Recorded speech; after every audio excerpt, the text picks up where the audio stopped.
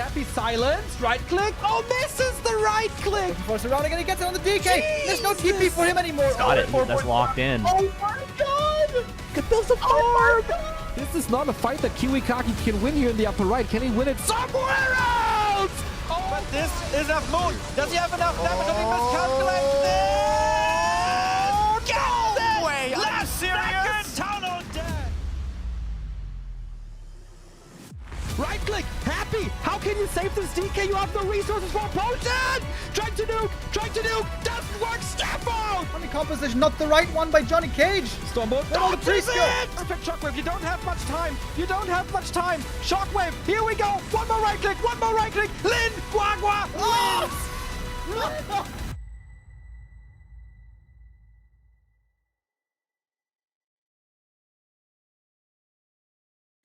Hello, and good day, everybody. I almost didn't make it into the lobby in time, but I did. Whew. Kind of forgot about that. We are here today with the second day of the GCC 6, the Gladiator Championship Cup, as it's called, but GCC for simplicity. Yesterday we had 3 matches already. The first 2 days are always about elimination. The winners make it through for the following days of the tournament. 6 days total we have in the GCC always. And the losers of day 1 and 2 are swiftly eliminated. Yesterday, very interesting day, we had the day of upsets. It was the favorites losing in every one of the matches. That was Focus and Moon and Kaho eliminated, with Sok and Soin and Lawliot making it through. We had some amazing games. Especially my favorite was on Lost Temple, because guess what? We have crazy new maps, or semi-new maps, you might say. Unusual maps, certainly, in this tournament. We have Anarchy Castle, Bright and Dark, Imaginary Friends, and Lost Temple. The rest of the maps are very standard indeed. But yeah, this is pretty wild. We have not seen Anarchy Castle or Imaginary Friends so far, but we have seen Bright and Dark indeed. And that will be also the first map in our series here coming up. Chaemiko versus Colorful is our first match of the day. And we can start with our glorious Gambas already.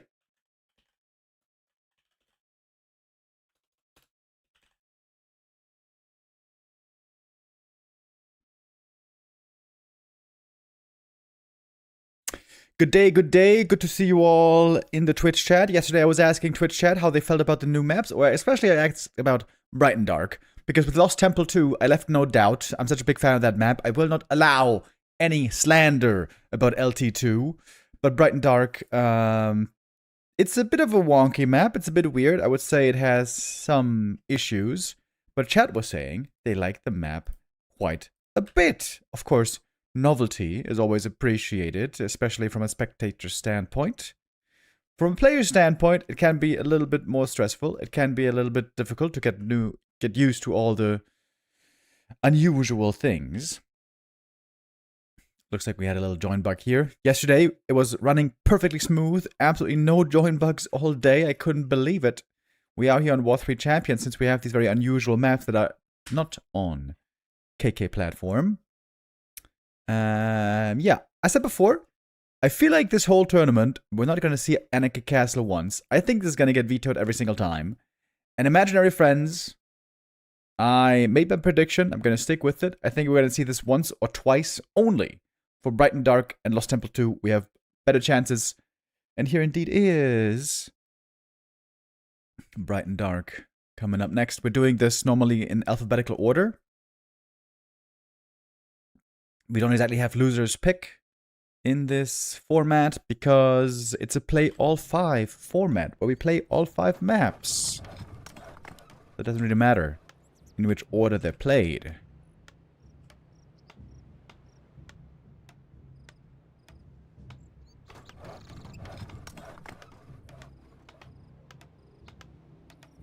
So what are we going to be seeing here on this weird map? It's a big map, but the base-to-base distance isn't that large, so one base pushers might still be a possibility. Chaemiko has been trending more towards expo play lately, but that is not to say that he cannot also play one base. Pretty even encounter, by the way, between these two over the last few months. Last 6 games went 3-3 between the two players. Rank 10 in the ELO standings right now for Chaemiko, rank 12 for Colorful. You might say Chaemiko is trending upwards a little bit. In fact, he's been steadily climbing in the ELO ranks. He right now has an all-time career high at 2,572 ELO. And he's going Mountain King first against the Demon Hunter first.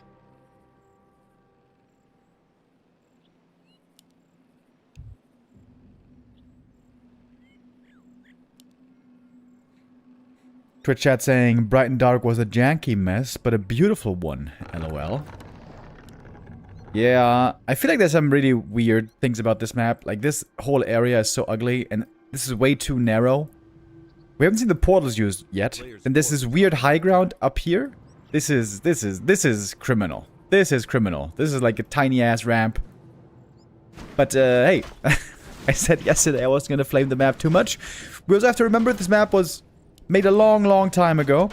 It was first played at WCA 2014, so it must have been made in like 2013, or maybe even earlier. Back then, map making was not as well developed. The rules and the ins and outs and the details weren't so established.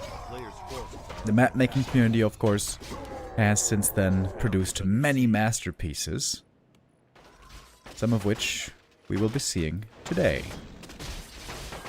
Northern Isles, of course, made by the map-making community. Basically everything. Hammerfall, Feathered Exile, Turtle Rock, and Twisted... Oh, wait. Twisted Meadows is also community-made. A long time ago. Twisted Meadows, I think it was first made in like 2004 or something? 2005, maybe? Of course, has seen some updates over the years. Turtle Rock was actually Blizzard-made.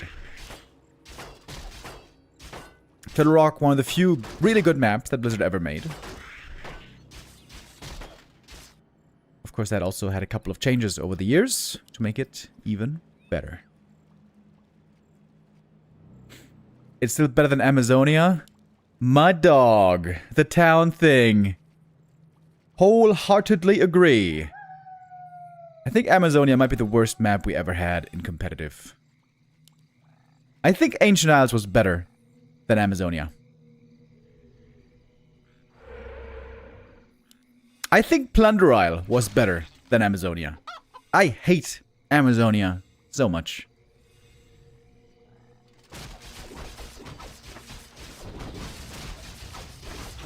What about Blizzard? Nullwood or Lost Temple? Also Blizzard made. Interesting, but not very good. With a few changes, they became quite good. At least LT. Nullwood never got an update. Demon Hunter, early harass here, by the way. Sorry for the distraction. Mainly focused on maps so far. Haven't really talked about the match too much. Demon Hunter TPing home. And the Mood is looking pretty good. He's back in the green. Only a pair of gauntlets so far. That's not too great. The Sentry Ward, by the way, belongs to Colorful. So, he's got perfect vision of this expansion. A couple of hurt peasants retreating back home. Lots of hurt peasants indeed in the main base. We have an Arcane Tower here even. To protect against possible staff play. But with the Demon having no... Oh, nice scout. Look at that. The Footy scouting the Demon. Wow, that's an intentional scout. The Footy was intentionally checking this avenue right here. Chaemiko known for his early game micro moves with blocks and surrounds. Demon now also with boots and circlet. And MK gonna be out of mana, probably for quite some time.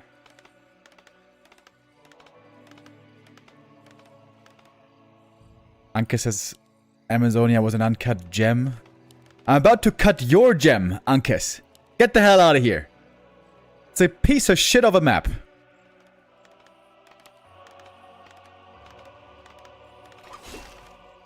An uncut gem might be something like Melting Valley. There was actually real potential there. Nomad Isles. That was an uncut gem. But Amazonia, you are on crack, mister. Oh, Chaemiko's taking a lot of losses. This is a lot of peasants going down in the end.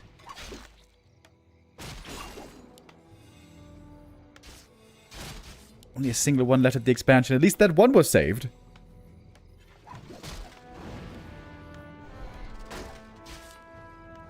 I gotta say, Ankas, I'm pretty disappointed. Your view of what makes a good map is only about what's good for Night Elf. How selfish of you. You know, Two Rivers used to be a good map for Undead. That doesn't make it a good map. It's a shit map.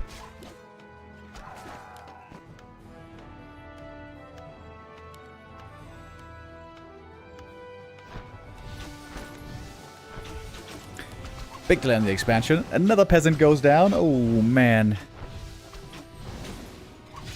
It seems to be a rough early game for Chaemiko. Meanwhile, we have a Tree of Life counter expansion. This one seems to be very, very safe. Can't imagine this one getting cancelled. But it's a destruction of the tower, even. Big yikes in this early game. MK has an Nimble Potion. He's gonna need it. And again, the stat monster that is the demon can trade amazingly early. Also with the Boots of Speed, very nimble to get in and out perfectly.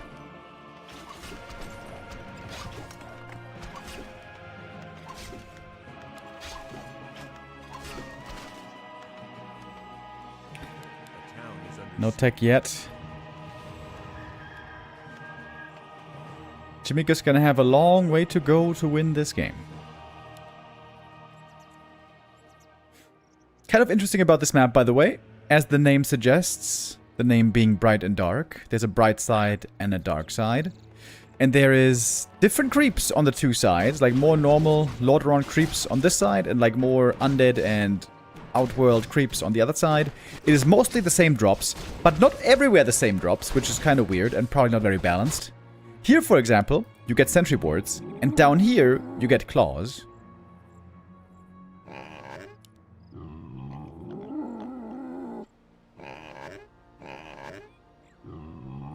It's kind of weird that these voice lines are so different for this pick. Players' forces are under attack. It's a little jarring.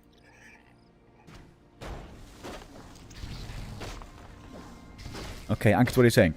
I actually think a lot of maps could have been good with small changes, but things like fountains just don't work very well usually. Agree on the first point.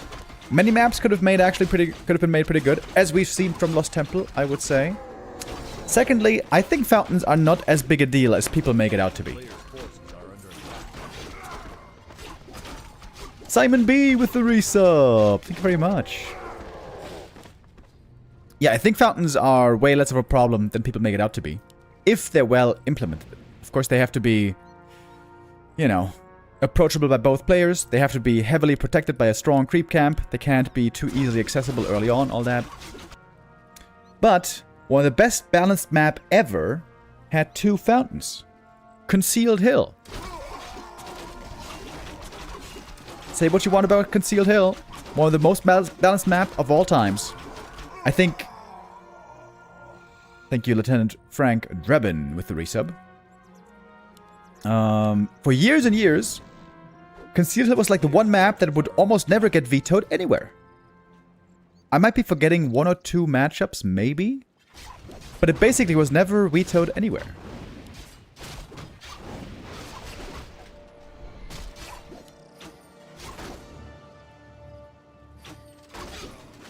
I'm thinking about the matchups right now.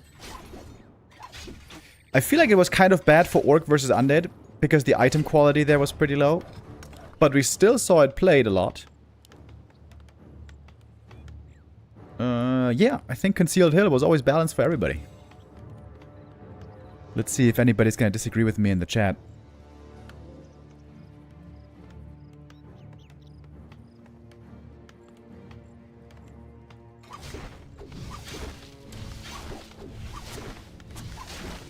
Mystic saying Concealed Hill is gone, unfortunately. It's not gone entirely. We see it still in some tournaments. I think it's okay, though, to be gone. This was, like, in every map pool, in every tournament from, like, 2015 until this year, basically. 10 years straight of Concealed Hill. Which wasn't bad. Like I said, it was a phenomenally well-balanced map. But, you know, I feel like we want to also keep things fresh, and I'm always a big fan of new maps. Oh, GNL Bear caught. This would be a big kill, but he can save it with the heal scroll. Yeah, Colorful's absolutely dominating this game so far.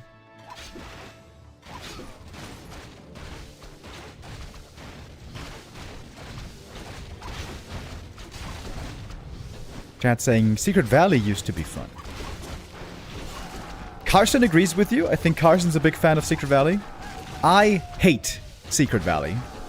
I don't even know exactly why, to be honest. I hate the map, though. I hate it. I hate it so much. Maybe undeserving. I can't even really articulate why.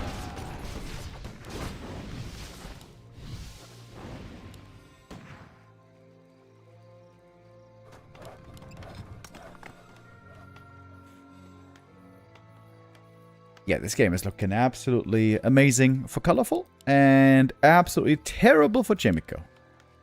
He has taken so much damage to this game. Naga and Demon are way ahead on experience. And the late game is neither favored as it is already.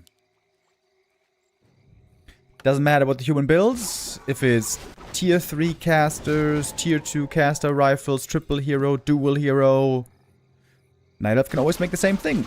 Demon, Dryad, Bears, and upgrades. Lots and lots of upgrades. Admittedly, it is different when there's Mass Air. Human can also play Mass Air. Then the Bears don't do too well. Okay, here's an interesting rune, by the way. Rune of Greater Resurrection. Ah, wait. It's here somewhere, right? Wait, it was here last time. There it is. Is he gonna use it? So this resurrects your own units. So this rune also makes absolutely no sense. You could kill your own units here and then res them here, because it does need corpses. Yeah, so it's kind of an unusable rune. Unless you happen to have a fight right there at that time when you're creeping this.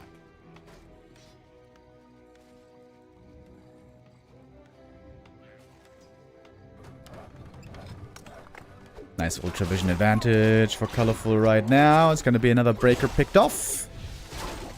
So many kills for him. Trying to escape, but he can't make it. Seems to be a really good map for Night of Counter expansion, by the way. If you put the tree here, like we saw earlier, it's so hard to get to and cancel. Seems to be in a very well fortified position, or at least, you know, somewhat hidden, far away position.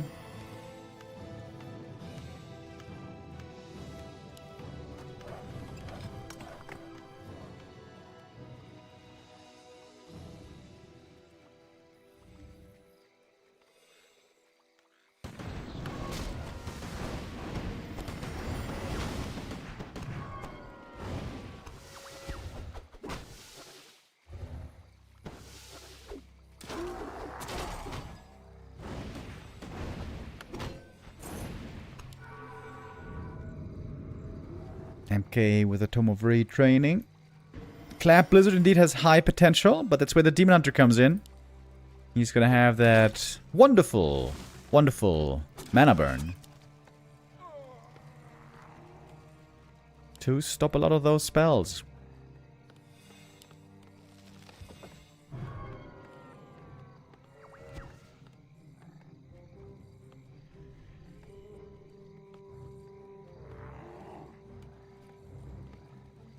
Players' forces are under attack.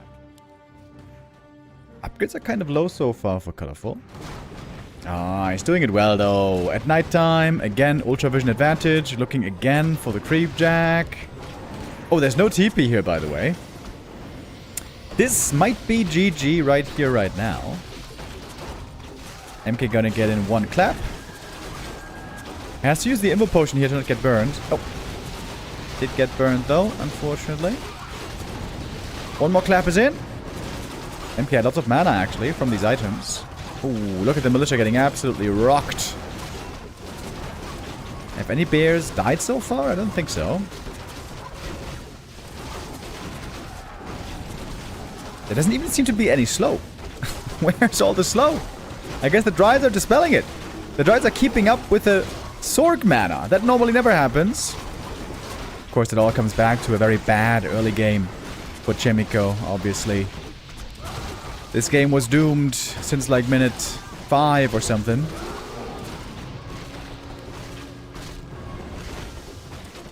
Chaemiko does hold though, he doesn't break yet. Oh, but perhaps now he will, with the demon staffing back in.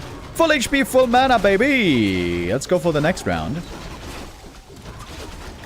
GG is called. And Colorful takes map 1.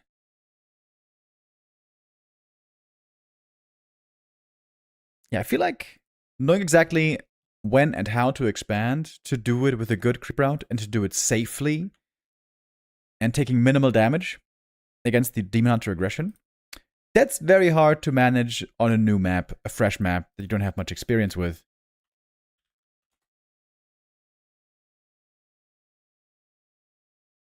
Very clear victory for Colorful on map 1.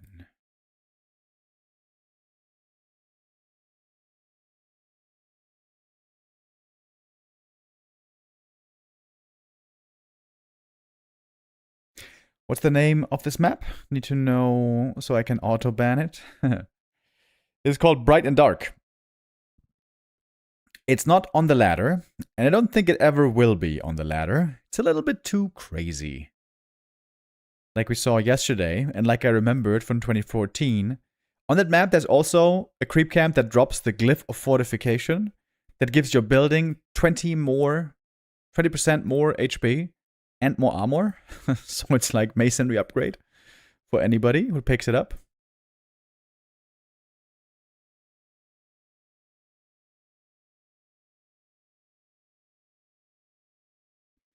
For map number 2, we're going to standard. Hammerfall is gonna be up next.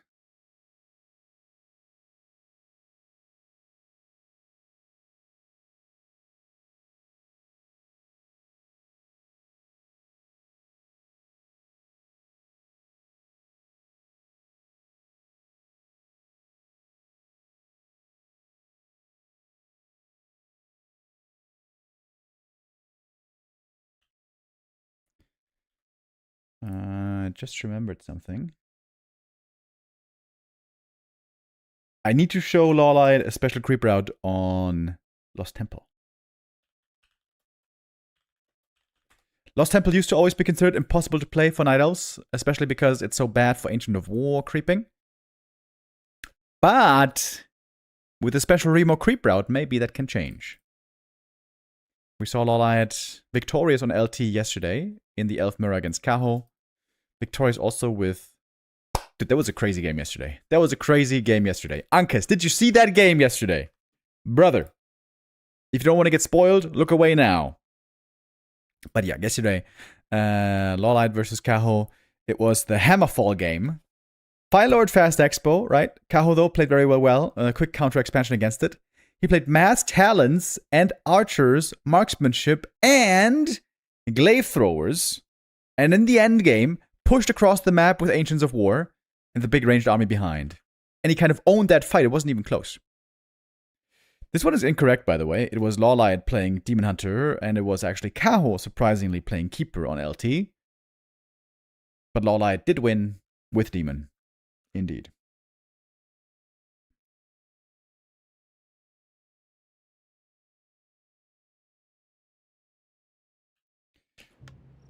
Remo, will you stream a game of yours? No, not today. Today is not me with my gameplay. Today is tournament games from our amazing pro players.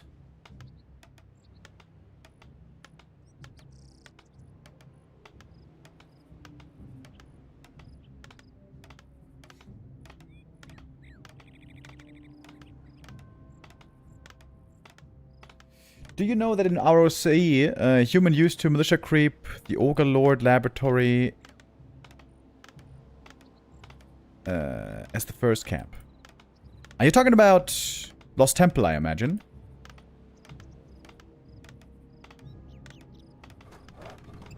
How strong was militia back in the day? You could militia creep the lab red camp. That sounds insane.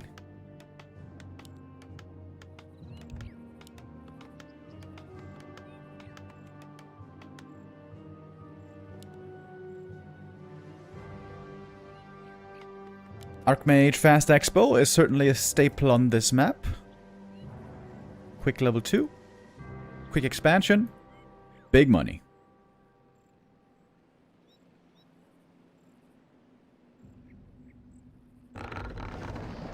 You know, we saw last year, there was a game where Sock on Turtle Rock crept the red camp corner first with militia, pulling out the creep, surrounding it and stuff. And that worked really well. He got claws plus 12. So like 3 minutes into the game, he had level 2 Archmage with claws plus 12. And as you might imagine, he won that game. Of course, if that gets scouted though, and you get creep jacked, it's instant GG. So it's a bit of a risk.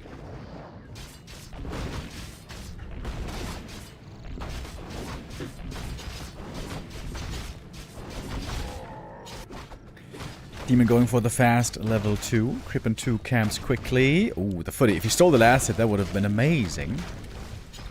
Decent items for the demon. Not perfect, but pretty good. AM with a claws plus 8. I think that's the perfect item for him, actually. I think that's amazing when it comes to dealing with the demon, which will be his task.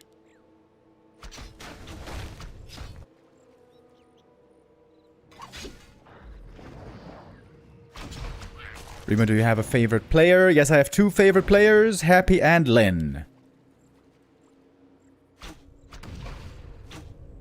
I think when they play their best, it is unbelievable what they can do. And Happy plays his best most of the time, which is even more insane. Lynn is a bit more inconsistent. What about Colorful? He's a pretty good player, but not one of my favorites. Favorite Night Elf player?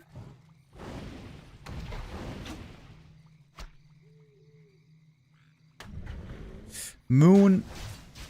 I mean, I like the creative Night Elves way more. I loved Moon and Lawlight and Foggy in their heyday. But the meta right now isn't really good for creativity, isn't really good for innovation. The meta right now is all about execution. So it's Demon Hunter, Bear, Dryad, Micro every day, every game. Which, you know, it's a bit of a different taste.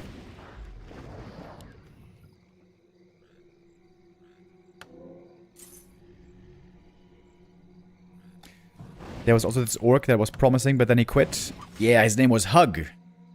Hug was really good. Hug came up with a perfect counter to the Keeper meta back then. With Grunt Shaman, Serpent Wards, armor upgrades. A player's forces are under attack.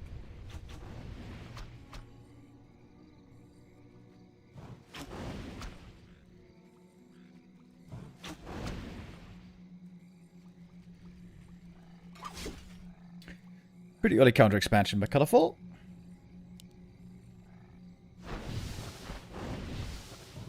I've noticed that Chaemiko places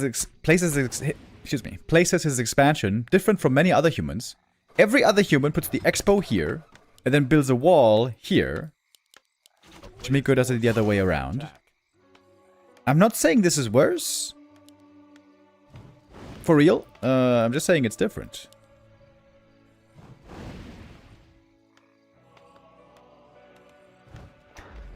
Much cleaner early game for Chaemiko. Much better position. This early game, not a single peasant died.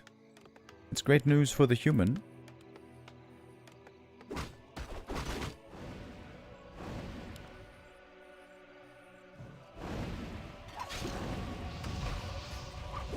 Chat saying they can't wait to see more LT2 games. Me too, buddy. Me too. A player's forces are under attack. I got a feeling, though, most Night Elves are going to be vetoing LT2.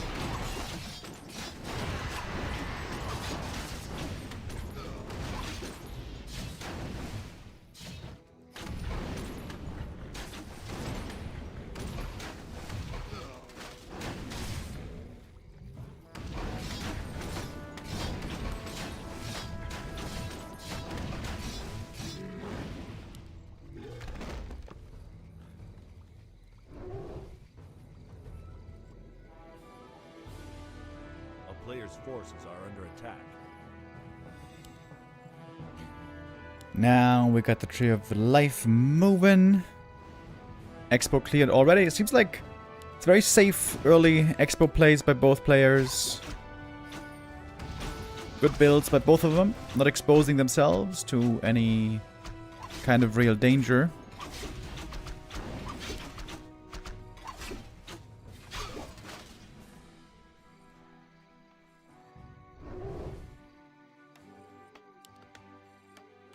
Player's forces are Question is, what's Chaemiko gonna play on tier 2?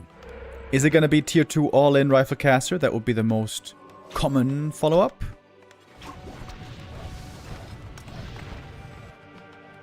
That is kind of what I'm expecting. We're seeing the MK second, double sanctum. Indeed, looking very normal so far. Colorful going for a shredder as well, so he's heavily investing in macro.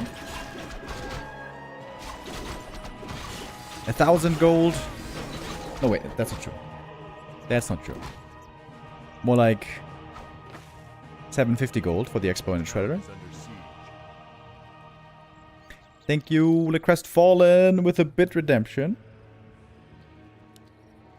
He's asking, do we see Night Elves dying today? We're gonna see at least one Night Elf die today. In the Night Elf Mirror, later in the day, Life versus Dise. Life, the big favorite, #1 Night Elf in the world right now. Are under attack. But Colorful so far is looking very good in this series. Very convincing one-sided win on map 1. And also good position it seems to be here so far on map 2.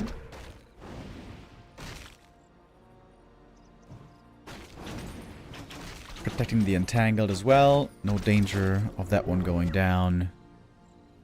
And I like the sentry wards by Colorful. Giving him great vision, seeing what his opponent is up to.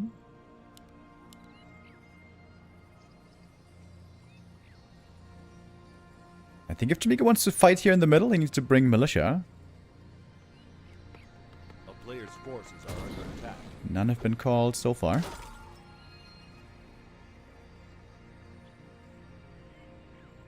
Supply is dead even. This is great news for Colorful. He kept even in supply. Tier 3 finishing up. Bear's coming next.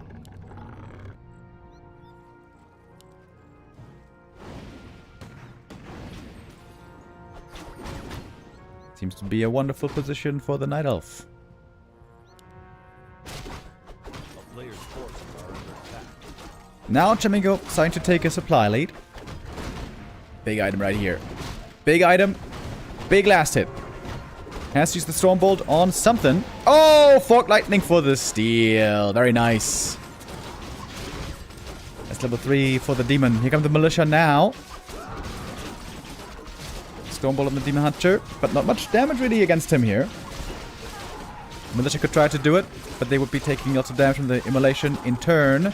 AM, he's the one taking a lot of damage right away. Ooh, TP necessary, surely. 2 hit points. Barely he gets away. Demon now low HP, but guess what? The Rejuve is coming in just at the right time.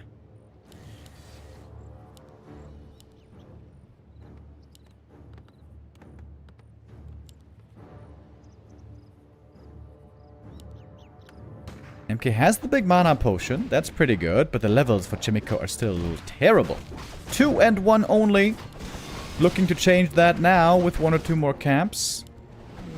Colorful very active. Always trying to interrupt the opponent and do what damage he can. MK, really tanky items, I like that. But double level 3 is very nice now for Colorful. He's trying to make sure not to take a fight at the wrong time, because suddenly the human army has grown quite big. Some reinforcements still in queue. Wait, is that level 2 Brilliance Aura? Oh, it is. Level 2 Brilliance. Bit of a Chaemiko special. And I don't mind it, really. Considering, of course, against Dryads. At some point, he will want to retrain into Blizzard anyways. At level 4, I imagine.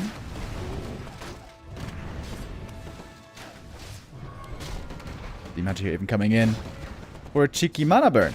Seems like there should have been a Stormbolt there.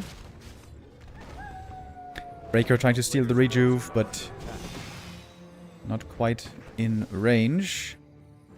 Now it's nighttime. This is big vision advantage now for the Night Elf. Good mana burn. Again, no Stormbolt punish. Chaemiko seems to be a little bit offbeat with his army movement here. MK completely dry already. And if Chaemiko wants to push for real, he certainly needs some heal scrolls. He's going for more upgrades. Adept training, blacksmith upgrades. He's giving Colorful lots of time to build up his big bear army. Upgrades on bears, dryads would also be really, really good.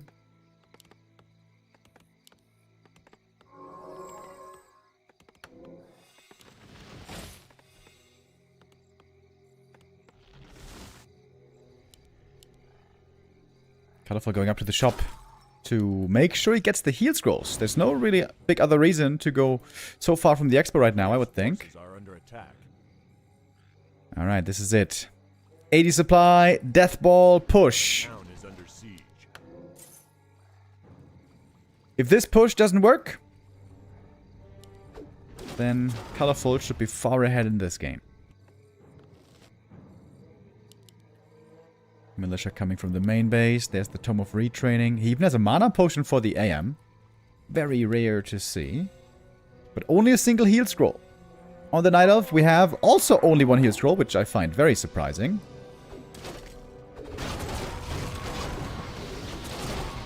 First Blizzard, not doing that much damage, really. Chaemiko quickly has to kite away. If he plays perfect with the Invis, that would be amazing. Clap. Did he retrain for Clap, by the way? I'm not sure. Mana burn on the MK. But he has Invo Potion. He can Clap again. This MK has been doing really well so far. Stormbolt again. I think a Clap might have been better right there. But now, lots of units hurt. Mana Potion on the AM. He's got more mana now for the Blizzard. One bear going down. Healer Ward in the back. Also really good. Heal Scroll was already used, though. A shop now being made. Love to see that as well. You can go for more mana potions and regen scroll. But there's no mortar teams in this attack, so not really much damage, or not that much damage against the buildings. Human levels are still really low.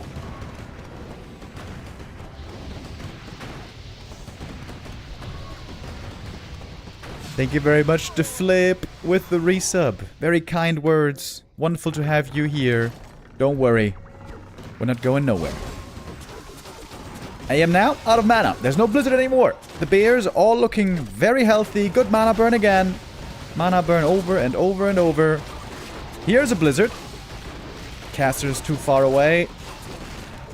And a successful hold by Colorful. Looking for as many kills as he can on the way out. Didn't get that many, but it's got a big army. Huge army. The Dryad Bears, as always, working so well together.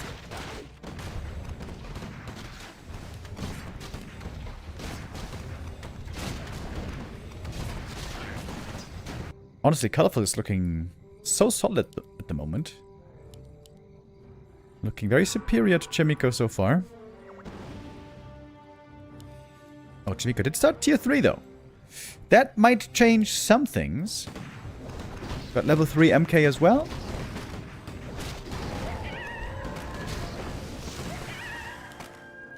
This army with master training can indeed be very impressive. It is very hard to micro perfectly, however.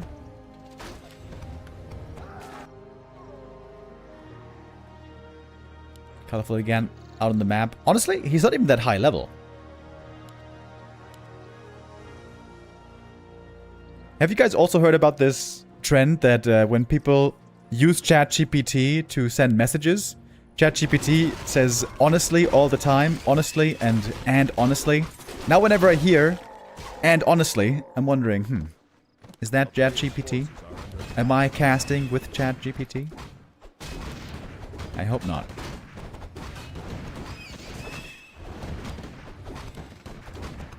I am not level 4 yet is a problem. Now he's got it though. He's got it. Finally. Oh, that's some casters being caught in the back. If he only loses one sword here, then that's a good escape. And indeed, away he is.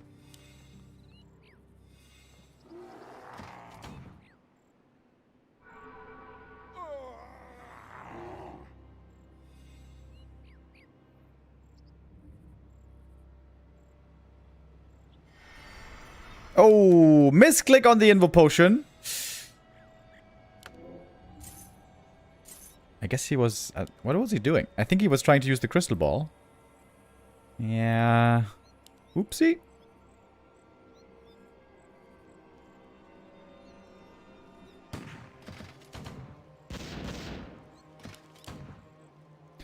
Twitch chatter saying...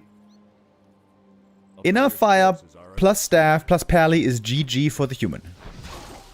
My friend, it seems like you haven't seen enough games of Dryads and Bears and Demon Hunter. The great thing about Dryads and Bears is, you don't need to make anything else. It counters everything.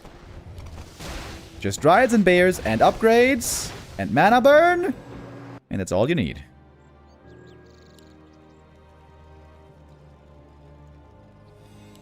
This expansion now looking very attackable though.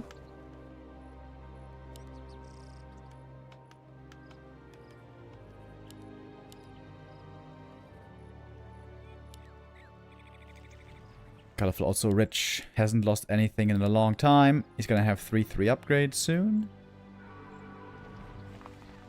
He even did make an Ancient of Wind for one fairy.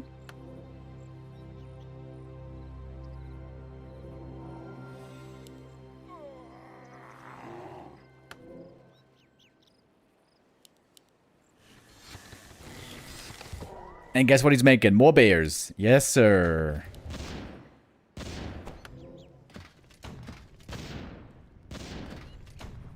Yeah, I think Chaemiko needs 100 supply to actually have a chance in this fight. I don't think that army is good enough. Stonebolt, clap. You could use Invis now. Oh, it's a nice touch. Ideally, there should be detection here for the Night Elf. Demon Dope does get into the back. Heal Scroll forced out early. That was the first one. Oh, nice Invo Potion, dodging the Stormbolt. MK ready with the Invuln and Mana Potion. Clap Blizzard doing pretty well here. Demon Hunter still largely untouched though, I think we can say. Where is the slow, by the way? Shouldn't there be more slow? I wonder. TP out. Another fight that goes to Colorful. But it was pretty close. Pretty close. Even exchange, I suppose.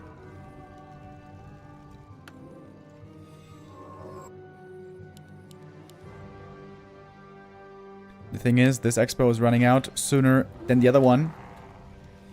Chaemiko has not much time left. Not much rope left.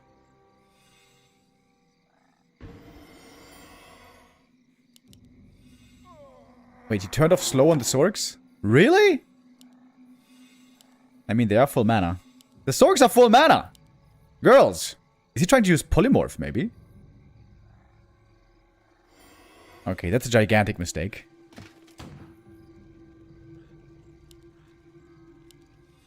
You need to use slow or Polymorph.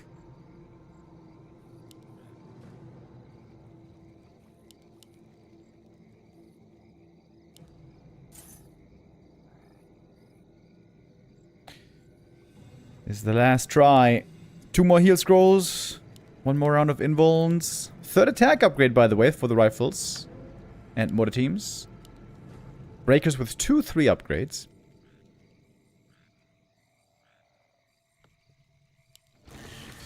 Why wouldn't you get a Potom now? Ina asks. Yeah, true. Potom would be amazing here with Owl, and also to carry an orb. But Ina, you gotta remember, the Night Elves want to make bears. They want to make bears, bears, bears, bears, and upgrades, and bears. And bears, and upgrades, and more bears. So, they're not always thinking about the Potom, you know?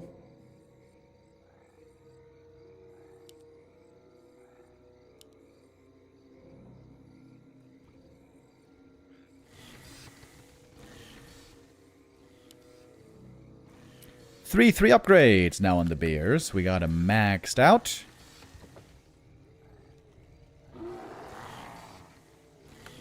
Ah, good point. The ferries. He had slow turned off because of the ferries. Yeah, true. Makes this very hard to micro army for the human, even harder to micro.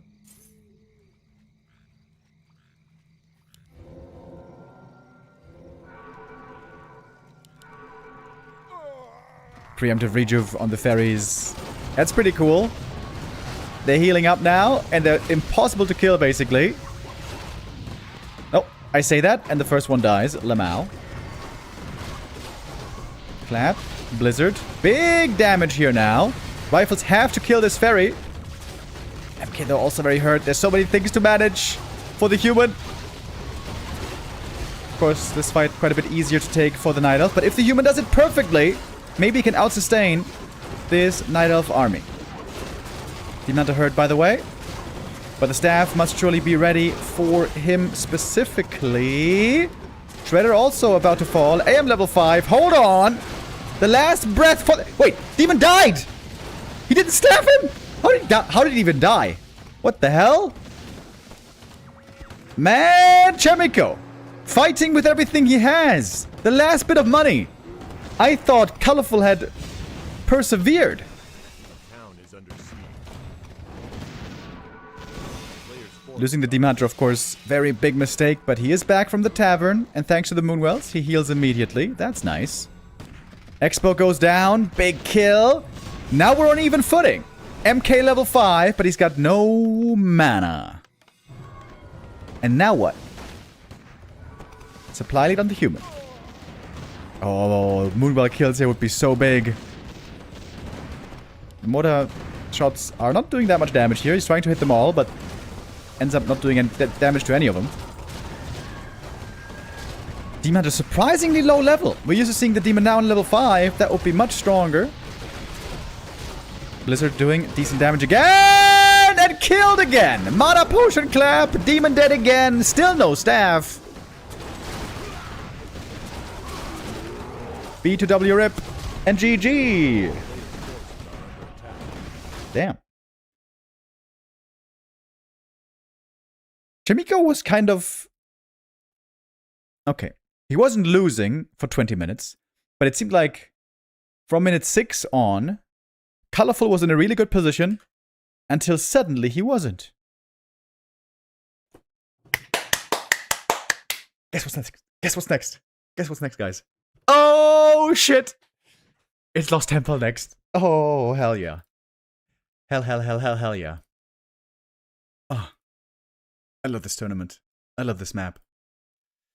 Our third game that we're going to be seeing on Lost Temple.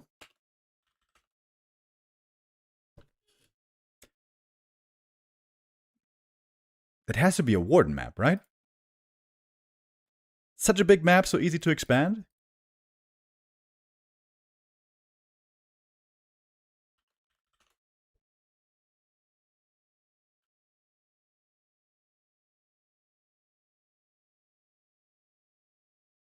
Trick says, I'll take the apology for doubting Inner Fire. I will not apologize. Not in this case.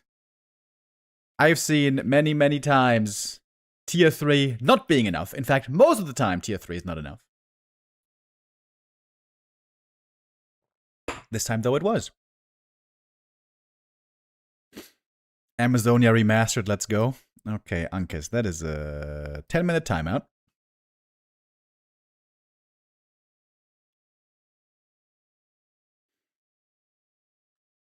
If they do Amazonia Remastered and they put it back in the pool, I'm gonna threaten retirement from casting.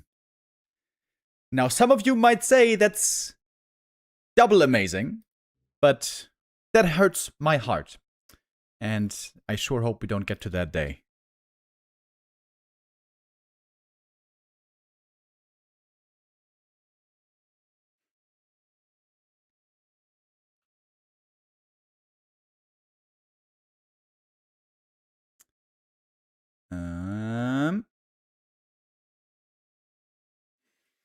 Even series. The way we love to see it. Damn, I love this map. So refreshing. Great idea with a small camp being not in the way. I'm with you, Remo. Yeah. I was trying to be humble, by the way, about LT2 in the last couple of days. The truth is, guys, if you want to know the truth, I was the one posting in the map making community Discord.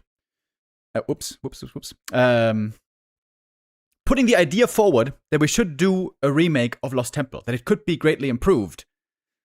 I don't remember exactly all the points I brought forward that have to be changed, but certainly I said it has to be cross-spawn, the shop has to be moved, there have to be more camps, and I don't really remember if I said anything else. But yeah. Truth is, I was the person giving the original idea, but I cannot take the full credit. I don't want to take the full credit, in fact. The most work was done by the Turtle. Also, Scythe Orcas helped out, Lovestruck helped out, and Figglewig also helped out. The map makers, as always, the true heroes. Would you keep the health fountain on LT? Yes! I mean, yeah. It's not a LT without a health fountain.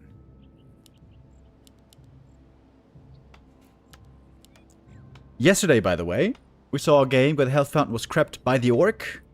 It was Focus, but Focus ended up losing.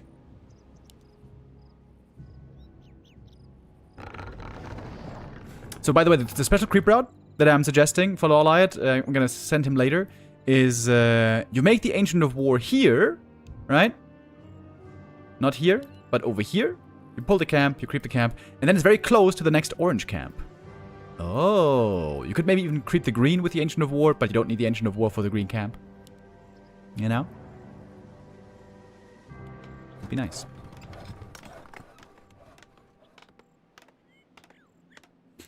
This version of LT looks very different. Yeah, I introduced it yesterday already twice, but I can quickly go through all the changes again. So firstly, it's cross-spawn always, which is the most important thing, thank God. And it is indeed a warden, by the way. We have a bigger ramp at the main. There's a few more trees in the back, because there used to be very few in the past. This little green camp here was moved to not be in the way anymore. Now it's here. It's a little tiny bit harder, and now it drops slippers. And then there were 2 camps added. This is a very big change. Camp added here. This is like 200 experience. Another camp here, also 200 experience. And of course the shop was moved. Shop was moved from the far outside corner more into the middle, and it was replaced with a merc camp. And oh yeah, also in the corner here, this camp was completely changed. This used to drop Ring of Regen, now it drops Staff of Silence, and it's a big red camp.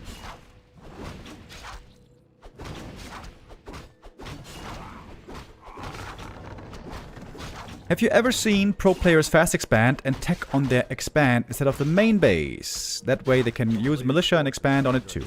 Yes, we do see that rarely. For example, on last map, it didn't look impossible since human expand was finished in time before any action. Yeah, rarely seen. Normally the humans don't want to do it because at the expo you're more likely to lose your workers. And if you're teching there, you can't remake your workers. This was not a good creep at all by Colorful, by the way. What the hell? Wait. Why didn't the Ancient of War creep?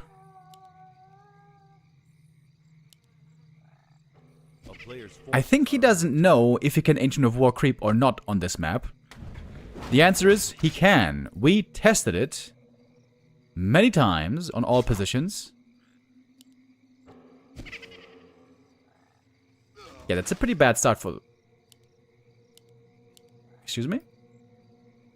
He's leaving the item behind as well. What is going on right now? What? Is this a bot playing? I mean, not really, but... Players' forces are under attack.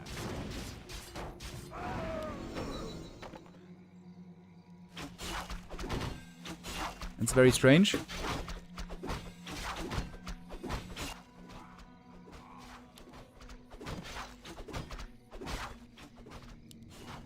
Why doesn't the colorful command work? Yeah, I don't know why either. It seems like the muddy bot is on vacation or something.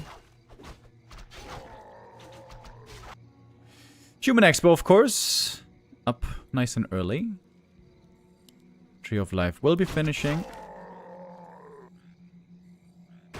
And guess what? There's a ring right there. Ring for free. AM, is he gonna... He's also leaving it behind. What is going on right now? A player's forces are under attack. What is happening?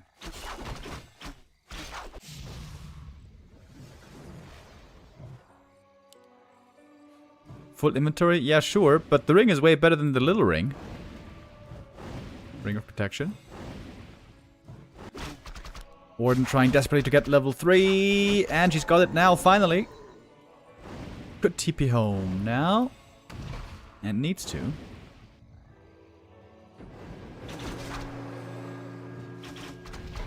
A player's forces are under attack.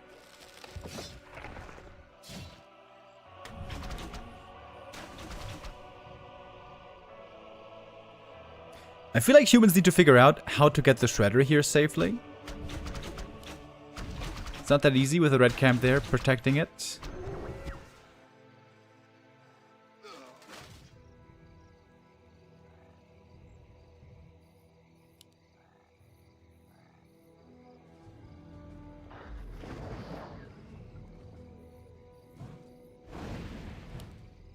Oh, nice block on the water elemental. Oh, wait. It did reach, however, in the end, so... Might be a cancel on the Hunter's Hall, ultimately. Oh, it is! Ooh! That's a big cancel. Big yikes! AM staffing over to the Footman. You can also look to cancel the Entangled down here. AM, by the way, surprisingly tanky with the items that he picked up.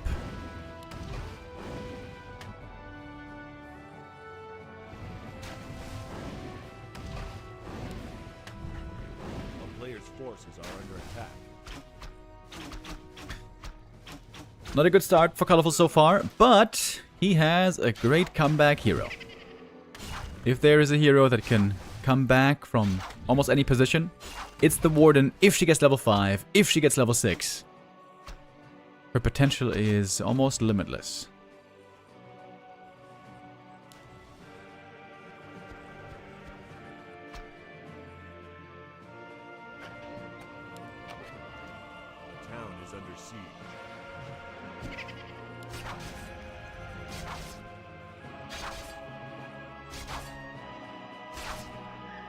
Now we got the level 4. Warden has still, or has been holding on to skill points and still holding on to skill points.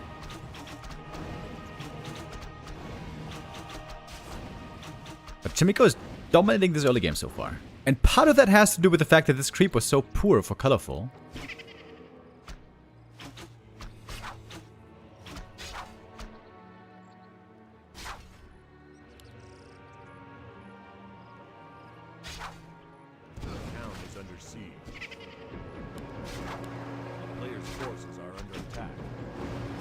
Staffing into the main base, trying to delay the lowers even more.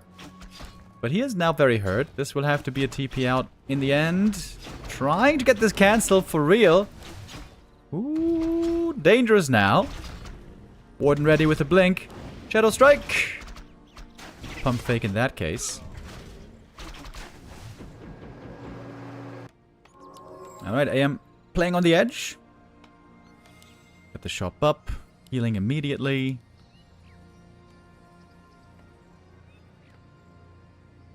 And it seems like he's thinking about the Shredder with a footy up here. A player's forces are under attack.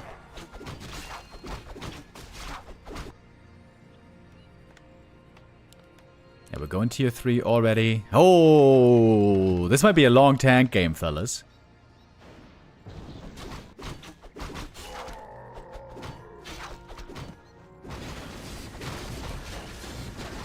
Alright. Here is the shredder.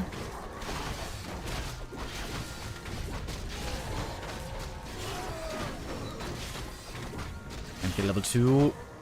Medallion of Courage is amazing for the MK. That is such a good item. Such an amazing item for him. Absolutely lovely.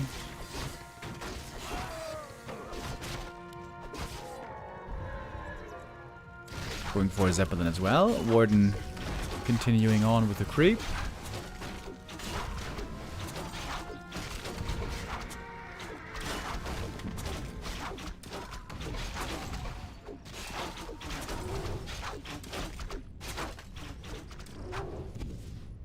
A player's forces are under attack. You know what I'm thinking? It might not be bad if there was like 2 trees here. To make Agent of War easier here.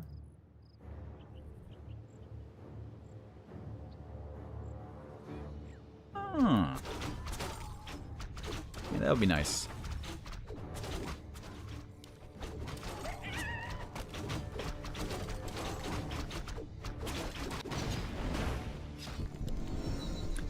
It's gonna be a full-blown tanks game.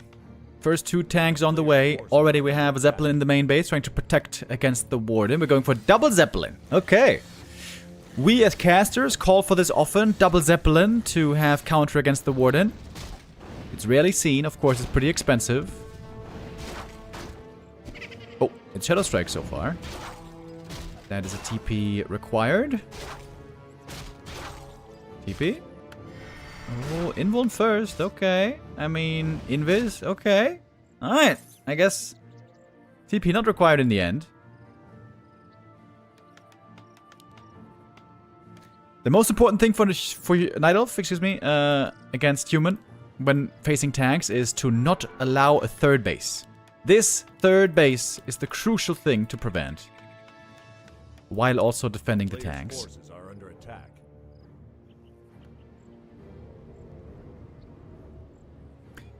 So there should be normally more wisps out on the map. You will notice that Colorful has no wisps anywhere. This is also probably because of this being a new map. You're not really used to the timings yet and the scout patterns. Here's the panda now. And the Warden will check the expansion. She can kill these peasants with ease.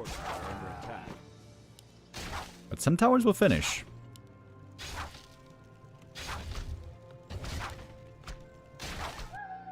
The town is under siege. MK already level 3. Good experience on him. Colorful leaving a ton of items on the ground.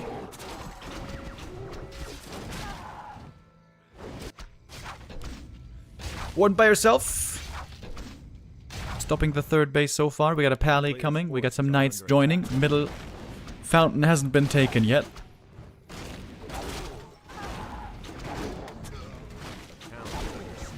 Despool. Water Elemental still being taken care of pretty quickly. We got tanks in the main base as well. Oh, another panda in trouble next. But the rejuve might be just enough to save him. And the Warden successfully stops the expansion all by herself. Very, very important move by Colorful here. Has to put a wisp up here, though. There really should be somebody scouting.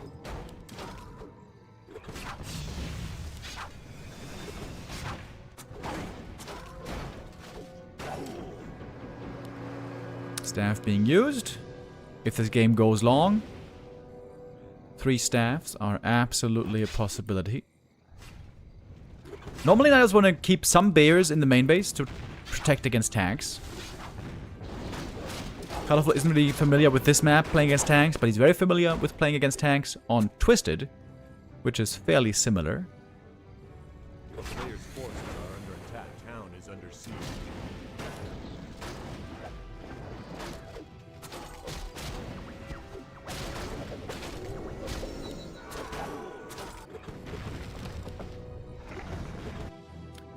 we have the peasants moving out again. The warden.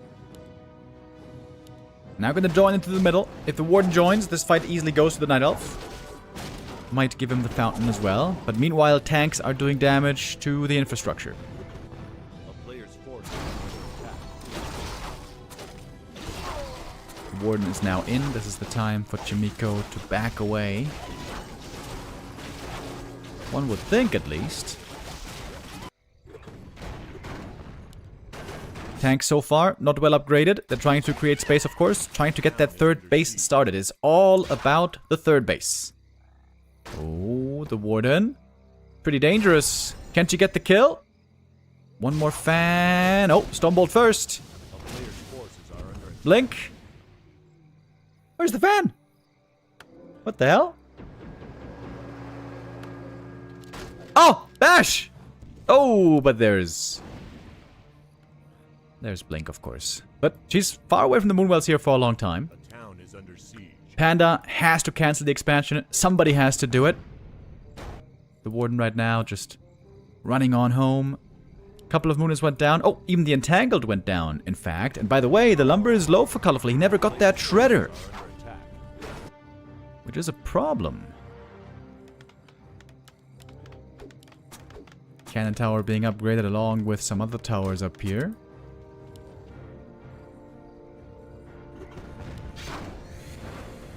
Warden making slow steps towards level 6. Bear is left behind against the tanks, but now the human army shows up. Chaemiko doing this pretty well at the moment.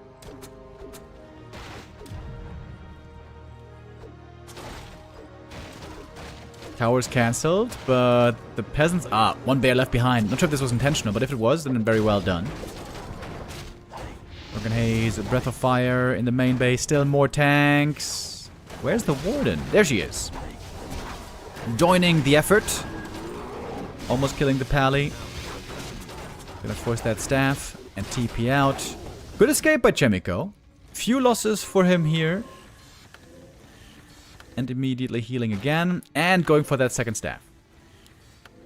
Now he's got 2 staffs. Perhaps soon gonna be triple staff. And still only 2 bases each. Getting 2 bases is very easy on LT. Getting a 3rd base seems to be a lot harder. Seems like this base might be the easiest to hold on to, being so far tucked away in the corner.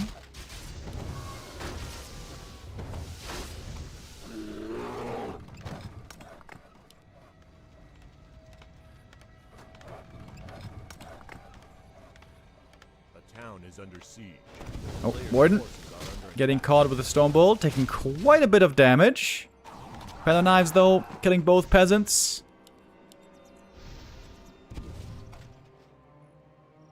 And now she's very close to 6.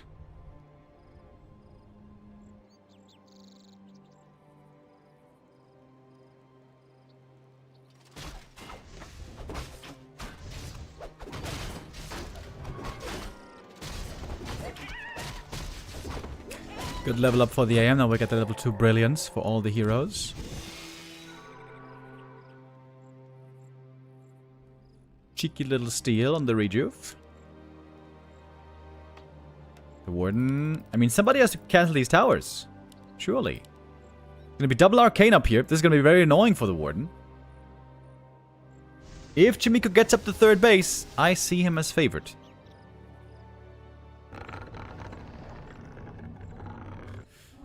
But the standing army right now is way better for Colorful.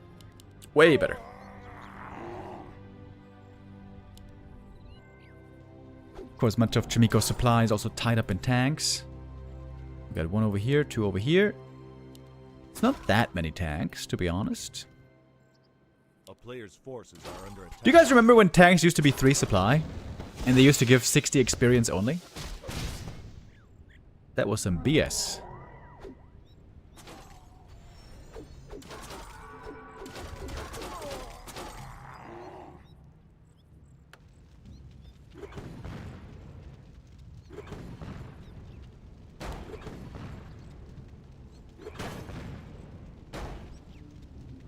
Panda Breath of Fire, of course, the right weapon for the tanks if he reaches, but the Panda Breath AoE nowadays, lots lower as we know. A player's forces are under attack. A town is under siege. We do have a bunch of towers up here now. Still no third. And the Warden very, very close to level 6. Just a few kills away now.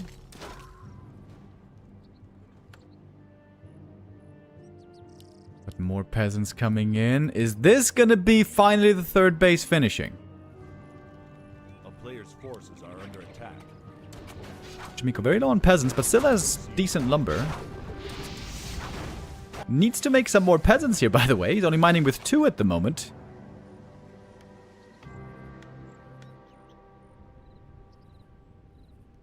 Chaemiko needs to distract for about a minute here, maybe 2 minutes, and then this expansion will be done. Can he distract long enough? Gonna have to back away from this main base pretty soon. Knights, of course, nicely tanky. They're all surviving, so does the bear. The fact that there's no wisp up here is very strange.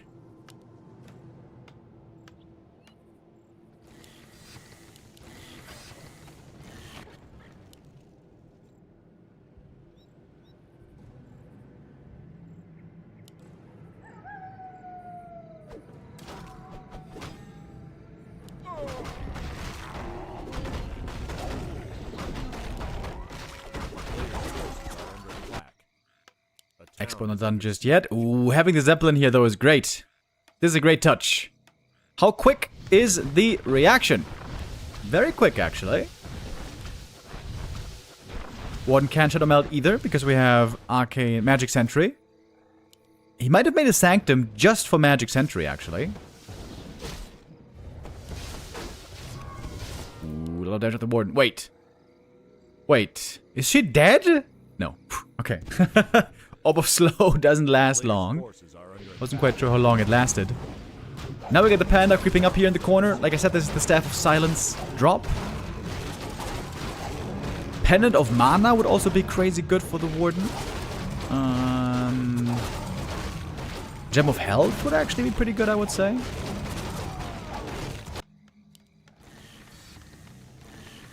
I was seeing some aviaries being made. The Warden this whole time never harassed the peasants anywhere. The main has expired, by the way. Panda, what do you get? Spell Shield. Ooh, that's sick, actually. That might be the best. I forgot about the Spell Shield. Put that on the Warden. She never has to fear the Stormbolt. That is so good. Players' forces are under attack. Third base mining.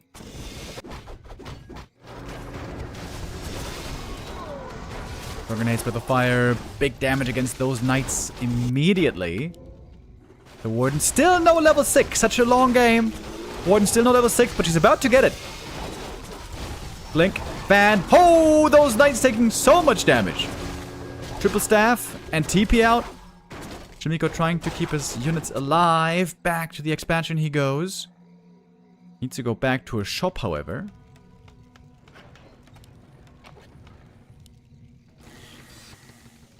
Chaemiko again, mining imperfectly over at the natural.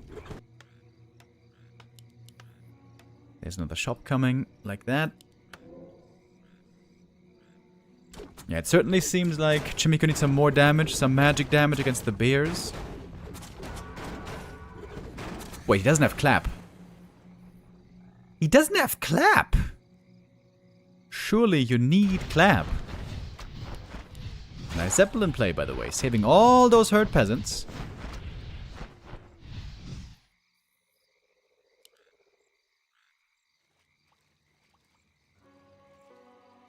Chaemiko wants to make sure that there's no expansion coming up in the top right.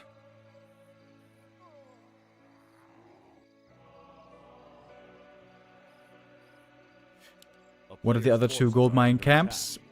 The huge ones here, bottom right, top left, they are the same. The golems and the drags, or the dragons. Drakes, I guess.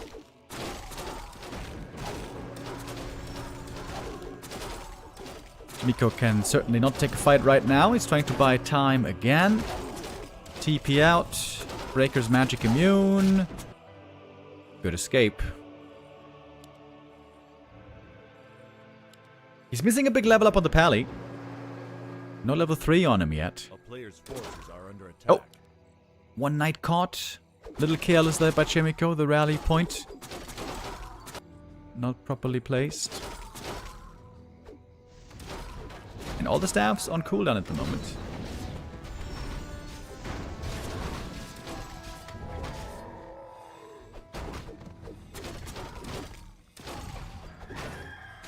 MK now has the staff.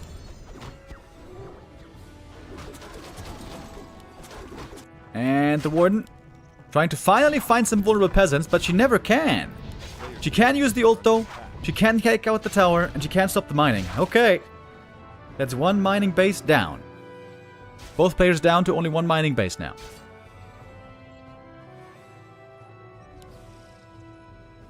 I don't know how Chaemiko is going to kill these dryads, by the way.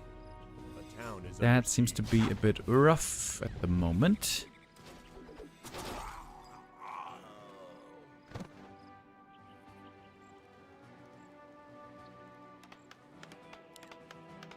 Tree of Life next to Scout Towers coming up, but I feel like these peasants won't be staying here for too much longer. We got a bear and a dryad sent over.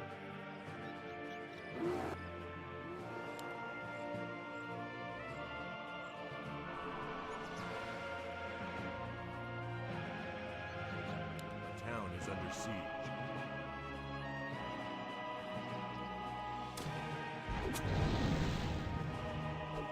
Oh, one bear almost going down, but not quite. Oh, here we are. Big red camp. Never mind. Back we go.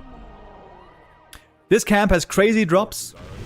Like Infernal Stone and Scroll of Resurrection.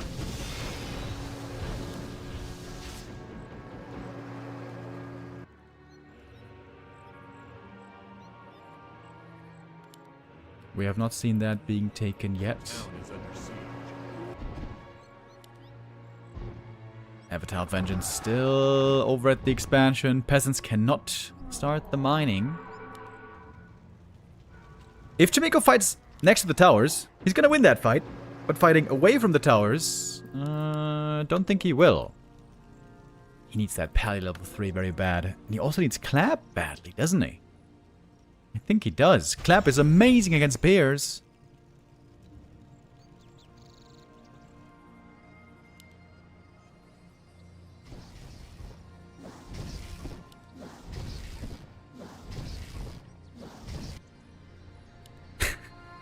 Peasant drop in the main base, maybe? Not much to be done there, though.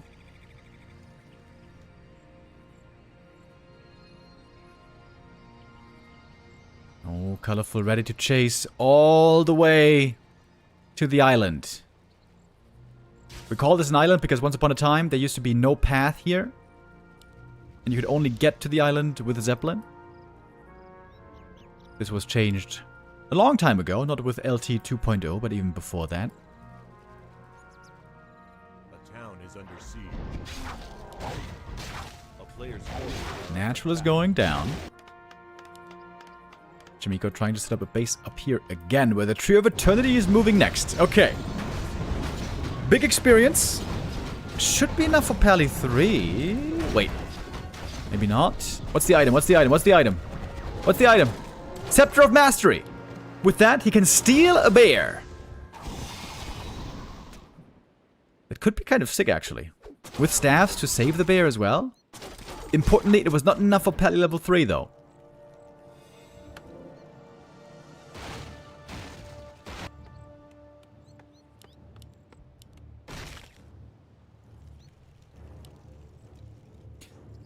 Seems like Chaemiko has been on the run for the longest time here.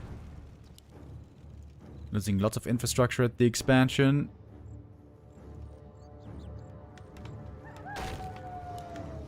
It might come down all to this now. Roar on this army could be huge, by the way. I guess he can steal the roar with the breakers anyways. Chaemiko still not intending to take a fight. We got one mortar team and one shredder down here for some reason.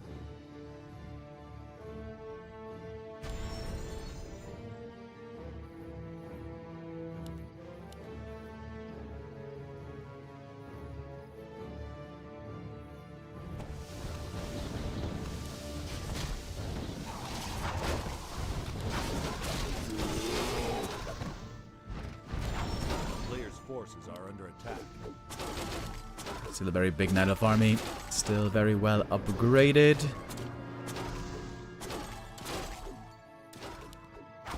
Still no pally level up. Oh, the Warden! Oh! Oh my god! Ooh, she almost died! I am also taking lots of damage. Enjoying a Holy Light though. Ooh, close call for the Warden. That would have been a huge kill. Would have been immense experience. Is there another? No. There's no Griffin area left anymore. And now, Tree of Eternity mining. Colorful is rich. Moving well with the Bears, by the way. Positioning himself well on the map. Defending the tanks well also.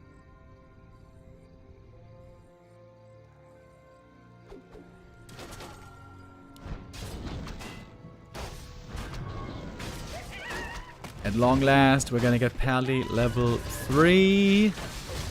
Finally. Big level up right there. Thank you, Pickles, with the resub. Okay. 2 mortar teams inside the Zeppelin. They're supposed to kill all of the Dryads, of which there are many.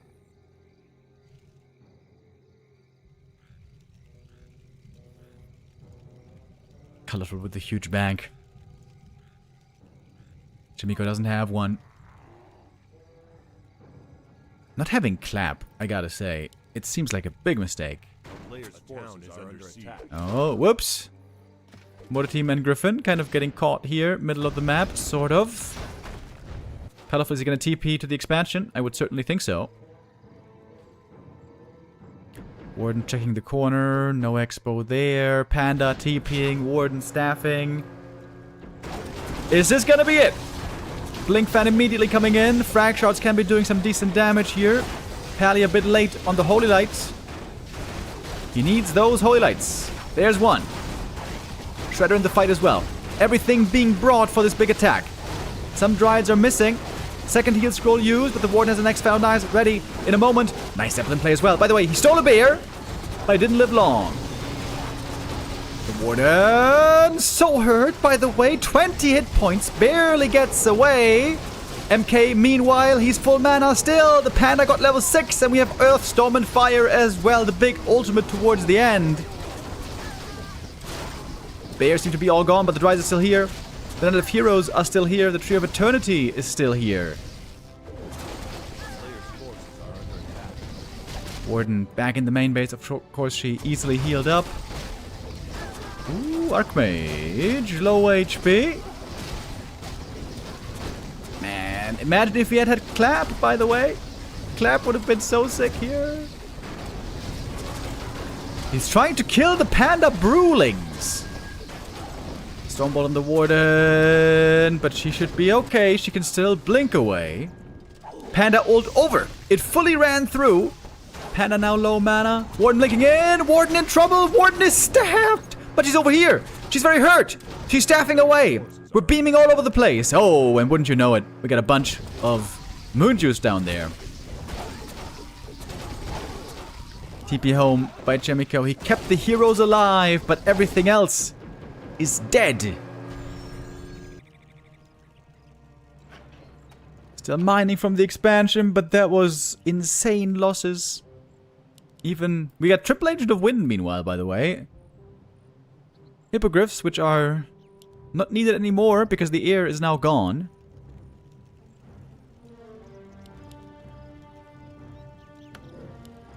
I think the big mistake here is no clap. I'm sorry that I have to say it again and again, but I really think that is a big error. The bash has been kind of nice against the Warden. But did he ever kill the Warden? No.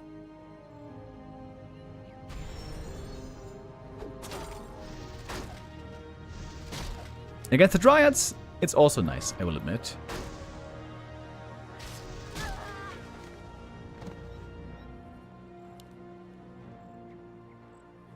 Double level 6 Knight of Heroes, crazy upgrades. And not just Dryad Bears this game, guess what? We even have Hippogriffs.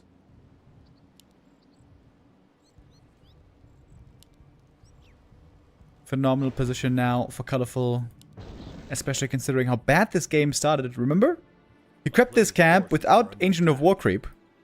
Left the ring behind. It was a very, very weird start.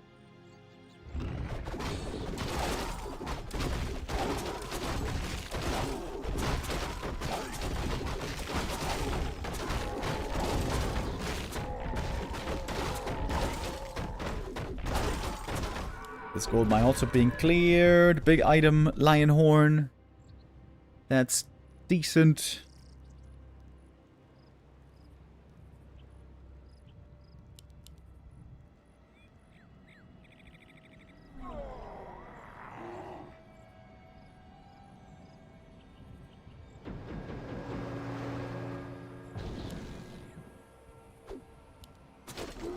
Oh, Pally. Picking up the items. Oh, that might cost him. He doesn't have Divine Shield. It's a 30 supply lead. And double ultimates. And of course, those Knight of Ultimates are amazing. You can get lots of value out of the staffs, at least. Steal on the rejuve. Didn't end up anywhere on the human, weirdly. Okay. Ah! He stole the roar, I see. When there's rejuve and roar on a hero, the first thing that gets stolen is roar. So you need to steal twice if you want to get the rejuve. The player's forces are under attack. There's still one Griffin alive, surprisingly, thanks to staff play earlier, but might not be alive much longer.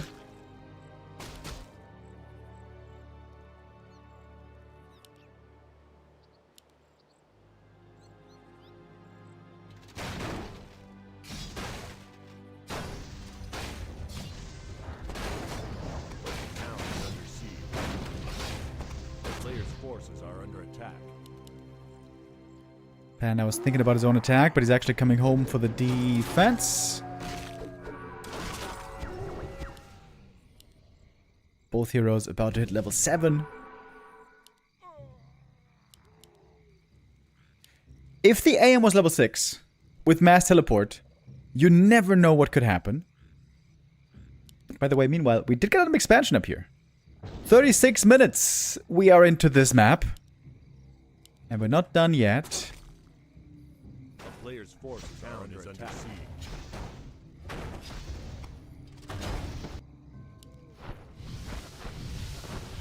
Oh, how quick is the reaction with the Zeppelin? Ah, pretty good. Save lots of peasants again, but we now have an Avatar of Vengeance here. Chaemiko hoping now to take a good fight against the Knight of Army when the Warden isn't here. But it's also a level 6 panda.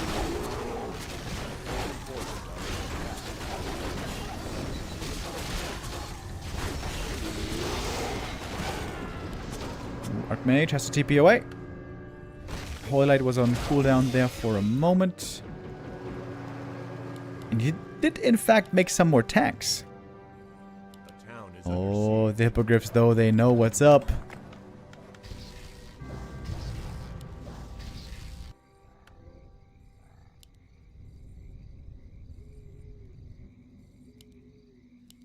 More Trees of Life being set up. A player's forces are under attack.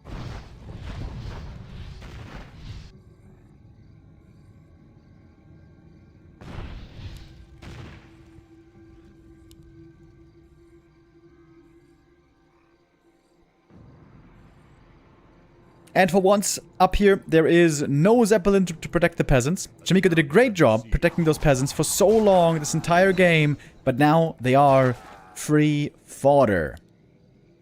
And the Avatar of Vengeance can easily summon the invulnerable spirits, take out the expansion over time.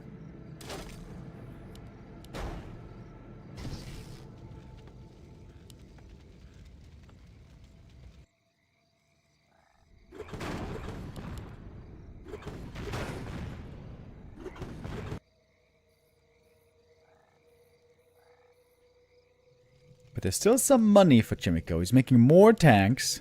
Lots of tanks. Players' forces are 1-2 upgrades on those. Warden harassing 2 expansions at the same time. This is, I would say, the biggest strength of the Warden. The ability to harass economy. Unbelievable. town is under siege.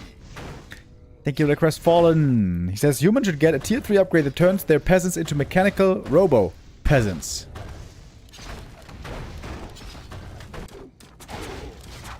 You know, that sounds insane, but that sounds something like actually Blizzard could do with like Gnomragon and, you know, the goblins and the gnomes and whatever. It would be very valuable against that Warden. Town is under siege.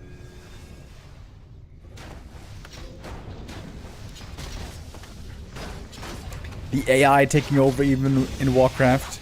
Exactly. Oh, Warden. Wait. Stormbolt? Wait. What?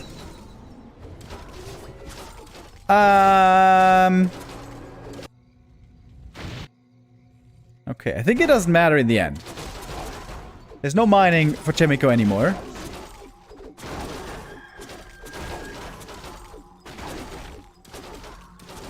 It seems like Colorful is sometimes AFK in this game.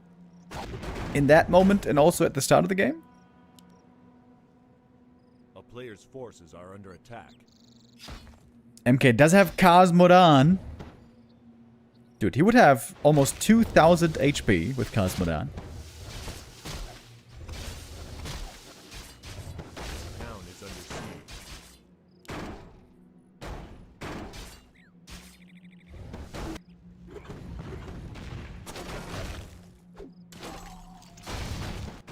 Chaemiko is still trying to win this. Wait, can he win this game? Wait. If he kills all the buildings, he would win in theory. Oh, Cyclone now. Can't use the TP for a little bit. Now he could though. TP out now. Oh, Pally's dead though! The Pally died in the end. Staff was ready on the MK, didn't use it. Oh, big mistake. Big hero losses for both players. Lots of buildings went down. The Ancients of Wind are fighting back. Oh, the Tree of Eternity didn't quite fall. Tree of Eternity stood up. Oh, this is the most important thing. Colorful can still mine from there. Colorful is heavily supply blocked, though he can't get the Warden back. But there's no mining for Chaemiko. This expo destroyed. This expo destroyed. And the one on the island also got destroyed.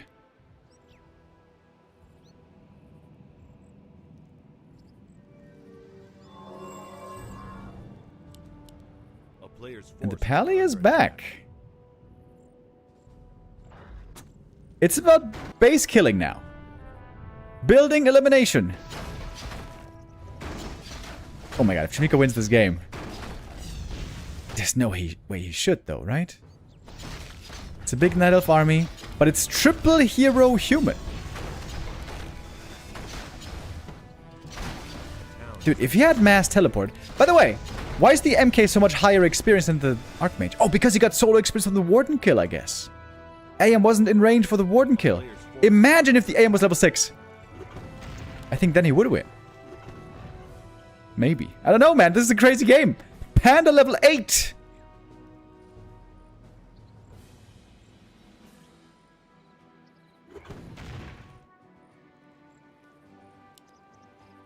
What is happening in this game? Chaemiko, he might be broke, but he still can get value out of the staffs. He still has the triple staff. He sold some items, by the way. He sold the Periapt and the Medallion of Courage. 41 versus 65. Moonwells. Yeah, Moonwells are needed.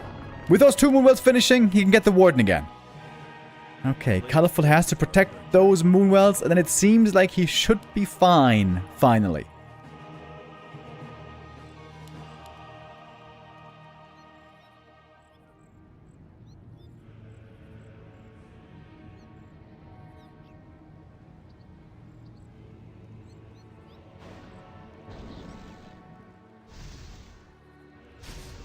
Okay, it's one bear for free.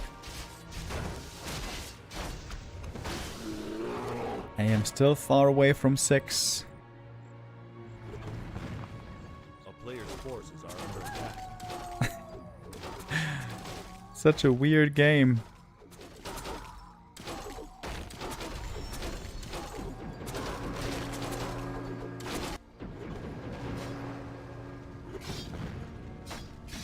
Tree of Life is going down, but we have a lot of Moonwells now. Where's the Warden? Where's the Warden? Where is she?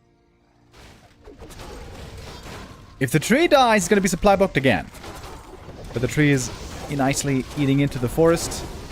And here's the ult again. Cosmodon for the first time! That gives plus 20 damage, plus 500 HP, and plus 5 armor and magic immunity.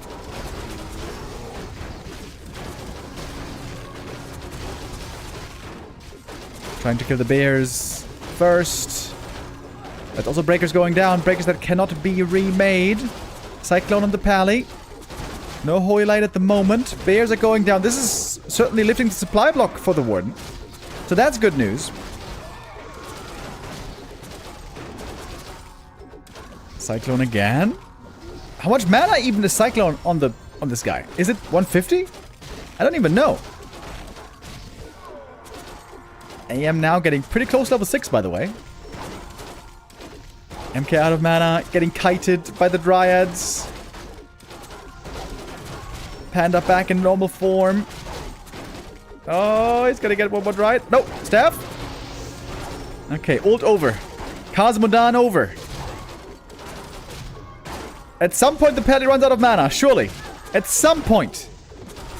That's the last holy light. He says the staffs already? Is that a bug? Divine Shield. Or is that invuln? No, that's Divine Shield. Where is the Warden, by the way? Oh! Stonebolt dodged! Stonebolt dodged! Breath of Fire! Oh, almost for the kill. Ooh. He wants to get that Dryad. He wants to get the level 6 so bad. Oh, Pally might be dead. Pally might be dead. Pally not dead yet. He's hoping for the proc. He's hoping for the orb of slow proc. No way, dude. What is going on?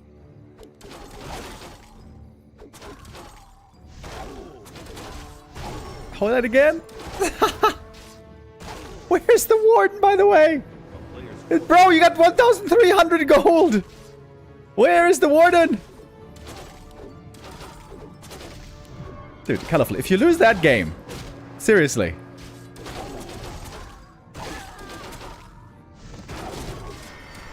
Divine Shield. He's almost got the next Holy Light. 1,200 gold on colorful. I am now very close to 6.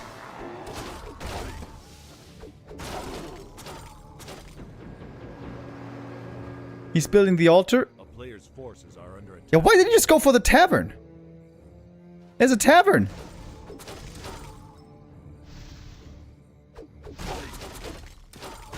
This is the longest res of all time. He's got so much gold. Mining again from 2 bases. Seems like nothing should go wrong here anymore. But now the MK's back. He fully healed.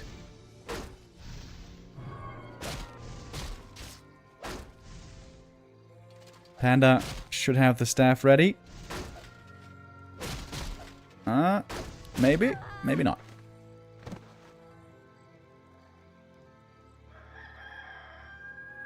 Archmage.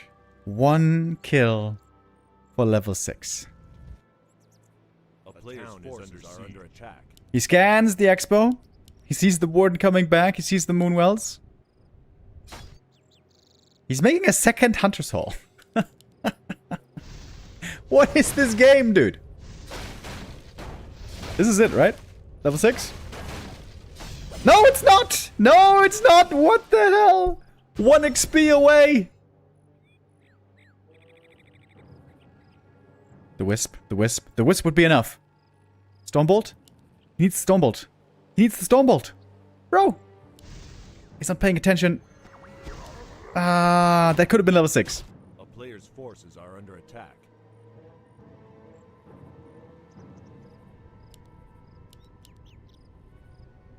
"49 minutes, almost.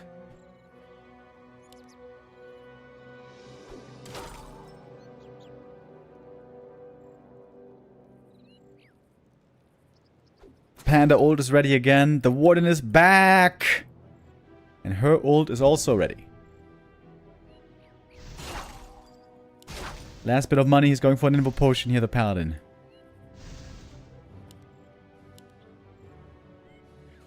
I said earlier how good Clap would have been, but now it's better to have Bash.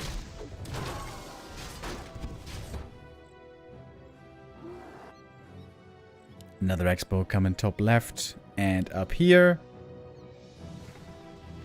Colorful making sure he's got a backup. A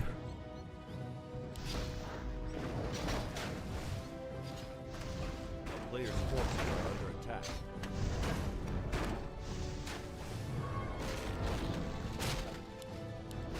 Warden is taking a lot of damage. Man, these bashes are actually not looking too bad.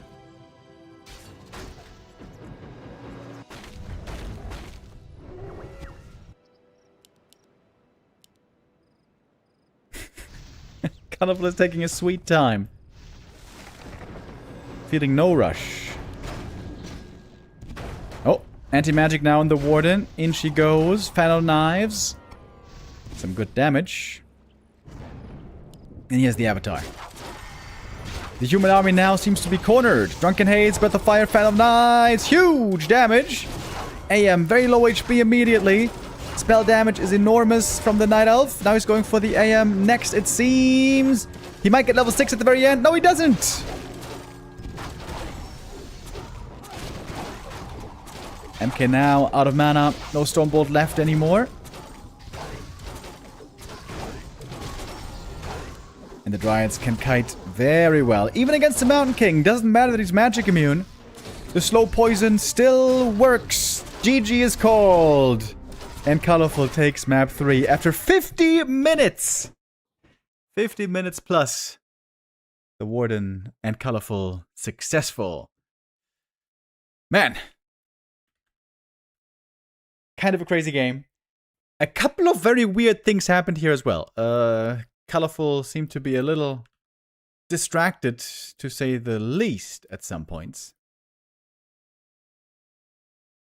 But that is now the lead for Colorful, 2-1. And now he's on match point.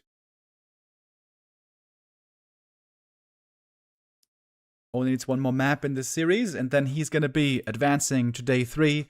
Of course, little reminder, this is elimination. So the loser of this game will be out of the tournament.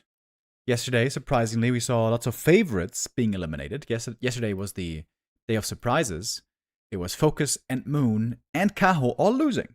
They were all the favorites on paper. Today, it's hard to... I mean, it's basically even on paper, right? This seems, I would say, even on paper. If you want to go by the ELO standings, which I suppose is the main metric that we have, then Chaemiko is slightly ahead of Colorful with rank 10 against rank 12. If you want to be splitting hairs here, you might say that Chaemiko is the favorite.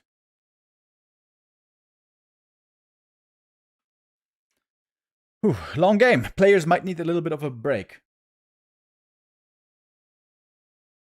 after that one. Took quite some effort.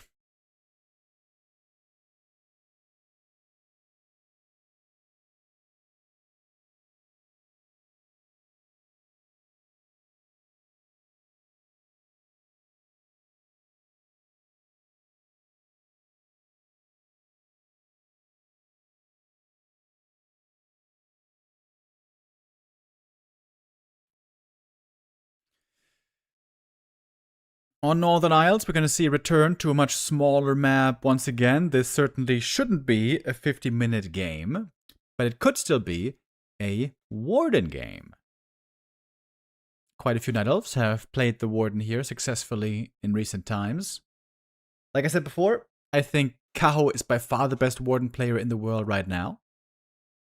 But Colorful also has to be respected. Played the Warden there very well for much of the game. And then also, we had some mistakes, surely, in the very early game and in the very late game. But it could, of course, just be a Demon Hunter game as well. That works just as well.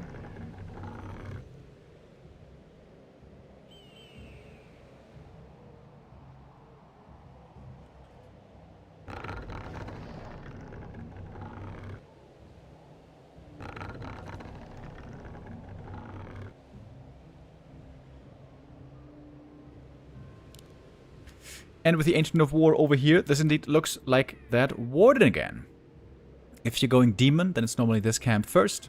You go for this camp first and this one, because the Demon loves the stat items. With that he gets 2 stat items and level 2. For the Warden,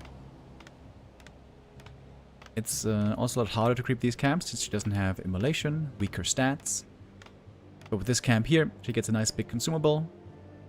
And also level 2.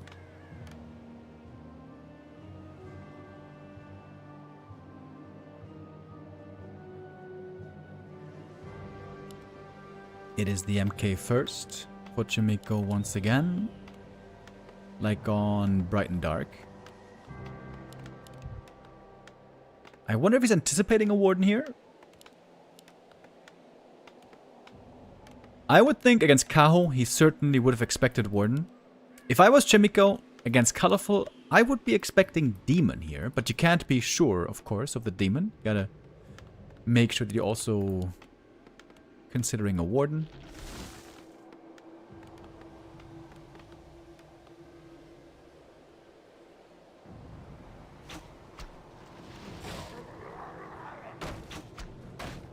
After this series, by the way,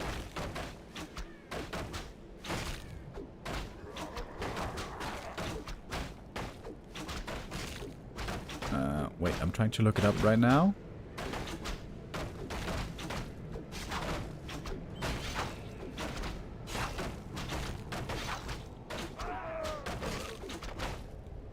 Players' forces are under attack. Where's that admin group?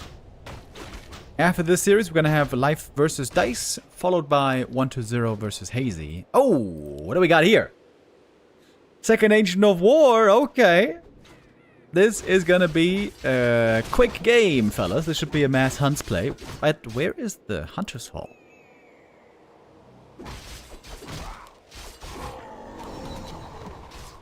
Level 2 MK, no problem. Claw's quite nice. Big mana for the Warden. Fantastic. She's gonna be level 2 in a moment. There it is. He's not forgetting about the Hunter's Hall, is he?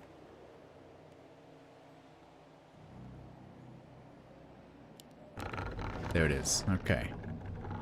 Ancient of War was made first. Hunter's Hall coming up next. Oh, if you could creep this camp with the Ancient of War, that would be crazy. A player's forces are under Warden into the main base. And the peasants have reason to be afraid.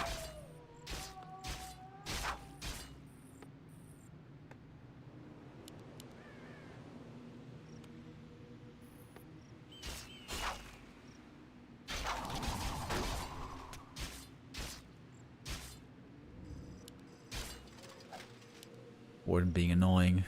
Shadow Meld. No easy way to detect that right now. Actually, never mind. Chaemiko was anticipating this. Scouting with a footy. Ooh, if he saw over here there's archers being made. No hunts yet. Warden used the big mana potion to get out, by the way. This also means you can heal better from the Moonwells.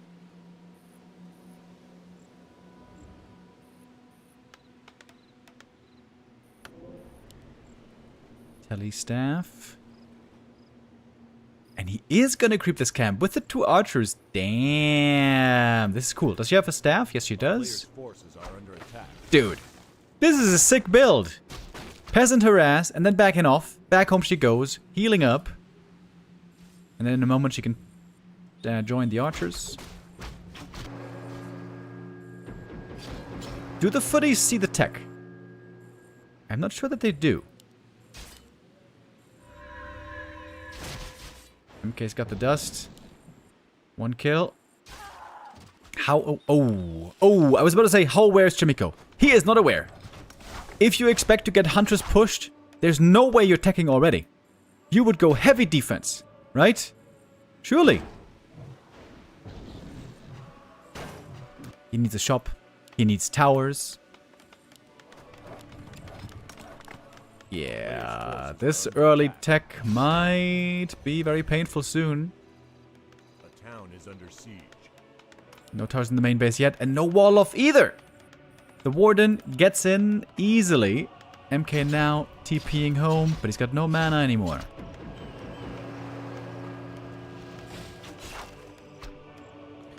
Gonna be a couple peasants going down for sure. And we got wisps on the way. Wisps and hunts. And I imagine it's gonna be APs coming up soon. Towers in both bases. Neither hero has boots so far, which I find shocking.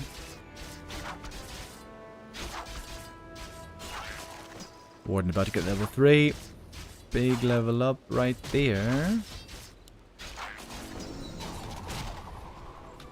Good damage against the footies. Of course, the longer this goes, the better it is for Chaemiko.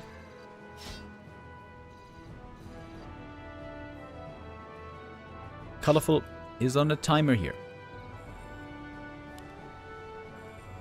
The scout farm is supposed to scout the APs, but it might not be scouting well enough. They could be made here in the shadows.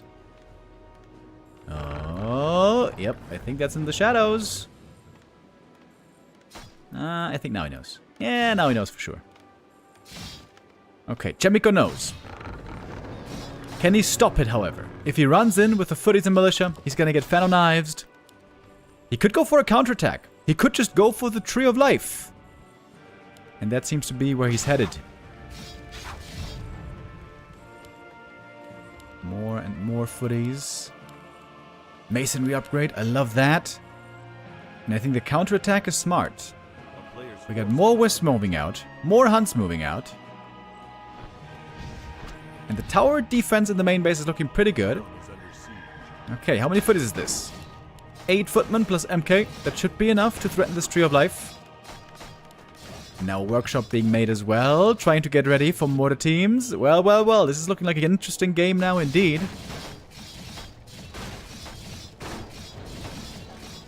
Who's coming out for the repair, but that doesn't really work. Against MK and footies, that doesn't really work. Warden coming back home, she's trying to deal with the footies, but by herself, that's a tall order. This Tree of Life is gone. This Tree of Life is gone.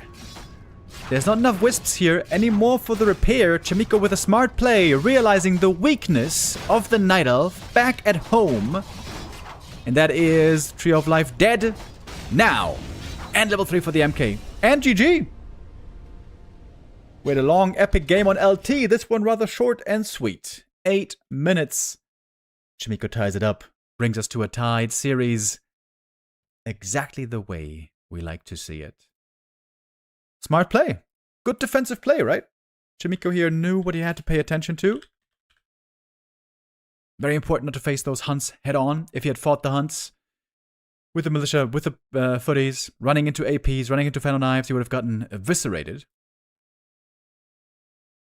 Smart play.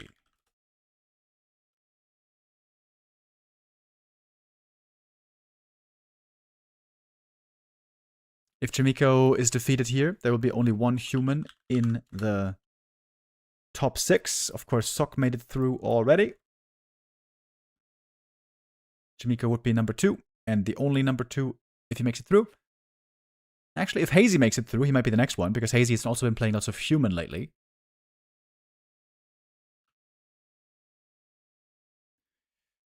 And I'm trying to get into the lobby, but I can't.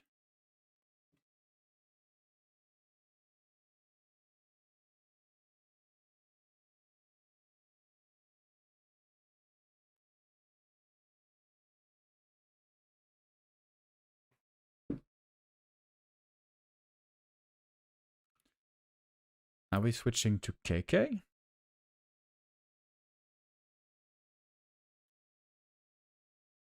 I hope not.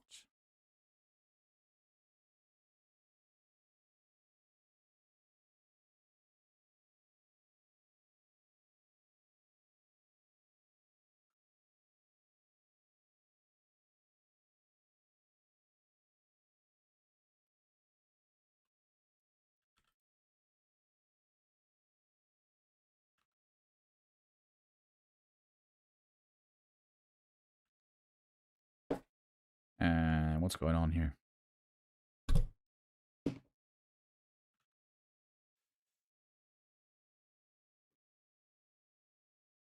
Excuse me, sir?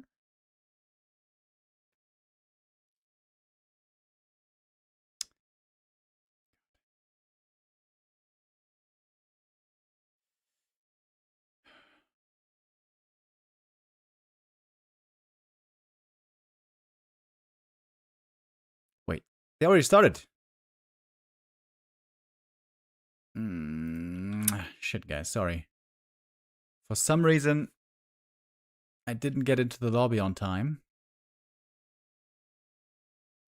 Wait, can I use Flow TV?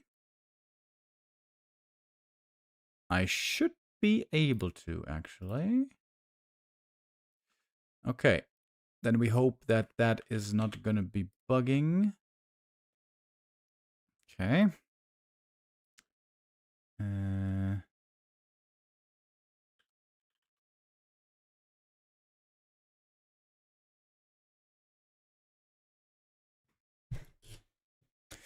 Do you know if some other maps will get the same treatment as LT2? Not to my knowledge right now.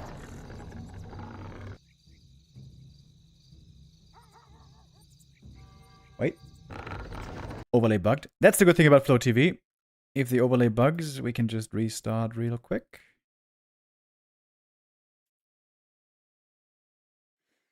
The Witcher is coming to Battle.net. Yeah. I heard. Yeah, I'm really looking forward to the Witcher 3 expansion. Songs of the Past, or whatever it's called. I love the Witcher 3. Absolutely amazing game.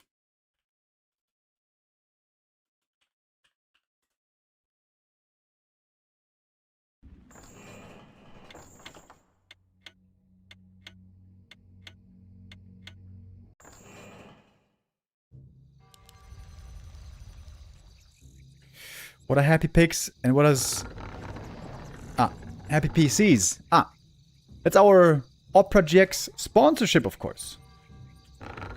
OperaGX in the chat if you want to download the best browser in the world and the best browser for gamers.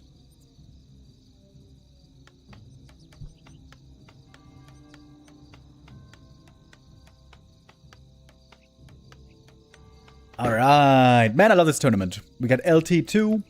We got Shattered Exile. Love these maps. You know, as much as I love Lost Temple and Twisted Meadows, I feel like sometimes those maps might be a little bit too big for 1v1. Believe it or not, even I can say such a thing. I think Shattered Exile might be the perfect size for 1v1. Big, but not too big.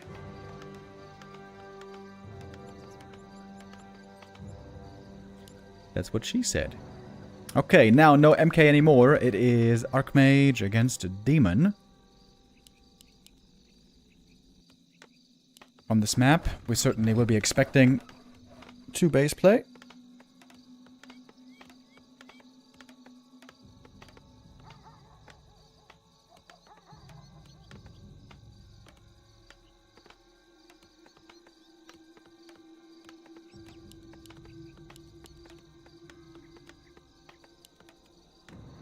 Players' forces are under attack.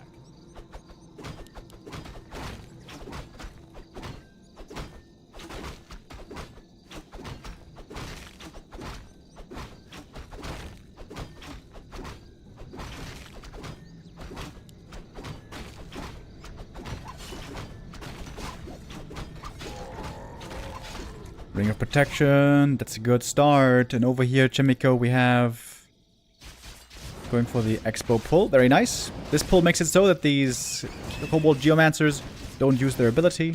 No slow on the human units. Makes this camp quite a bit easier to creep.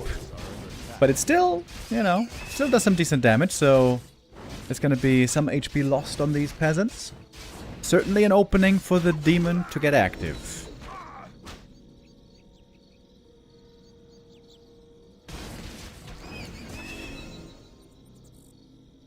Ring of Regen.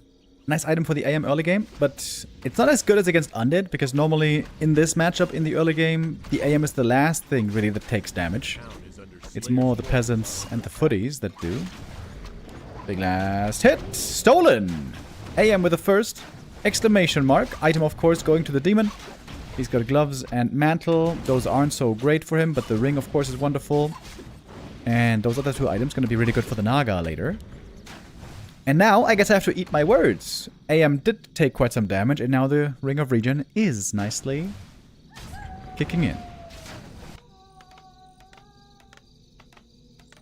And this is so nice for Chaemiko, because the demon is hurt, has to fall back. No pressure on the peasants the whole time. This Expo comes up so easy. No telestaff yet either, so still a good window where the peasants are absolutely safe.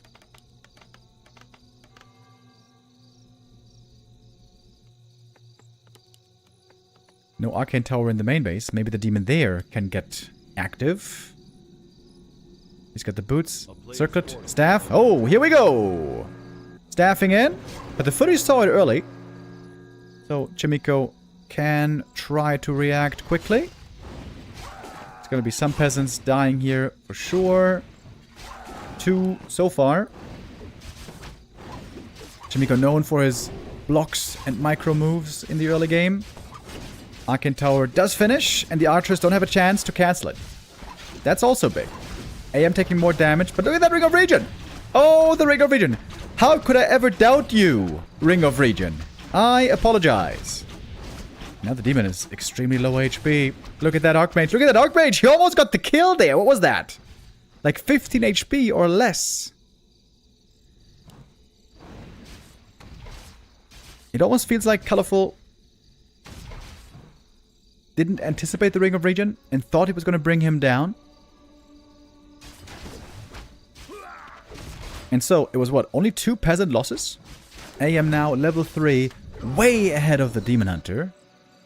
This is a really good position for Chaemiko. Low HP on the Archmage, but not for long. Again, he's healing with that Ring of Regen. A player's forces are under attack. Going for his own boots and staff.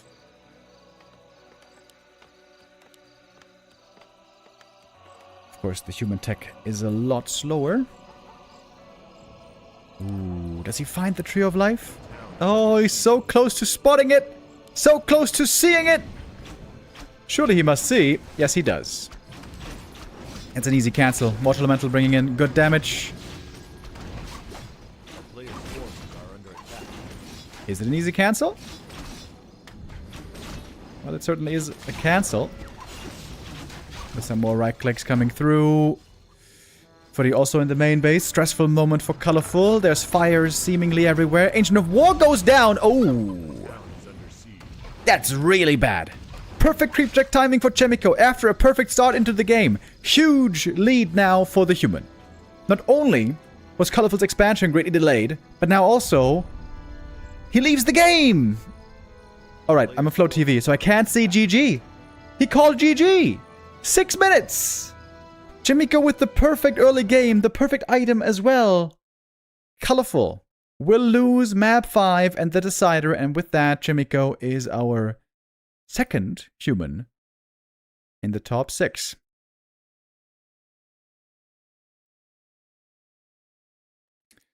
Well, well, well. Well, well, well. After that game on LT, it seemed like Colorful was in full control, but Chaemiko fighting back well. Good first 2 days for the humans. Both Chaemiko and Sok successful. We're going to see them again tomorrow on day 3.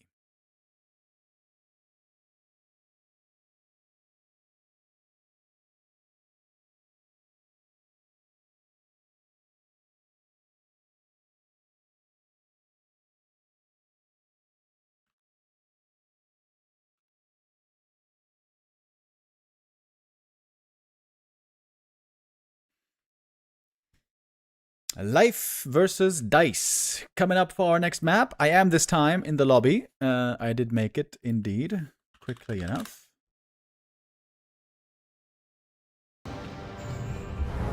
So I guess we could say with this win by Chaemiko, it was the favorite prevailing. He was slightly ahead in Elo points.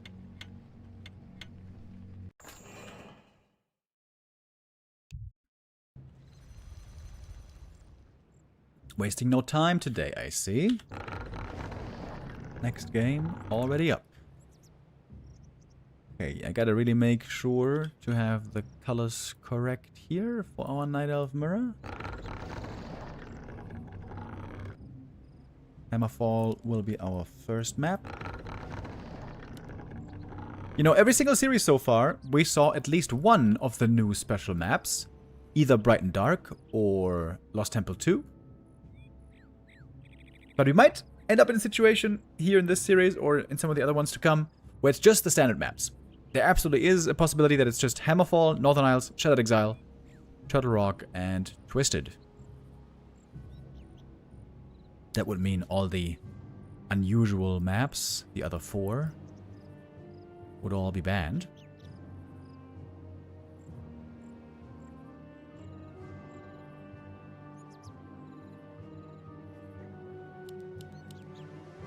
Yeah, kind of weird, right? That he colorful one that long game. Ooh. Dice, by the way. Going for a Fire Lord Fast Expo, as it seems. But yeah, the long game, the 50-minute game, went to colorful. And then the other 2 maps were pretty short. What was it, like 8 minutes and 6 minutes?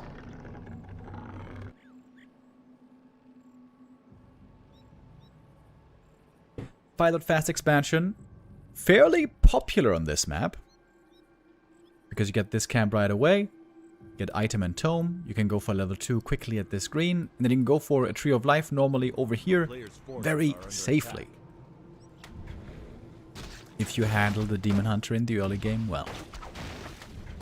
Firelord is a good right clicker, of course not comparable to the Demon, but as far as ranged heroes go, Firelord is... I think he's the highest DPS of all the ranged heroes. Wait a minute. I have to double check that actually. I think he is.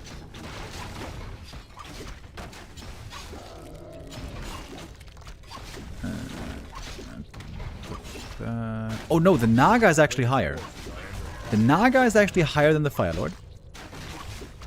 But he is second highest DPS of ranged heroes.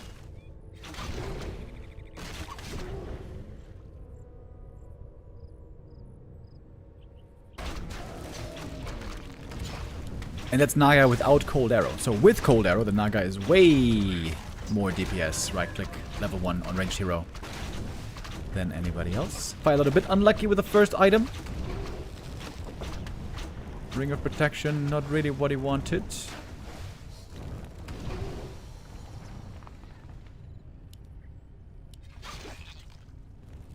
Life could just go for a counter expansion, but he's not doing that yet. He's taken up to tier 2.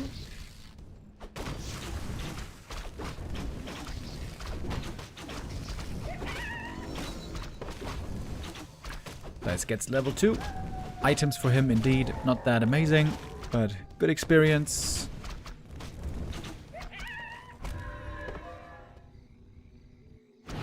Oh, I'm noticing some spikes here. If I'm spiking too much, I'm gonna have to leave the game.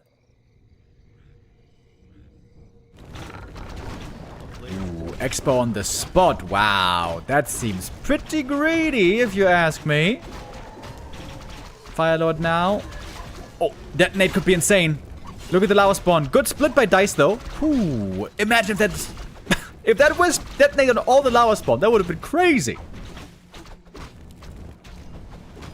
Now the Firelord out of mana, but the Demon Hunter's hurt already, so Firelord here working out pretty well so far. He's expanding on the spot, and that works. I'm pretty shocked that this is working. And that's going to be a great timing for that expo. A player's forces are under attack. And level 3 for the Firelord at a great time. Should be level 2 lava spawn now, I imagine, to go for more creeping. Oh, he's staffing in. And get the level 2 lava spawn ready. Just enough mana to summon this one, thanks to the mantle. Trying to mess with the enemy creep. 12 hits it takes for the lava spawn to split. Oh, demon running across the map. If he cancels the expo, that would be so big. Oh, wait a minute. Wait a minute. Soulburn is going to be really good here, though, against the demon. Firelord has the Soulburn ready. Surely. Yeah, with that, it's minus 75% damage on the demon. Ooh, it's close, though. It's close, though. 2 seconds. 1 second. He's going to get it. Oh, he's going to get it, actually. It's going to cost him something. It's going to cost him Naga and Archer, maybe even more. It ends up being pretty expensive, to be honest. It's going to be 3 Archers in the end. Maybe, to be honest... Ooh, is it going to be another Archer kill? 4 Archers. Yeah, that's 4 Archer kills. Okay, that might not have been worth it. But the demon is back. Getting another cancel, I think.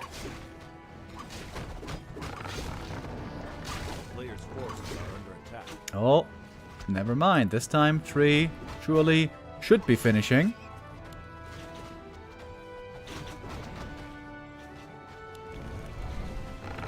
So much experience for Dise. Oh, Ancient of War. Gotta be careful here. Naga level 2 already. Oh my god, the experience lead is insane. Insane experience lead. And Dise has the Wisp Scout up here. He sees there's no Tree of Life. He's got time on his side with the expansion. A player's forces are under attack.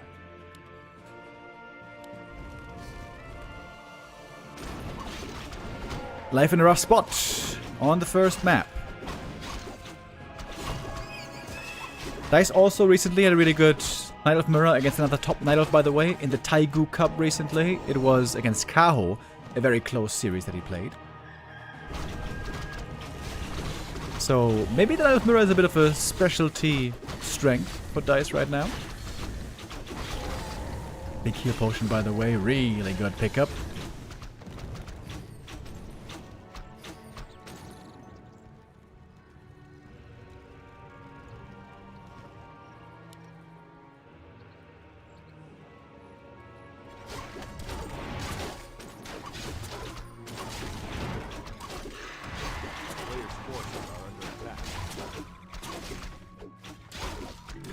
Demon Hunter at least got the level 3, but the Naga still level 1. Dice's army is not looking good at the moment. Life's army, excuse me.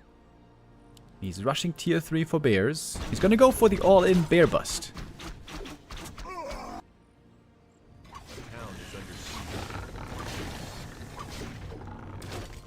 Demon trying to delay the entangled.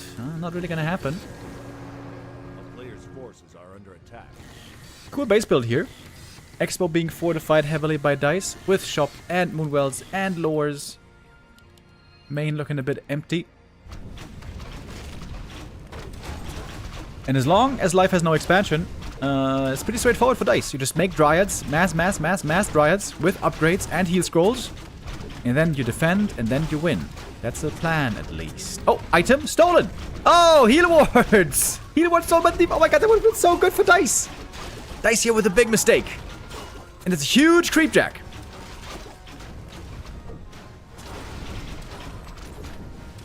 Dise is so low on healing, of course, because it doesn't have rejuve. Speaking of rejuve, there it is for the Naga, getting this spell. Dise is chasing hard for these kills. Both players going to be losing all the dryads, it seems. Oh, nope, this one barely gets away. Fire load now level 4. Heal potion was used earlier, by the way. One bear going down as well. Oh, those heal wards. Those would have been so good for Dise. So good. Naga at the shop, she needs those heal scrolls. For sure. And I imagine he should also go for the invuln. A player's forces are under attack. Violet going for 1 point of incinerate. I like that.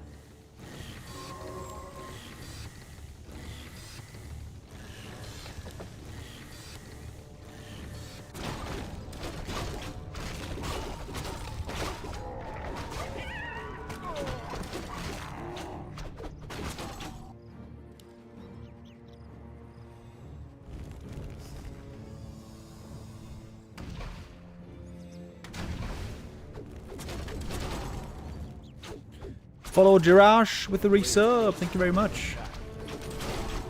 Naga level 3, Phylot 4. Dice's levels are looking wonderful. Oh, what is going on here? Life in the top right. Trying to creep where the opponent is not present.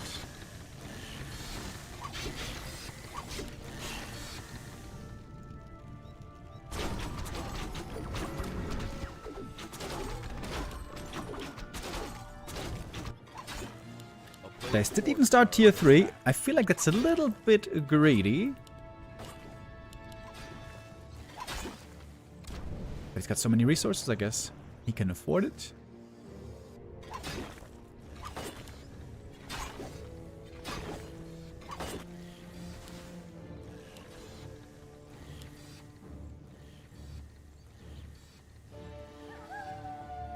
Waiting for that second heal scroll. There it is. Very important for the masked Dryad play.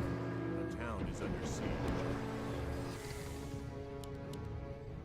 A player's forces are under attack. It's still just Dryads for Dice. No bears yet.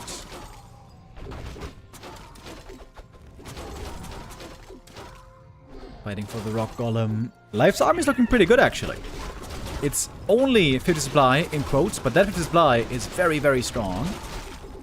Demon to low HP, but there's a staff for him, of course. Back home he goes. He can heal up and rejoin in a moment. Dice sniping the enemy Dryads very quickly. If the Dryads are all dead, then he can't be slowed anymore, and he can be superior with kiting. That's the idea, at least. Player's forces are under attack. The demon's back in.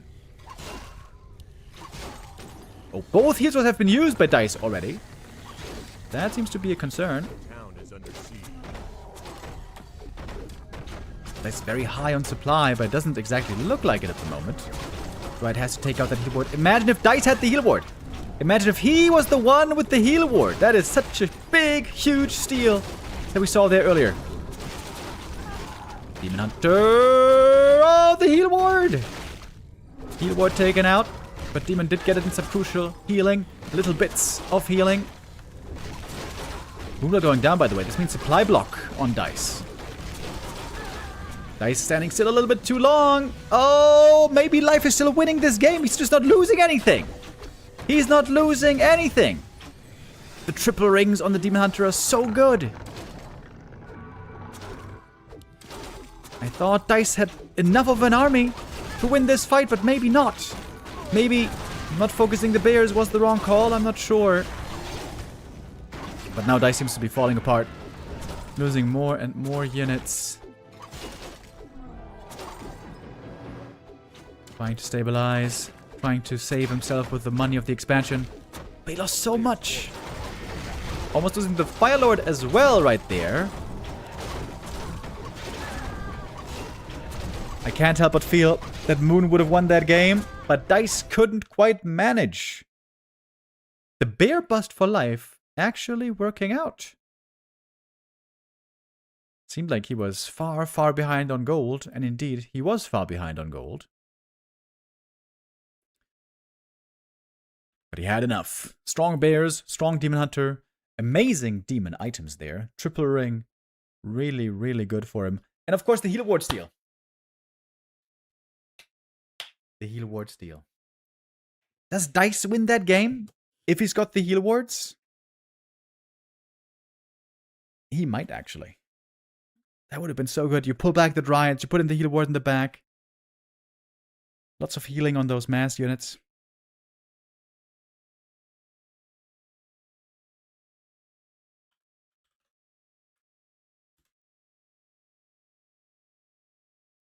That is 1-0 for life. Here's the favorite here. Maybe only yesterday was the day of upsets, and today the favorites will prevail. We're going to have another favorite in the third match of the day. It's going to be 1-0 against Hazy. Like I said, between Colorful and Chaemiko, it was pretty much even head-to-head, so we can't really call a favorite there, to be honest.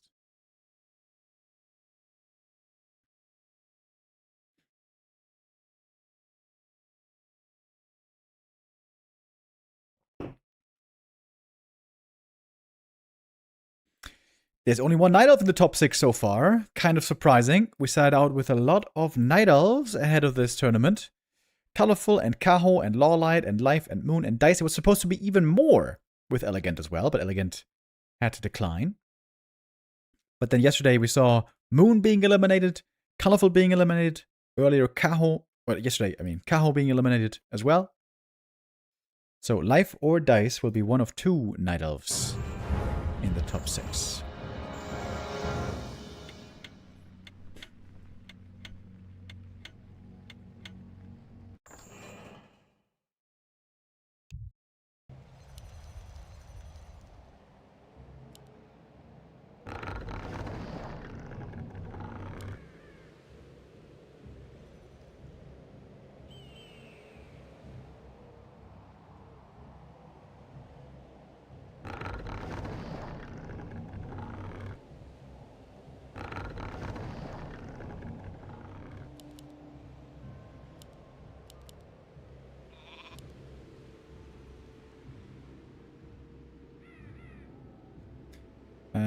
Wait a minute. Do we have the colors right?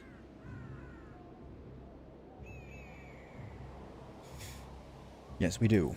We got Dise in the blue in the bottom left, Life top right in the red. He is, of course, the favorite here. In the last couple of weeks, or maybe months, Life was overtaken in the ELO standings by a little bit, for a little while, by Kaho. But now he's back at the top. The number 1 Night Elf in the ELO standings at the moment is Life, which he seems to have been for the last 1.5 years, most of the time.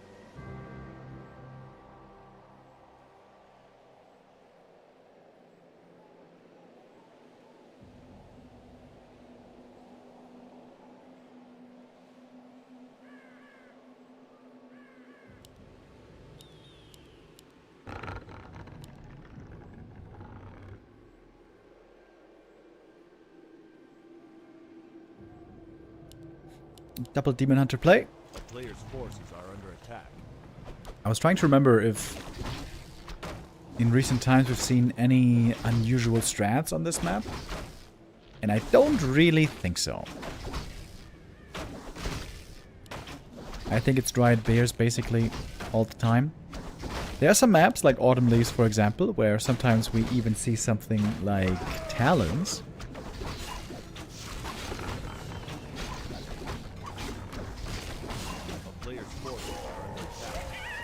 But here we are expecting to see something very predictable.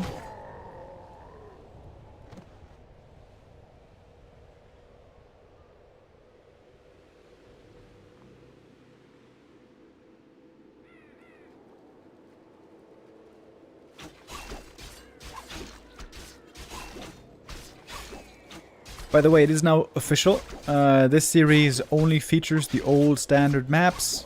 All the new weird maps were vetoed for this one. Anarchy Castle, Bright and Dark, Imaginary Friends, and Lost Temple.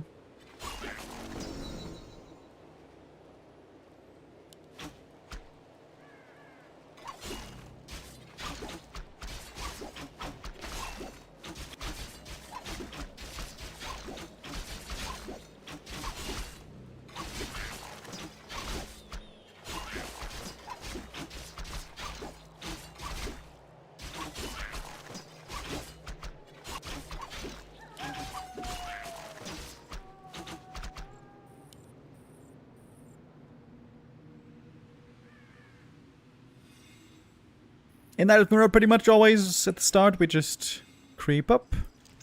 It's a peaceful early game. Slowly moving towards level 3.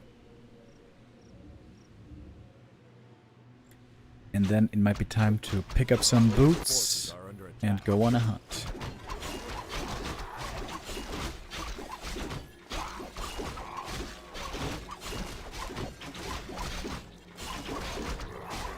I don't understand why players pick these decade-old maps over a new one. Oh, I think it's very, very understandable. We as viewers, we love the new maps, we love the novelty. But when you have to play on a map, especially in a tournament, especially when it's about winning, playing on a new map that is unfamiliar to you feels just way less comfortable.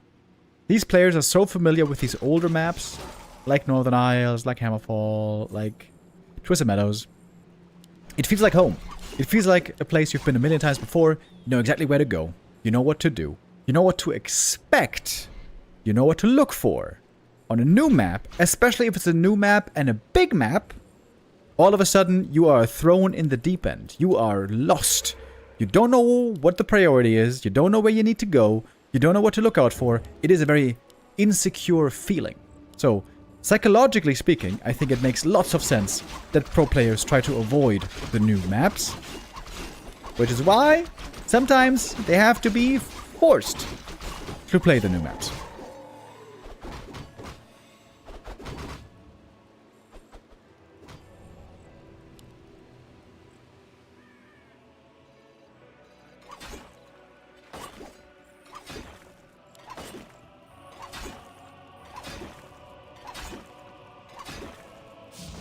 One Ancient of Lore cancel.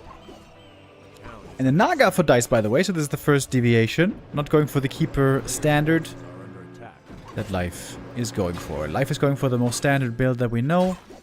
Demon, Dryad, Bear, Keeper. He's trusting in his mechanics to win him this game in a standard setup. And his mechanics indeed have been very impressive and reliable for a long time. Exodon TV with the resub. Thank you very much. I've said this a couple of times before. I think out of all the Nidals that we have in the scene, Life has the highest ceiling. Moon can also be great. Cow can also be great. Even Colorful can be really good as well and competitive in a big tournament on the right day. But the highest potential for the very best play, I think that's Life. When Life plays his very best, he beats everybody. That includes Lin, that includes Happy, that includes everybody. On his best day, Life can outplay any player.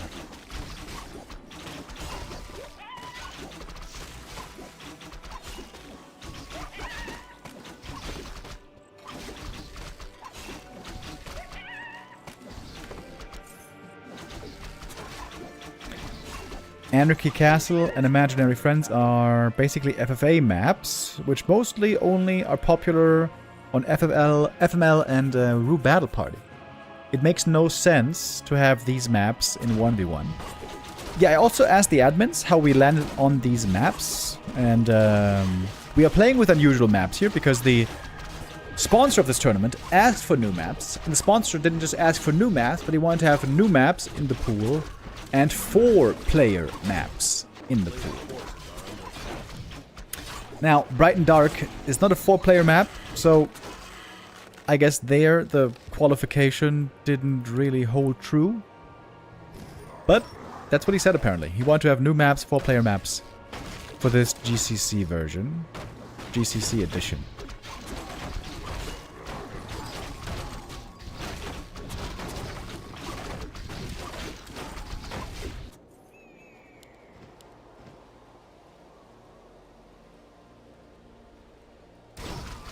Lot of creeping. Yesterday evening, by the way, Neo was also streaming a reaction stream for the Gamescom opening night live. Especially interested in the new Game of Thrones RTS game that's going to be coming out soon. Of course, we're all RTS fans here, I would imagine. What other games did you guys get interested in? Did they show anything at Opening Games Live that you guys found to be very interesting? That you intend to play when it comes out? I was only kind of watching it at the side, so I didn't really see all of the presentation. I maybe saw like half or a little bit less. I did, of course, see about The Witcher, but that expansion was announced a while ago. Songs of the Past, I think it's called. I am very, very excited for that one. A player's forces are under attack. Also, there's next month, there is Valheim 1.0 coming out. I'm excited for that as well. Still looking for a group to play it with. I might end up playing with some people on our Back to Warcraft Discord. If you guys are interested in playing together some Valheim. I was thinking like between 5 to 10 players having a Valheim group together and, you know, playing in a world and building a base together. That could be really cool.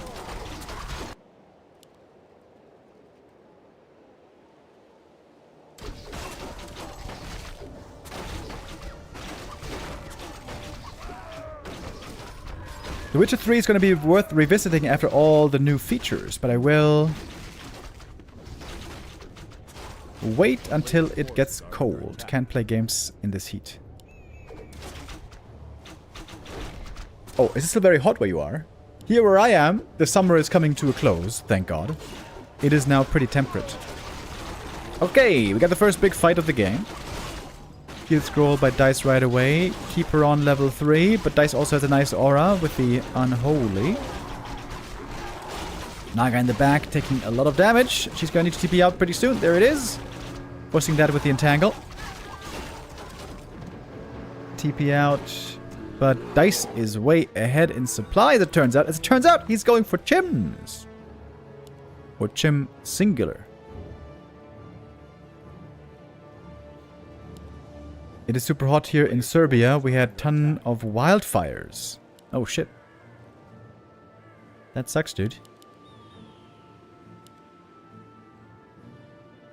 Life is prepared though for the Chims. Going Ancient of Wind. Getting ready for Talons.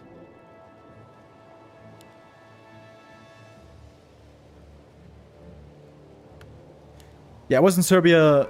what was it, 2 years ago? Yeah, 2 years ago. With my ex-girlfriend. Her sister was getting married. And it was really cool. We were there for vacation and then for the wedding. It was very nice. And it was so hot for like 1.5 weeks. And then the last half week suddenly got super cold. Temperatures dropped right after the wedding to like 18 degrees. And I got a cold and I got sick immediately. Spent the last couple of days sick and coughing.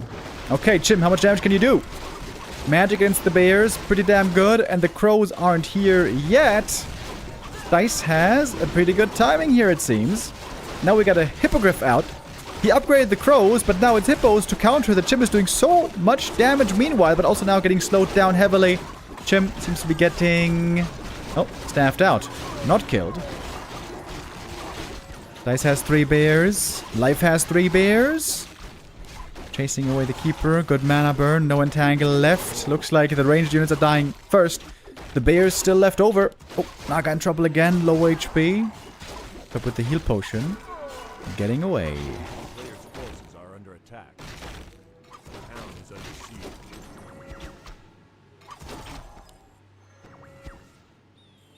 Dise still with the supply lead.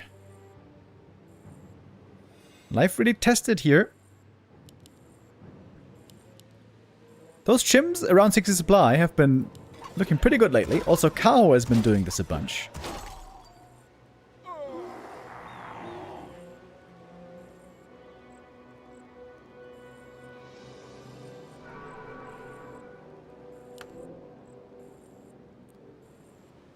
Heal scroll invuln for Dise.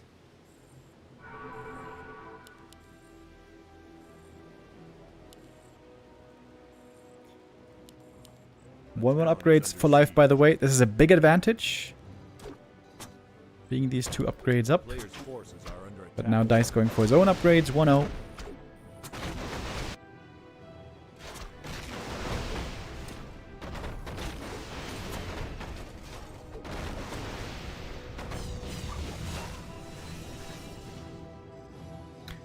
Thank you, Nate Dog, with the resub.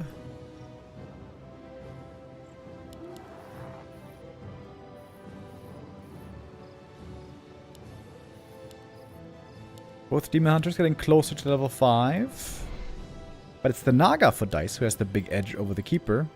Of course, Keeper doesn't do much against Chims.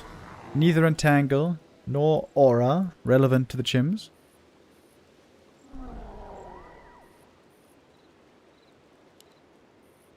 I think it's so cool that, you know, after decades of Bear Mirror, nowadays sometimes we see Chims. You know, many years ago, people were asking, they were asking us, they were asking the pro players, couldn't Chims be good in Bear Mirror? Couldn't that work? And they were always like, nah, man, there's no way that works. It gets countered, it takes too long, it's too expensive. Piercing damage, they die. But nowadays we see them.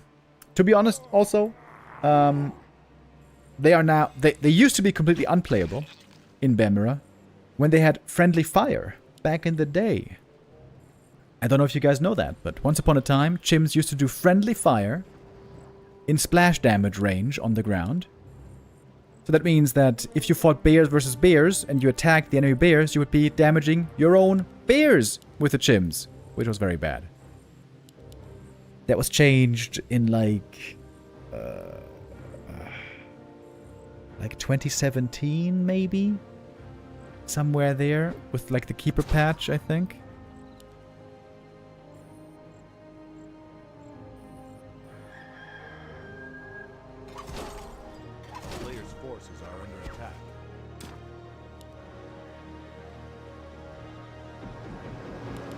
It was more recent? Oh shit, really? Okay. I thought it was with the Keeper patch, but I guess might have been later.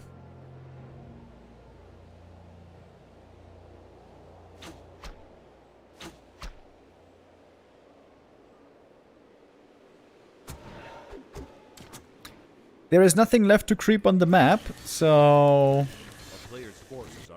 no clear objectives to go for right now.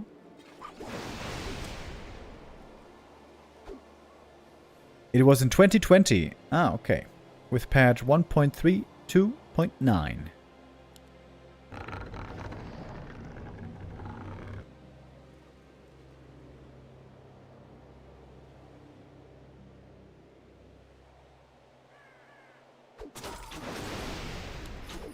I thought that Chims were shit. They were for 18 years. Yeah, they certainly became a lot better without friendly fire. I think Chims are in a nice spot right now. We don't see him often, but we see him sometimes. Sometimes against Undead in the ultra late game, especially if Undead goes for like Necro Wagons. Their Chims are the best answer I think that Elf has.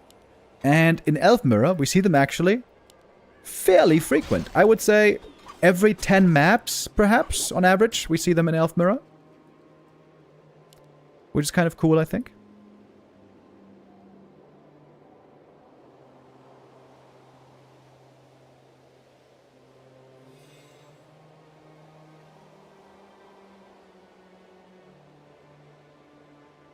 Players' forces are under attack.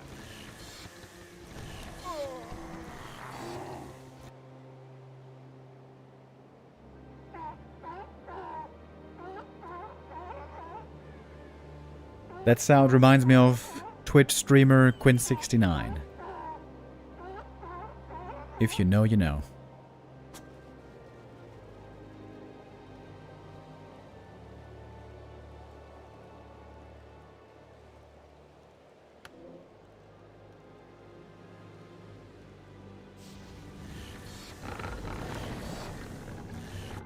Quite often in Elf Mirror, we are stuck in this position where we're just camping and waiting and upgrading.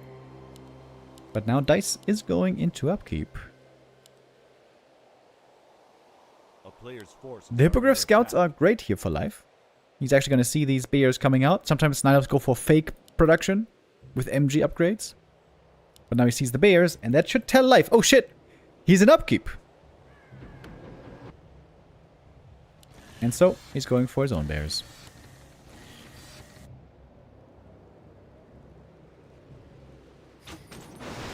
Oh, Demon! Trying to get a heal scroll, but he couldn't. So it's only a single Chim. Dice is trying to not invest too much into Chims to not get countered too heavily by anti-air, I guess. If you can keep the Chim alive, it still does huge damage against the bears.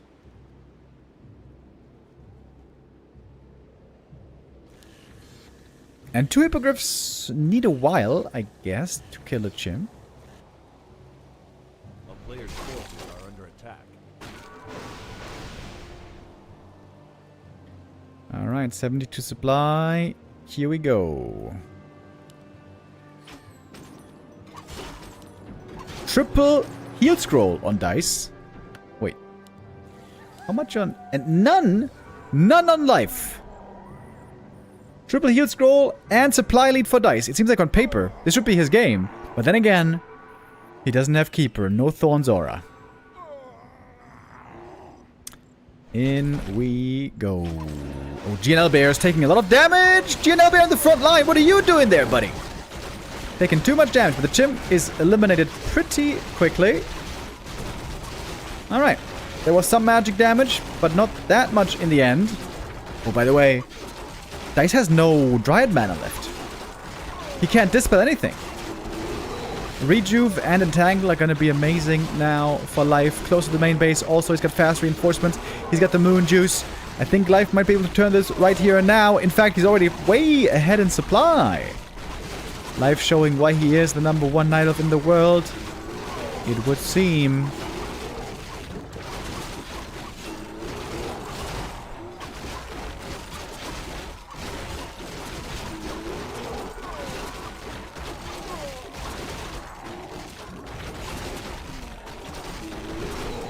Naga getting level 5 towards the end. Supply is actually now back to even, but the oh, Demon. Ooh, close call there. Low HP, but the reach of course, wonderful. Fast reinforcing bears from the main base. Life has to back away with his tail tucked between his legs. Needs to get this kill. Needs to get this kill. And might get this kill. Oh, Life out of position with the first hero. Loses the Demon Hunter. Keeper way too far away for a staff. In fact, the staff was on cooldown. That was just Demon way out of position for Life. Rare mistake by Life. And a big one. Dice would love to get another hero kill. Wait. Ooh, 1 Fork Lightning and he might have been dead. Player's forces are under attack. Entangle now on the Demon. Staffing away. Quite some damage taken, but lots of good saves by Dice. Tons of low HP bears have made it away. Bonk.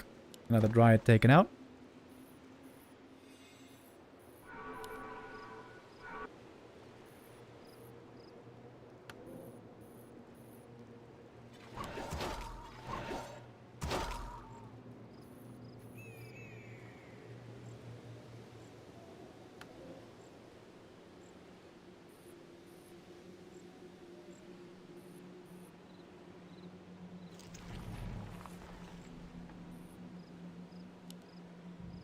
With that hero kill, Dice does have a chance. He's coming back for the next attack.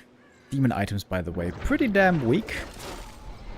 But he's really close to level 6.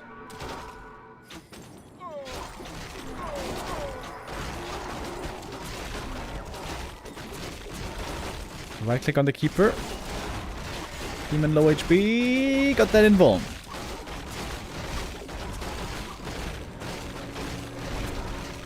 Oh, Dice is taking a bad fight here, though, isn't he? The Thorns Aura also now amazing in the bear versus bear, of course. He was trying to get some kills and trying to get a fast level 6, but he couldn't. And now the Demon is back. Player's forces are under attack. Keeper in this late game looking very, very good.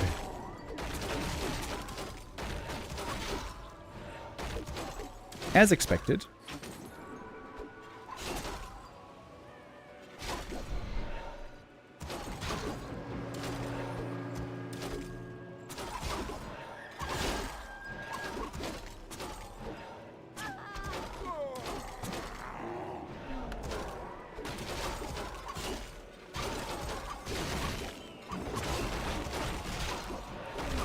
And the demounter goes down, and that's game once more. Life under serious pressure this game. But he does prevail. That chim timing, pretty scary. Yeah, especially Kao. Kao plays that chim timing so well at 60 supply, normally with 2 chims. And I think 1-1 upgrades. The chim did well in the first fight. Second fight, not so much, I guess. So now we have 3 match points for life.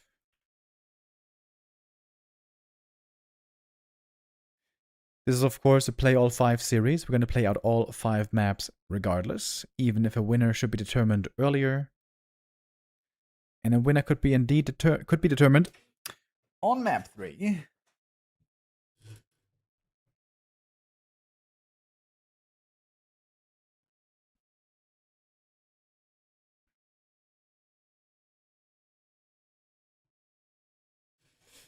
Thank you, Norma Berg, with the $1 donation. Says, Remo, I can't wait anymore. No more. I want to see the new Warcraft update to be released today.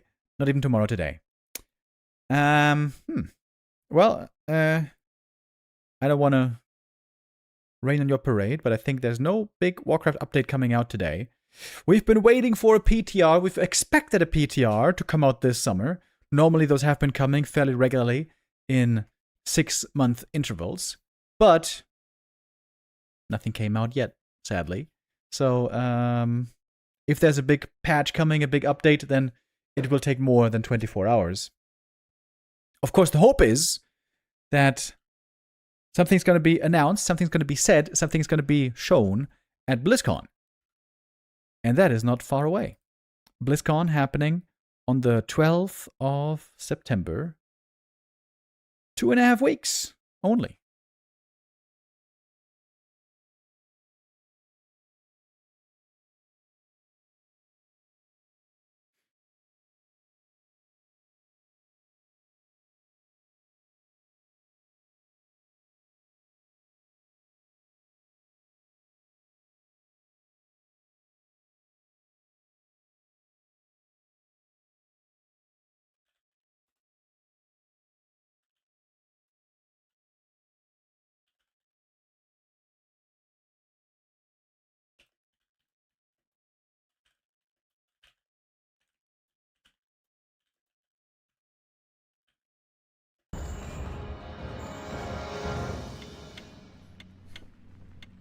Okay.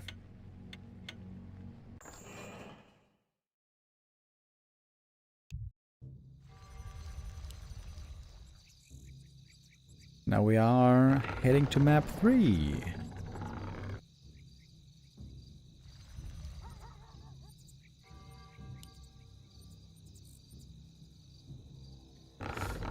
Dice in the blue and life in the red.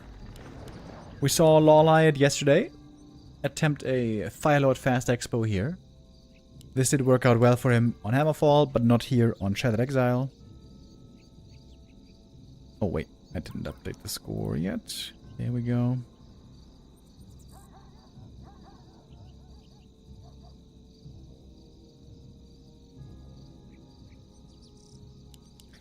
Can you keep archers until the late game?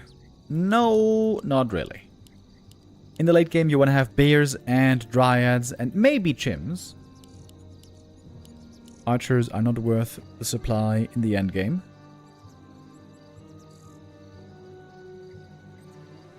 If the game is very slow and the archers never die, then we will see at some point the archers being denied. However, excuse me. A change of plans, guys. This is not going to be a bear mirror. This is going to be a bottom first. Let's go. Love seeing that.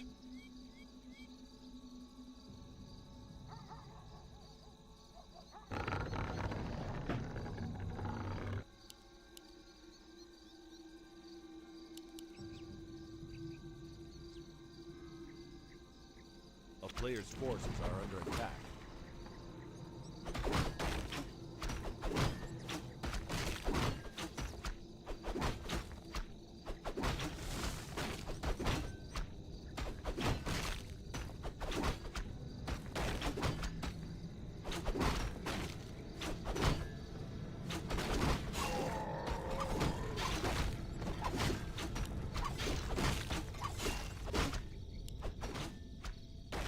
Gloves of Haste. Good for the bottom. More attack speed, more Searing Arrow. It is Searing Arrow first. A player's forces are under attack.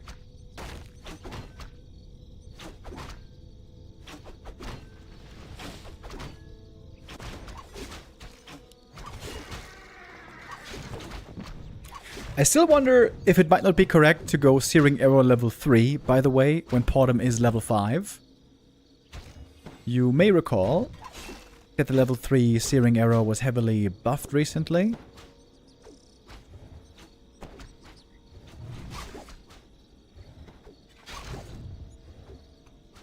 Nowadays it does 48 damage on level 3. It goes from 12 to 24 to 48.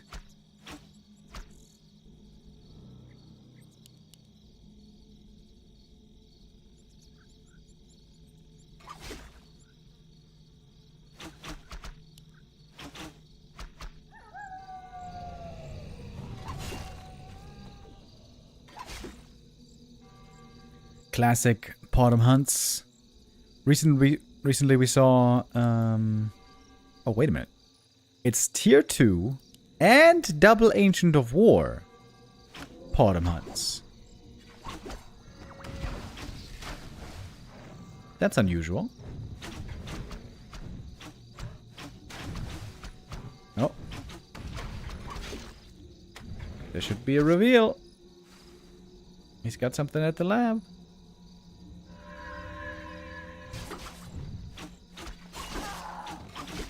I think that was not quite a deny. Yep, the bottom got the experience. Now she's almost level 2. But of course, always a lot more frail than the Demon Hunter is.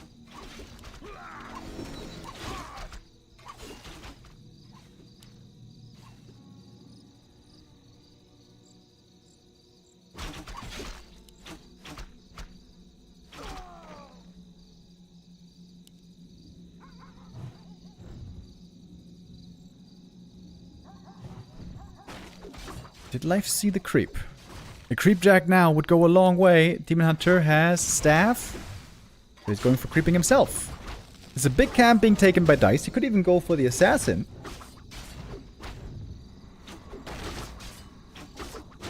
Scroll the beast. Normally not a desired item, but for mass hunts, it can be amazing. And since it's going tier 2, this has to mean Moonglaive upgrade.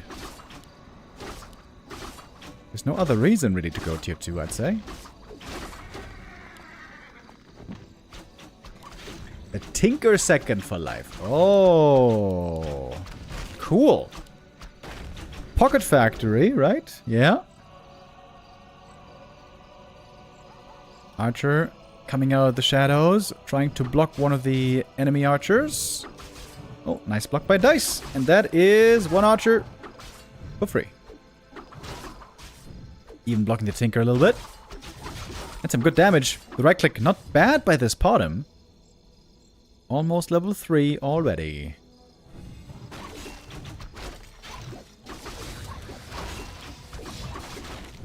Pocket Factory deployed, getting taken out, but... oh, that gave level 3 actually. Big level up for the bottom. Level 2 aura right away.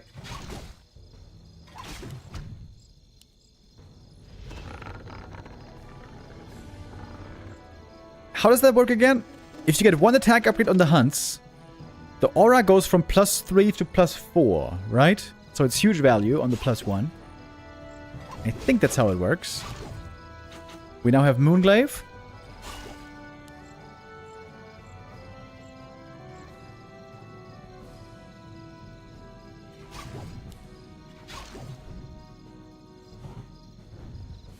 And the Demon Hunter has to be careful not to take a bad fight. Of course, the issue is always, when you don't play bears, you have hardly any healing.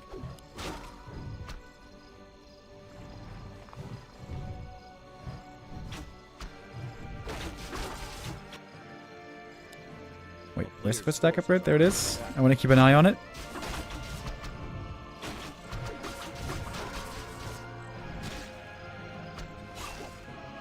And the reach, of course, now beautiful. Okay, here's the attack upgrade. Boom. And +4. Yeah. Huge value.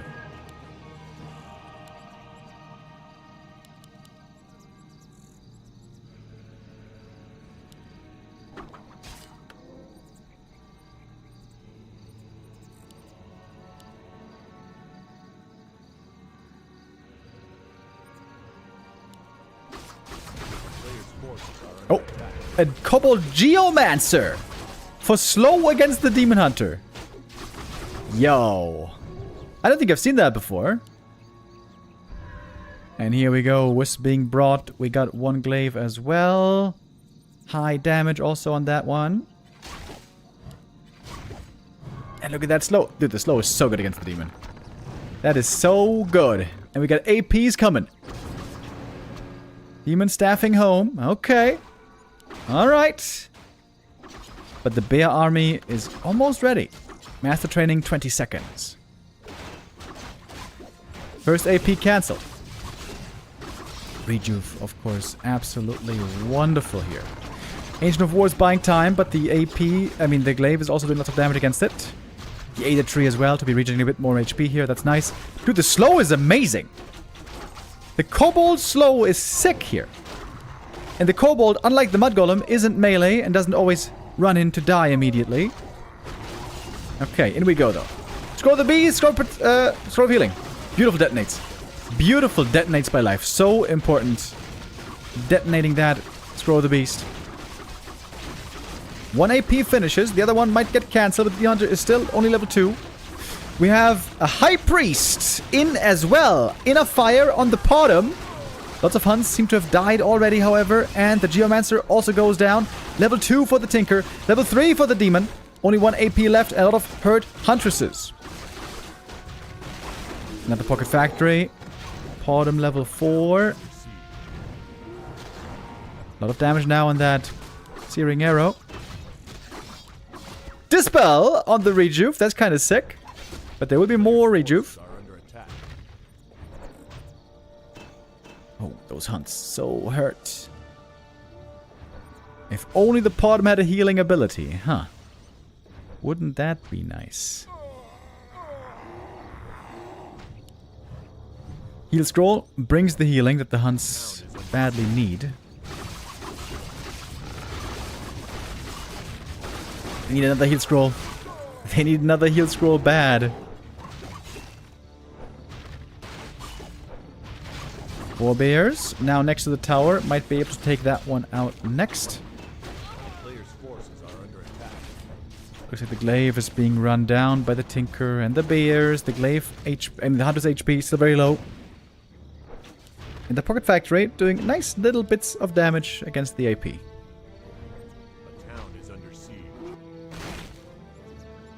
We got another Geomancer. Let's go. It's a mercenary strat. AP surely gonna be falling now. Wisp coming in for the repair, but not in time. There could be some bears falling, however. Oh, the High Priest! That one's expensive! Micro could be a little bit better by Dise in this fight. Ooh, and now lots of hunts going down. Demon Hunter didn't even have the best items. Wait, Demon? Demon? Oi! He's dead! Pot him now, almost level 5. That's slow, catching him off guard. Kobold Geomancer, perhaps MVP. But Dise did lose a lot. The Glaive Thrower is huge here. He's trying to take out one of the Moonwells. A second Moonwell, in fact. Level 5 Potom. How much damage is this on the hunts? +6.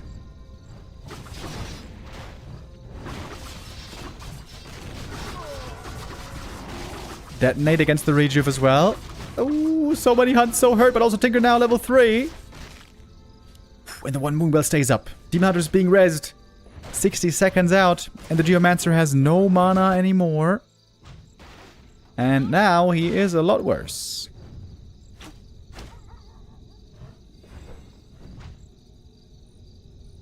Well, well, well. Interesting game. Shredder! Shredder for Dice. Doesn't benefit from the Potom aura, unfortunately. Ooh, the Moonwells could be taken... Oh, wait. He's going for the altar. He is going for the altar. Oh. And he can't go for the Tavern Res because it's supply blocked at the moment. No way. No way. Can Dice win this game with the Potom push with the Mercs? The Merc strat. One bear in the back of the base getting chased by the Huntress. It's an important kill. Oh, the Hunt turns around. Just need 1 or 2 more attacks. Are you kidding me? Panicking a bit. Potom! Ooh, turning around! Oh, she gets the kill! She gets the kill. Are you kidding me? Double hero kill. Potom's so hurt. Goes for the heal scroll. Back at home, by the way, Moon Juice. She could be healing there. Kind of a mad game. Fighting with bears only. There's the heal scroll. That Shredder, man, did so much damage. Okay. Demon back from the tavern. Potom! No way! He doesn't move the Potom! What? Are you kidding me? Oh my god. What? Oh, bro. You can't be real.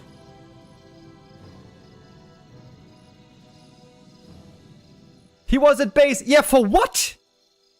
Why was he looking at his base? There's nothing here. You hit your hotkey for the Ancients of War, and then you make the units. Ay, caramba.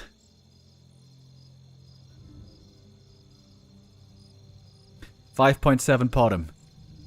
Time. Valuable time for life. To regroup.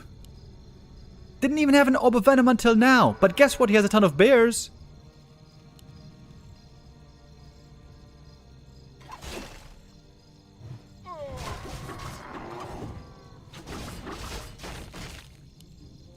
And the bears are doing fantastic.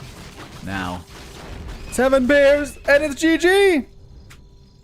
It's GG. Oh man. Oh man. Double hero kill. Not enough. Not enough. That's the power of bears. Every reinforcing bear bringing a 400 HP heal potion. Absolutely insane value. One of the very best units in the game. That the Hunts and the Mercs couldn't keep up with forever. But the Geomancer was really cool. The High Priest looked cool, but I don't think he actually had that big of an impact, ultimately. And with that, Life is our winner today. He will make it into the top 6. Second Night Elf to make it there alongside Lawliot.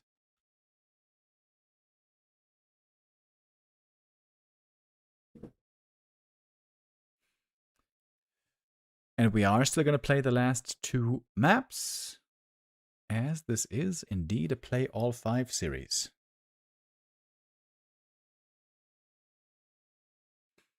That was pretty close though. With the APs, with the glaive, with the Hunts and the double scroll. So important that Life had the wisps ready for the detonate against the scroll. That was crucial.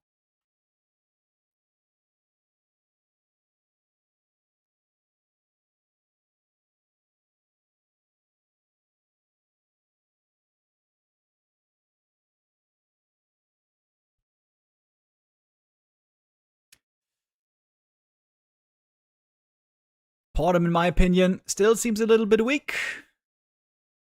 Dear Mr. Blizzard. Potom, one of those heroes who could use a little bit of a buff. And maybe a healing ability. Wouldn't that be nice?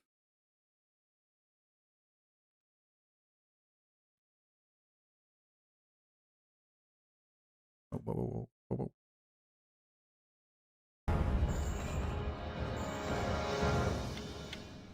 I accidentally joined as observer. Whoops.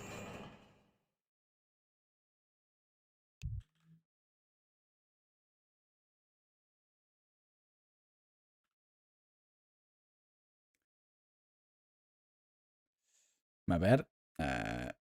Misclicking has always been one of my big powers.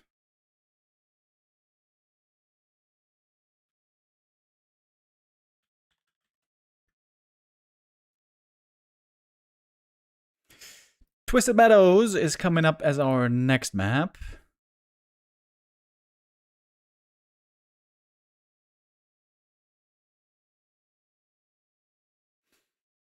That is certainly also a Bear Mirror map.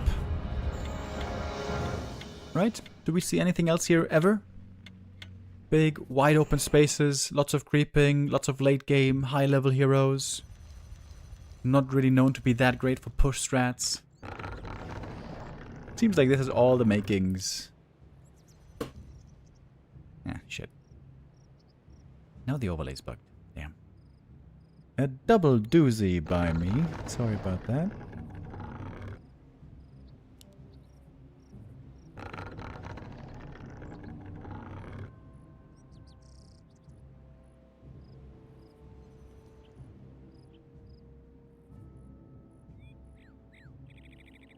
Medusa the Gamer. Gaming like a Giga Chad so far.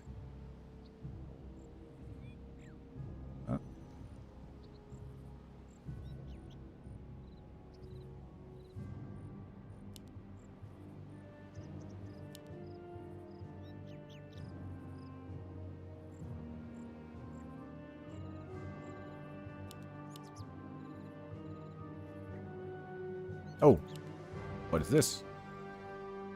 Oh, Ancient of War.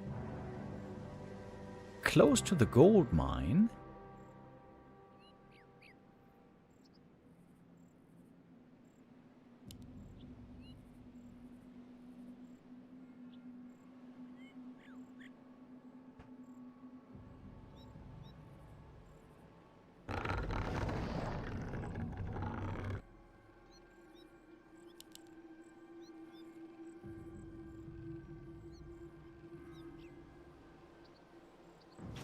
Players' forces are under attack.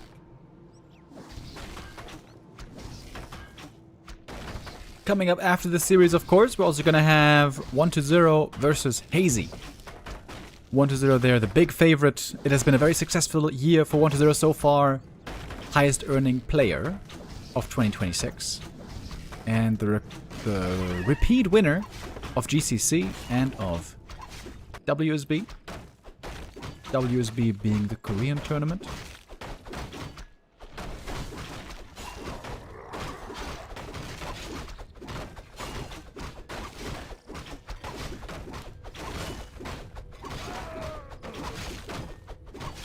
Dice gonna take a risk here. It's gonna go for an early expo. Claws +8. Very nice for him. Expo right away on the spot before the tech, but life knows. He starts the tech.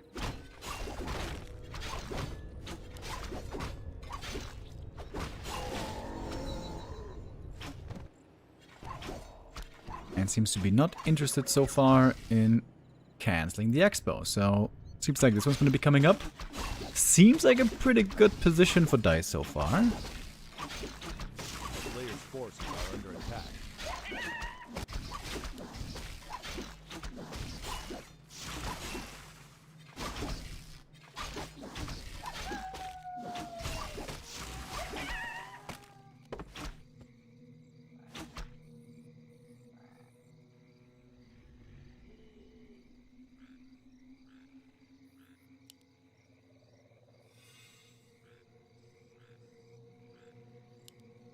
Okay, maybe life is not giving up the expansion, not allowing the expansion too easily. Two archers are moving in. Team Hunter for Dice, going for the staff, and boots. Both staffing up here. And Dice has a good scout. Dice with a good scout, good reaction. And that is the Tree of Life saved. And this is essentially a lot of time being wasted by life.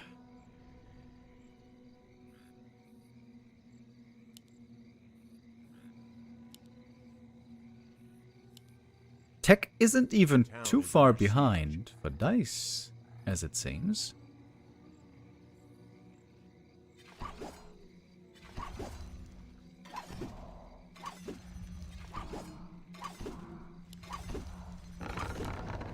Some good wisp juggles in and out as well. Ah, as I say it, cast a curse.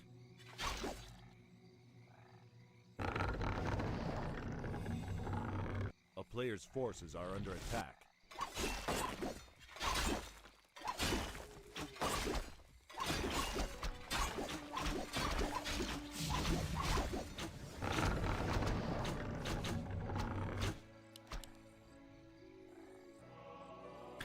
We're gonna be mining soon.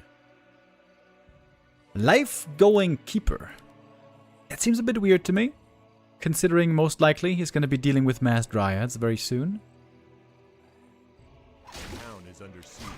Oh, Demon might have enough though to cancel the entangle. That would be big actually. This would slow down A player's the mining by a lot.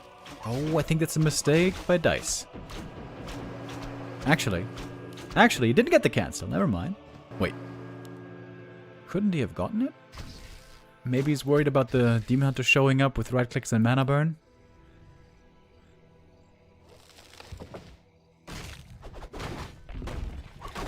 Big camp now for life. This was nicely spotted by Dise, by the way. He had a wisp right there. He can go for a telestaff pretty soon, but right now he's in the main base.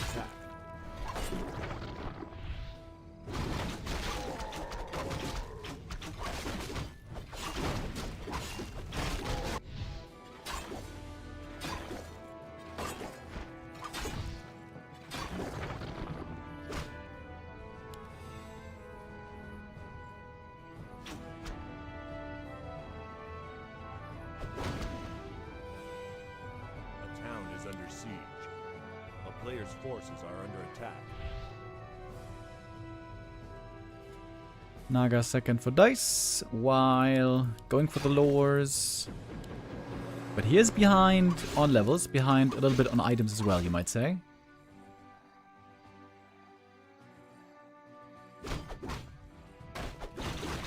That's what we would love to be left alone here. Just creep up a little bit, get level 3, get the Merc support. But here is the push by life, and this one's a bit scary, with some good reinforcements from the mercenaries, heavy Dryad play on tier 2 alongside the Mercs, and no tier 3. Life is not going to take this to the late game as it seems. This is going to be tier 2 all in from what it appears so far. Moonwell position here seems a bit weird. It's going to cost some wisps and ultimately the Moonwell.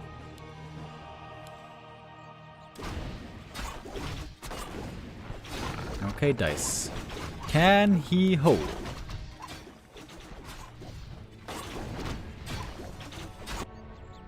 Moonwell's being remade at the expansion. That means no easy healing in the main base, however.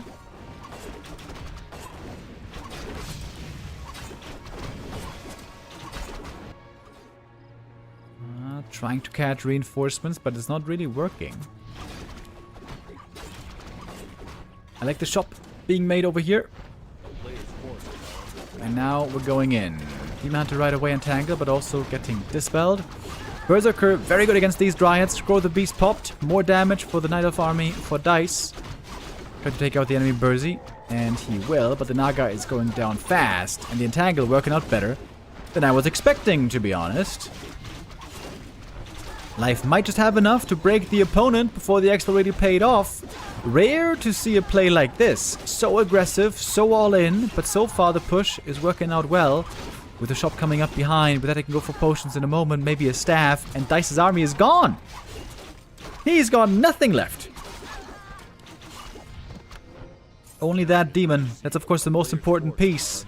But he wants to have some support. He wants to have some friends. Where are all the friends? They disappeared, like after college. Naga at least returns, back for the reunion.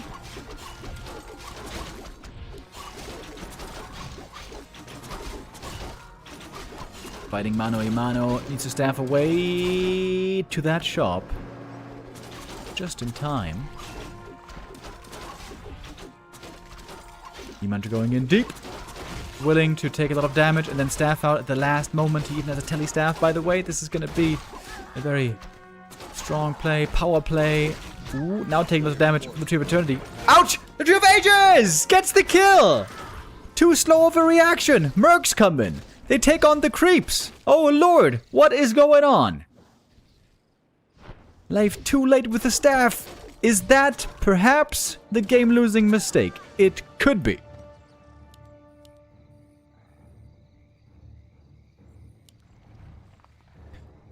Being rezzed from the altar, that takes forever. Life is on the way to tier 3. Under attack.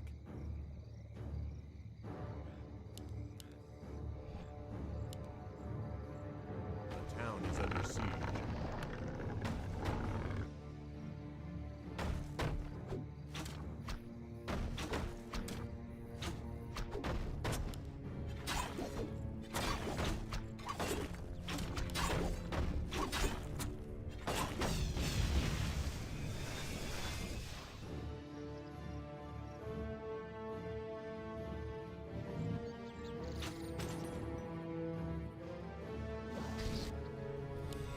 Okay, healing up at the Moonwells. At the expansion, Life still alive. I mean, Dise still alive in this game.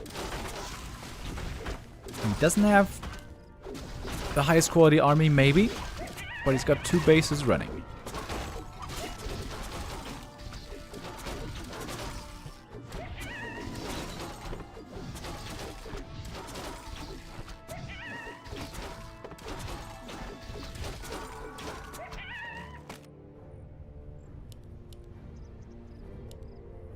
We got tier 3 now done. Master training coming up. Should be an Orb of Venom soon as well.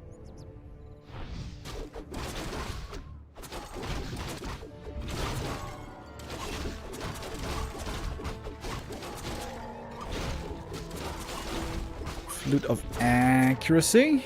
Only +1 on the Dryads if they don't have upgrades.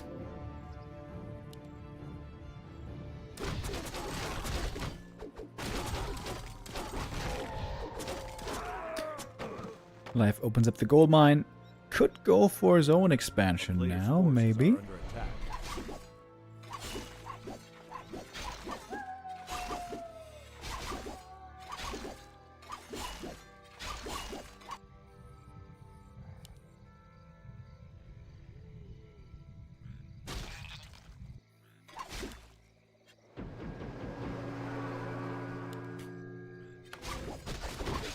The thing that Dise doesn't have so far is Rejuve.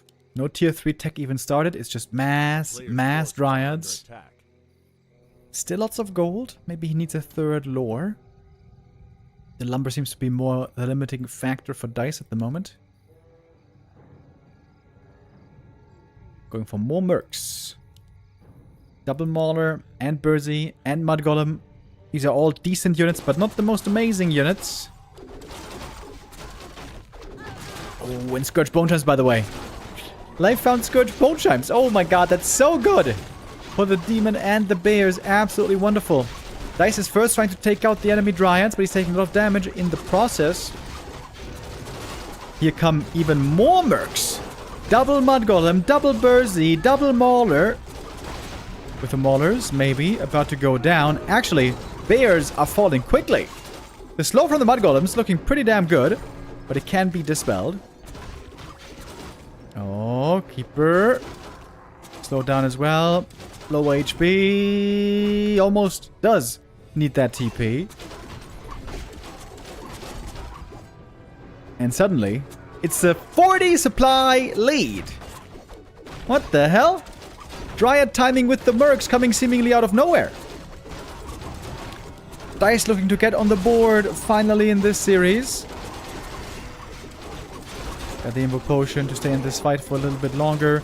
And he's got the double staff as well. Still a lot of Dryads in this push.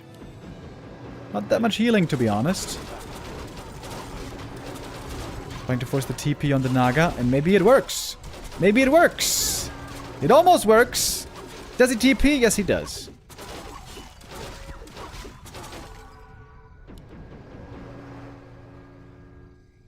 Life with heavy, heavy losses. Dice lost almost nothing. At least not too many units, but he lost a lot of hit points.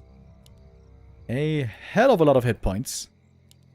Behind this, Life has set up the expansion. And Dice needs to keep the pressure on. He needs to poke right now. He needs to prod for weakness. And try to finish this game. Lots of gold on Dice. Heal scrolls, invulns, he can afford it all. Still a 30 supply lead. Expo's now been spotted. A player's forces are under attack.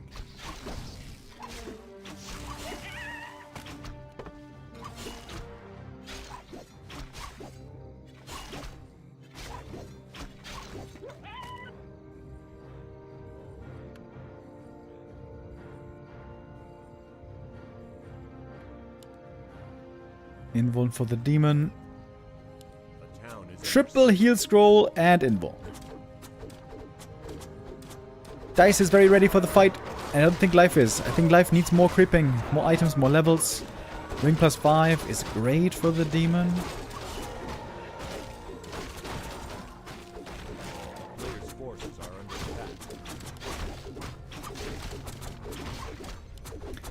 There goes the expansion. Was hardly paid off.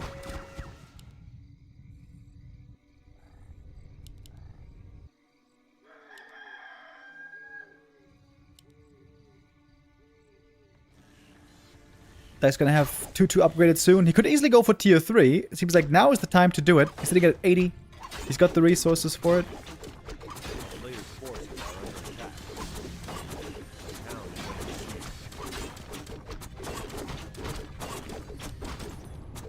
TP home. Can Life hold? He's down by 30 supply, but he's got bears and great auras and the moon juice. All to help in this hole. Bears are taking quite a bit of damage though when they're getting target fired like this. Demon low HP, Invo Potion used. Bears. A lot of them dying. There's another heal scroll. There's level 5 for the Demon Hunter. Big mana burn right away. Entangle, but Dispel and Staff out. The demon is safe. Still low HP though. But there's a shop coming close by. Then he can go for heal potions. Demon Hunter surviving for a bit longer, but the healing now seems to have run out. We have reinforcing bears. They're only coming out 2 at a time, and they won't forever. Good game by Dice. The series might be lost, but this map is his. GG. Cool creep route, nice expo timing, and great scouting, especially to make sure that expansion did finish.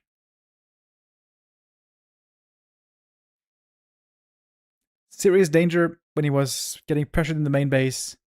And of course, big mistake by Life. Oh my, oh my. Losing that Demon Hunter right there. If he doesn't lose the demon, he probably wins that game.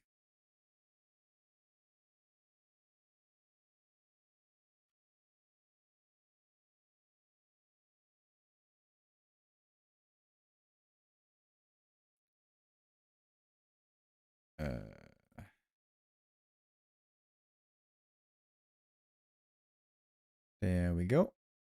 Overlay was being a bit stubborn there for a moment.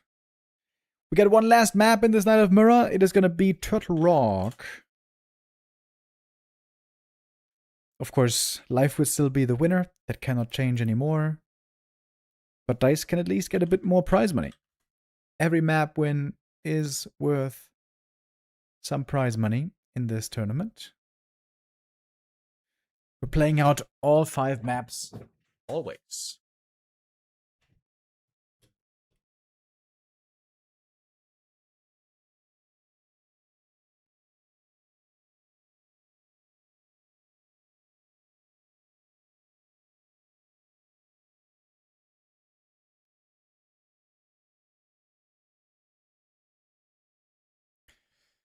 It says they're playing on Poland server, by the way. Poland server. Isn't CN North much better?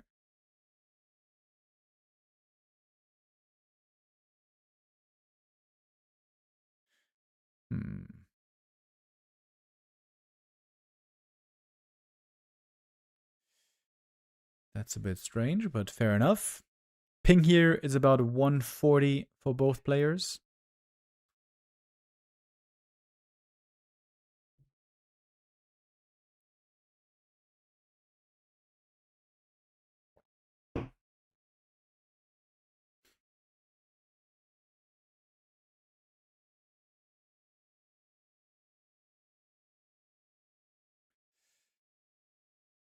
One final map between our two contestants, the two Night Elves, and then it's going to be time for the big favorite to step into the ring.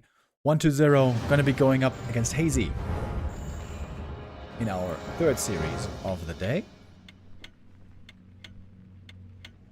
Their only second ever match against each other, by the way. Interesting. In tournament, of course.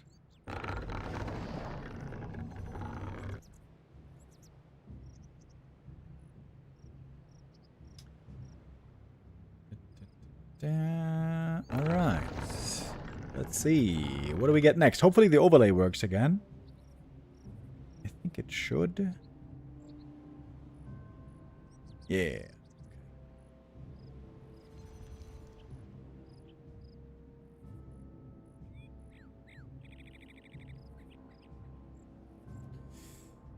Life's still the winner of this series. We got him here in the bottom right, in the red, top left.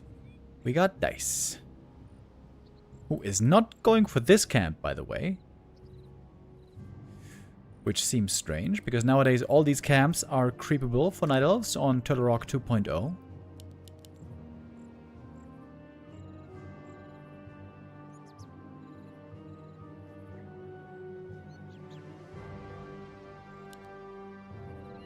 It's a Potom again! I guess that's why. He wants to pick up the item and then go harass immediately. Alright then.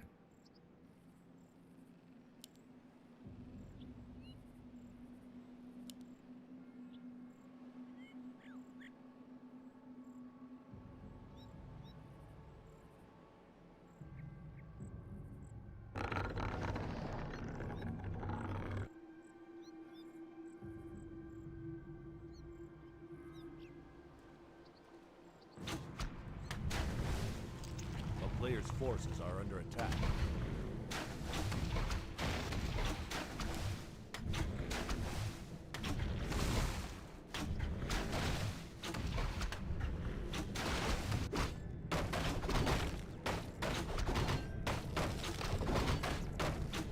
By the way, the Moonglaive upgrade by the Hunts on the Hunts didn't really do much, did it? Great item for the Potom, by the way. Slippers is actually quite helpful.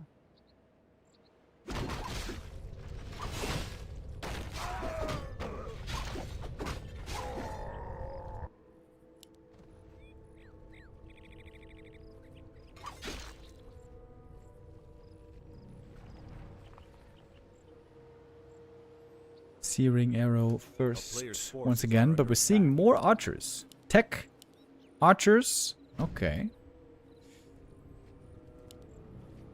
Maybe he's gonna play the way that Hazy likes to play sometimes. Bottom archer push with Naga.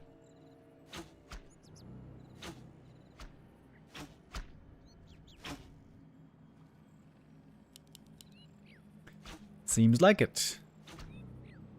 Lots of archers being made.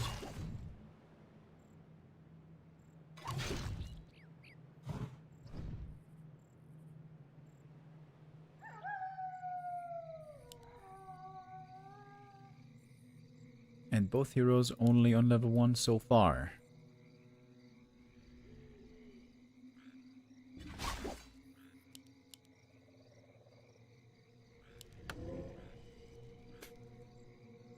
The fewer items the Demon Hunter has, the better it is for Dise.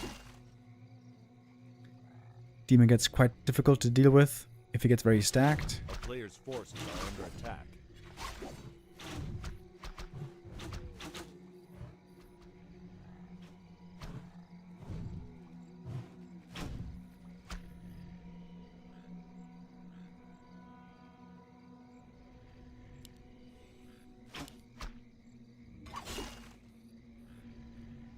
Demon Hunter has only 25 more HP than the Potom on level 1. Interesting. 25 more HP and the same amount of armor. So they're basically the same amount of tanky on level 1. Interesting. But of course the Demon has the amazing damage range and attack speed that makes him the king of the stats and trading hits between heroes.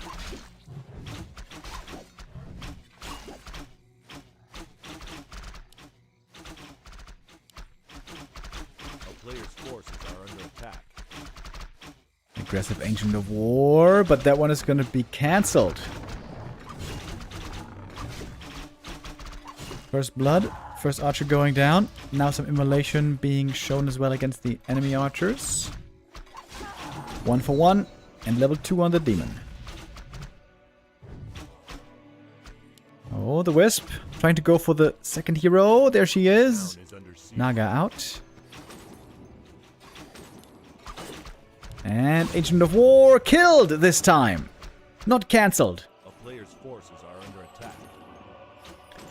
Life buying a lot of time for himself. He's rushing tier 3, by the way.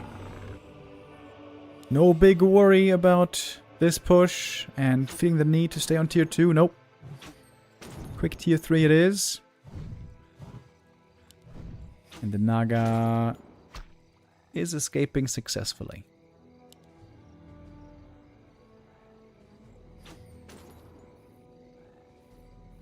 Players' forces are under attack.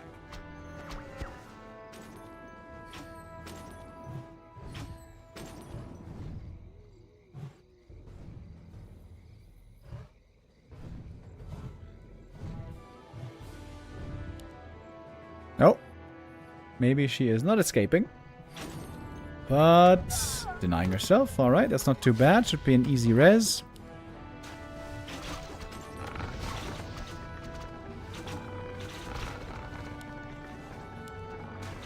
That is a super fast tier 3. Hunter's Hall seems late. Ancient of Lore still taking quite some time. Dice's Ancients of War now coming up. Going for Nature's Blessing, of course. Very old school Archer Ancient of War push. A long time ago, like back in 2007, this was the meta. Not with Potom and Naga, but with Demon and Naga.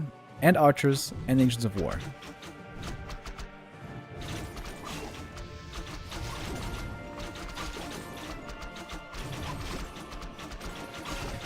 Ring plus Slippers. Very good for the Demon. Well, still taking quite some damage at the moment. Falling back to the Moonwells. The juice is looking... or was looking good. Not anymore. Now the juice is very low. But he's back fully in the green. Not the case for the Potom. Not the case for the Naga. Hero focus. Might be finding the next kill. Oh, one more right click from the Naga. Would have been enough. And that's some archers going down pretty quickly. 3 kills in quick succession, but also the Naga goes down. That's Potom level 2. Going for heal potions. We have 2 Ancients of War now. While life is going APs. Slowly going into bears, but on only one lore that takes forever.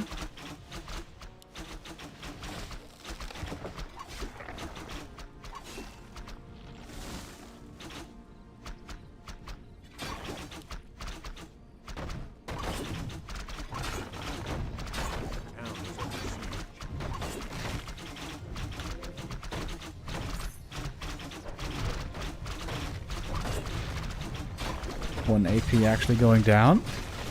We get a Dark Ranger 3rd for life. Ooh, Black Arrow could be really good against these archers. But he needs to start finding the kills.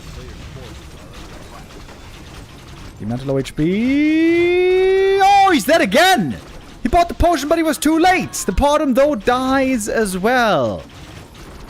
Both players losing the first hero. Big loss.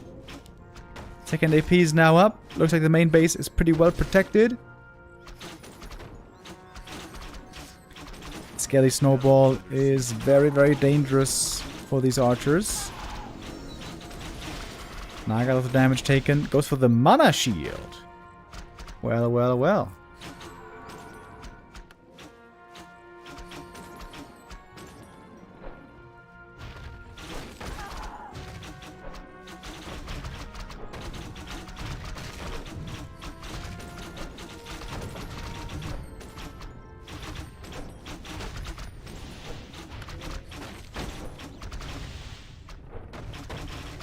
Live waiting for the demon to come back. Meanwhile, the AP seems to be doing a good job holding the main. The bottom... So hurt. Needs that heal potion. If the AP falls, though, the main base is wide open.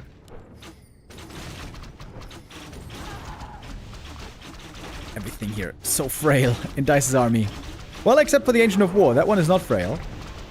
But the demon returns. And now, triple hero ready for life for the defense. Naga low HP, but that heal potion brought back from the grave. Naga goes down for Dice. He had a heal potion as well. Didn't quite use it in time. Bottom low HP. Gets to level 3 in the end. Does that change much? I don't think so. And that is game. And another win for life. Finishing the day with a 4-1. And did indeed look superior. Decent showing by Dice. I wonder how that game looks with a Portum on Shattered Exile. If he doesn't lose that Portum, how does that game go? Pretty cool Night Elf Mirror, though. Lots of different strats. It was not just the pure standard Bear Mirror. We had some variety in here. And in the end, the favorite making it through. We have one more favorite today. With 1-0 going up against Hazy. Next. Is it going to be another favorite prevailing? We will see in a moment. Players need a bit of time to set up the lobby and stuff. Oh! Yo! Check it out, check it out. We're going to see Anarchy Castle for the first time ever. Interesting. Seems to be a FFA map normally. That's going to take 1 or 2 minutes. I need to go to the bathroom real quick, guys. I will be right back. Don't forget to hydrate.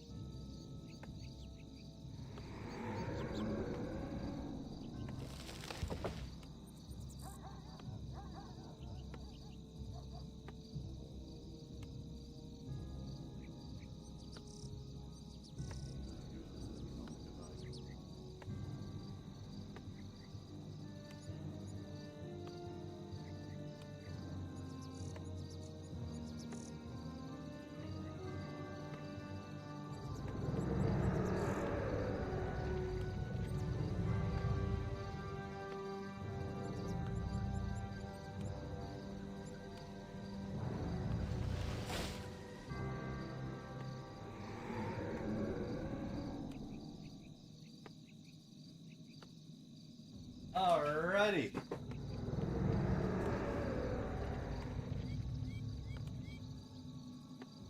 Oh man. They started the game already. What the hell? This was really fast.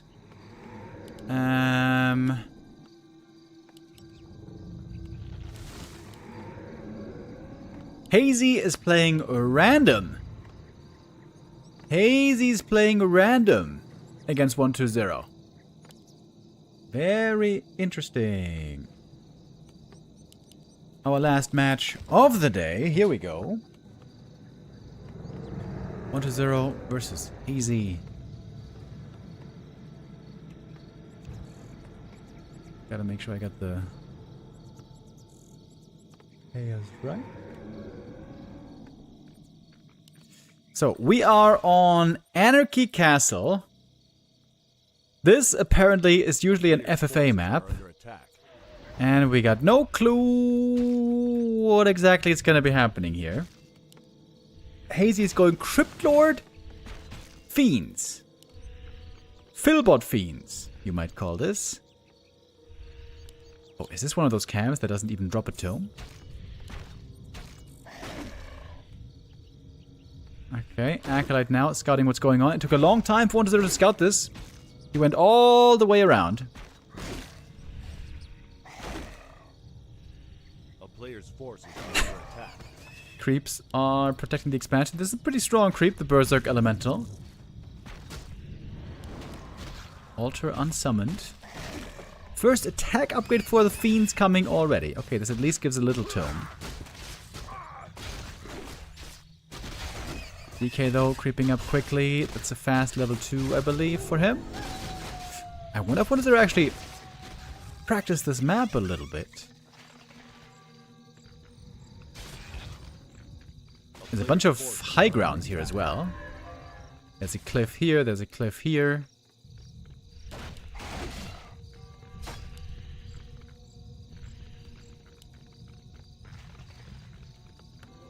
Okay, I got no idea what we're looking at right now. 1-0 is taking up. Destroyers, of course, would be great against the Crypt Lord. Not so great against the Fiends, perhaps.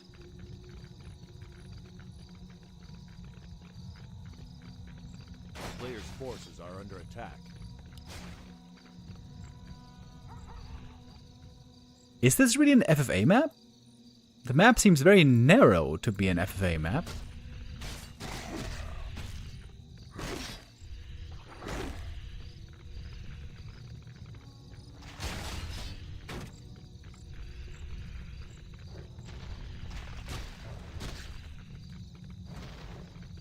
We got an expert map maker in the chat, Mr. Zuckth.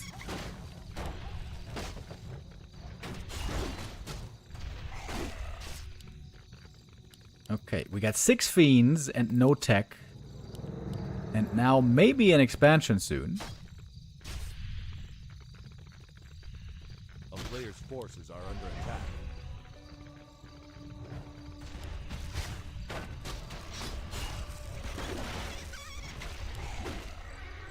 There's one more Acolyte. Which 1-0 did see.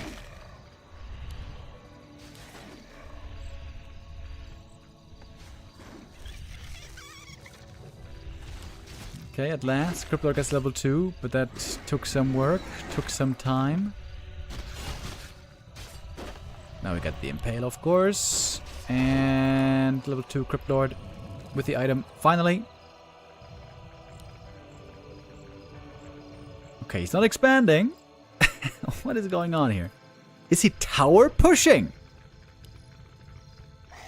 What? A player's forces. Oh my god, he might be tower pushing, you guys. He is tower pushing in Undead Mirror. No way. Wait a minute.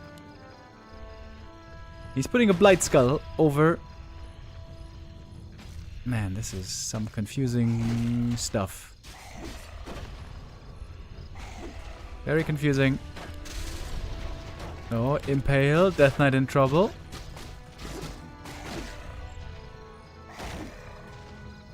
Wanted did a great job with the ghouls so far. He didn't lose a single ghoul up until now.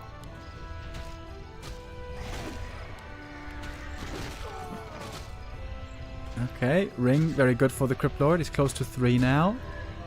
He's trying to get to Beetle's level 2, I believe. Buying a circlet. Okay, let's go. Let's go, baby! Crypt Lord Bass Fiend Tower Push. What the hell?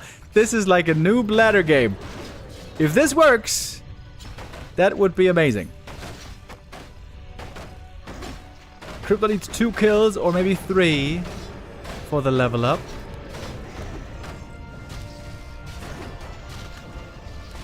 Fiend's gonna start dying pretty quickly, probably. Death Knight. Oh, he's stuck. Death Knight's stuck. Oh, no, he's not stuck. Oh, is he getting away? No, he's not. He's dead. But also Fiend's in trouble. Crypt Lord now is the level 2 Beetles. What the hell is going on here? It's gonna be towers being upgraded soon. Still a couple Fiends left over. Okay, narrow tower first. Destroyer form upgrade being researched. There's no web, of course. Town is under siege. A player's One is there could go for a counterattack, maybe. Wait, if he kills the slaughterhouse. If he kills the slaughterhouse, there's no destroyer form. Wait, he's not making any Nerub towers. Any spirit towers, I mean. He's making only Nerubs. What? Oh, the destroyer form upgrade. The destroyer form upgrade. It's going for the repair. Repair should be enough to save the upgrade, I think. Lots of repair needed.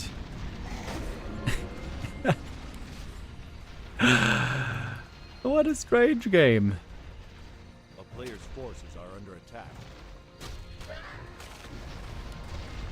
Okay, we got the destroyer.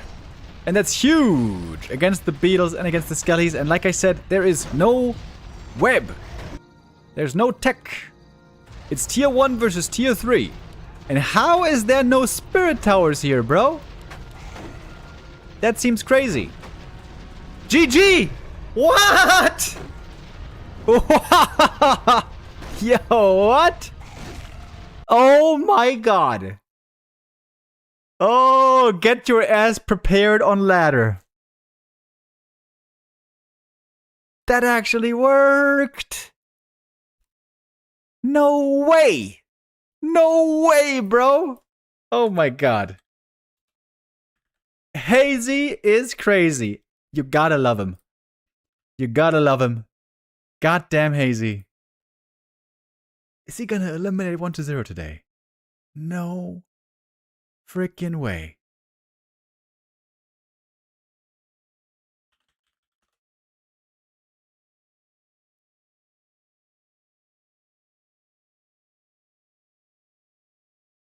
Can you believe it? Can you believe it?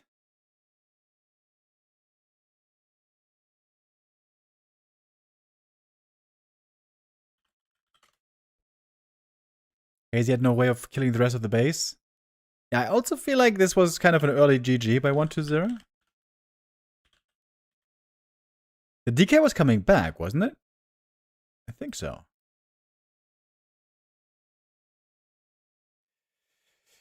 So, like I said earlier, Hazy was random.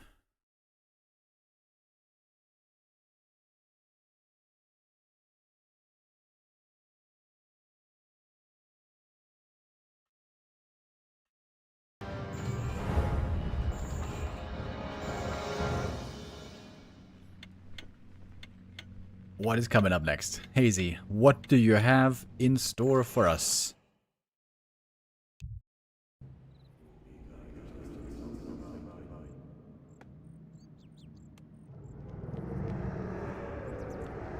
Hold on. Hold on.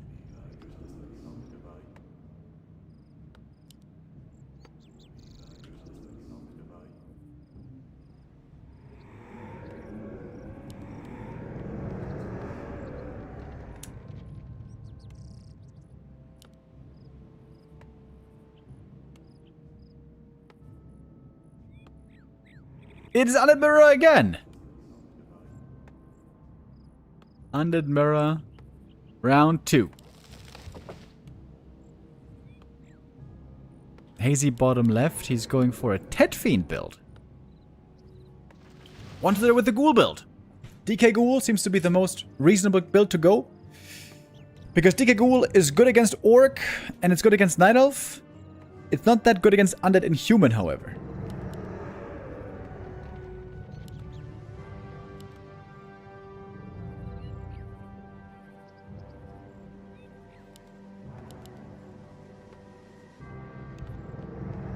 Straight up Tet Fiends by Hazy.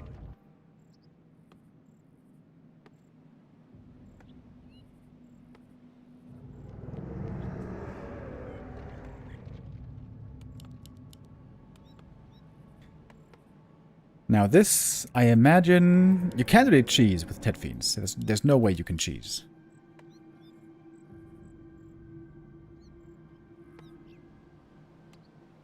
The town is under siege.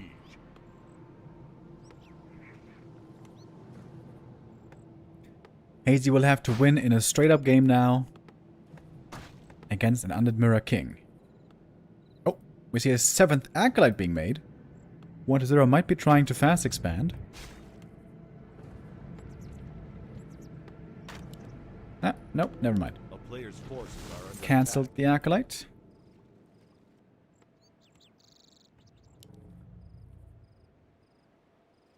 By the way, what were the vetoes for this game? Thank you very much, Xerxeth, with the resub. Anarchy Castle. You know, my prediction was we weren't going to see Anarchy Castle once this tournament. My prediction now, wrong. Out the window. Oh, Coil steals. But not allowed by 1-0. Well done there. Also with the pump fake. 1-0 has become extremely good at getting these last hits. In many different matchups.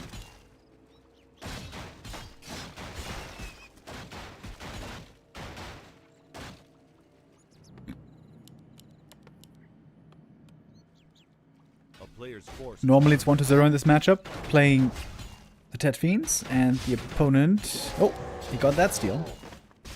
The opponent playing the Ghoul build.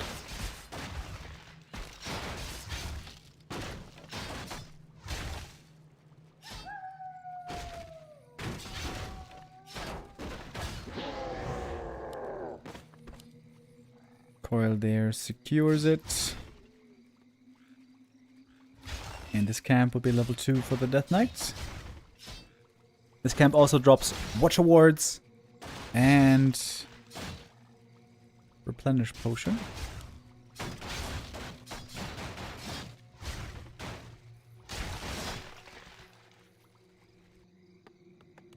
A player's forces are under attack.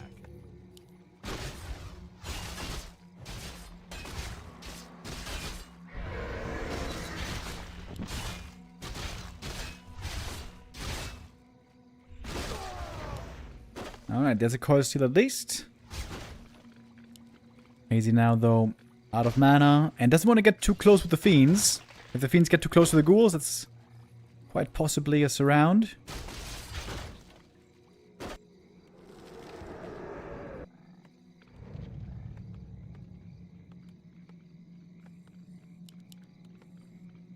Interesting base build. Get the Nerob in front. Player's forces are under attack. And so we're going to be teching up to statues and destroyers, tier 3 orb, a triple hero. Oh, look at this. Ugly edge on the map.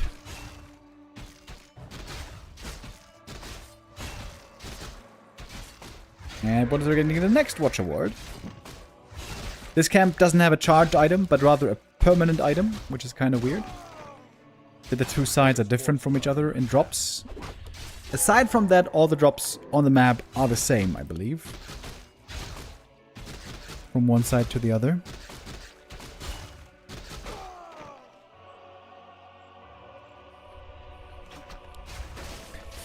One to 0 is creeping up pretty well. Of course, the ghouls can do that nice and quick.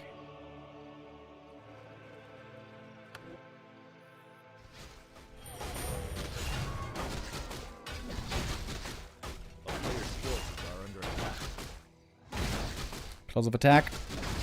Purchased early as well. Oh man, this Draenei dude is kind of hard to kill. He's got that heal wave. But now level 3. Oh, one ghoul lost. Periapt and level 3 Death Knight. And the replenish potion right now is perfect.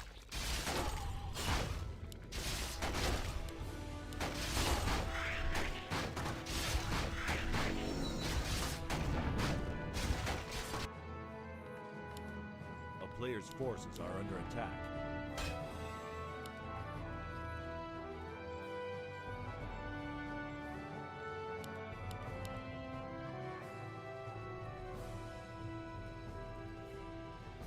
Lich now out.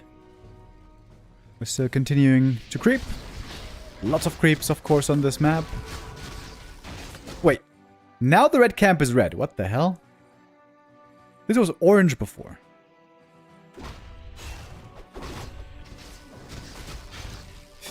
Weird. A player's forces are under attack.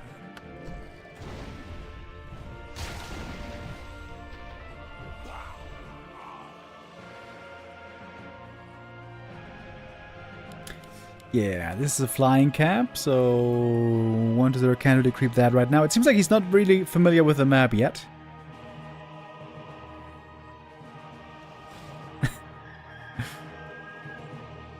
The Blight making also this outland terrain looking a bit weird, a bit choppy.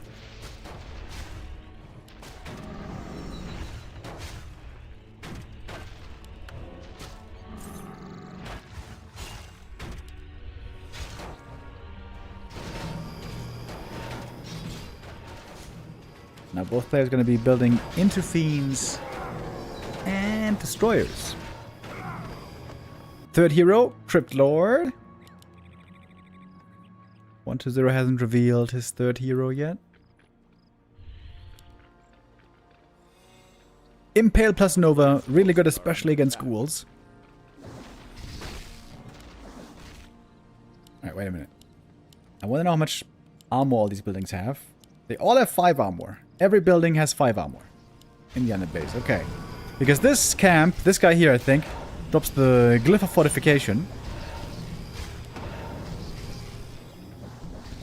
Medallion of Courage, good for the Lich.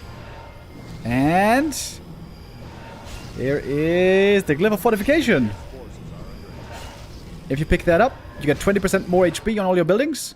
And also 1 more armor.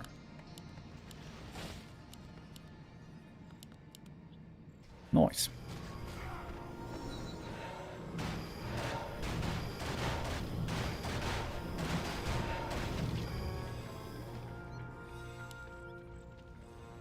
There's even a gate here. Wait, can you only get in through that one? A player's forces are under attack. Huh.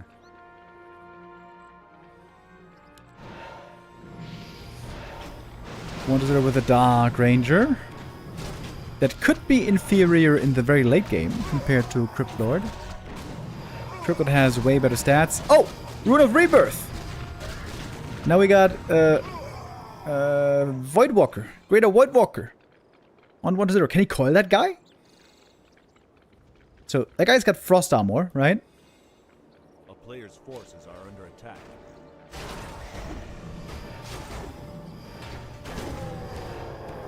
And Hazy with a Zeppelin.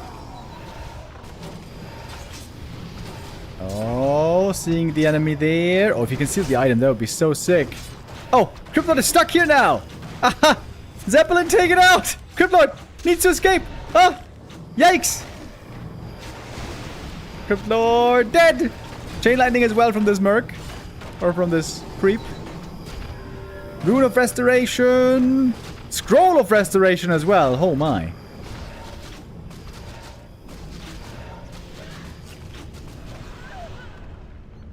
Rune of Speed over here as well. And we're taking a portal, maybe. The portal gets you up here. A player's forces. Zoom, zoom, zoom. Zoom, zoom, zoom.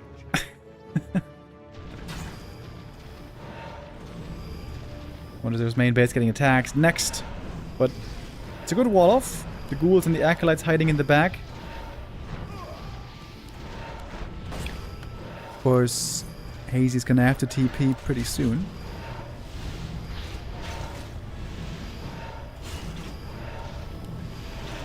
Yo, the chain lightning on the walker is kind of nice. Oh, wait. Nova, chain lightning! He's got chain lightning. It probably is very low damage chain lightning, though. It might be even less than level 1 Farseer chain lightning. I'm not sure about that.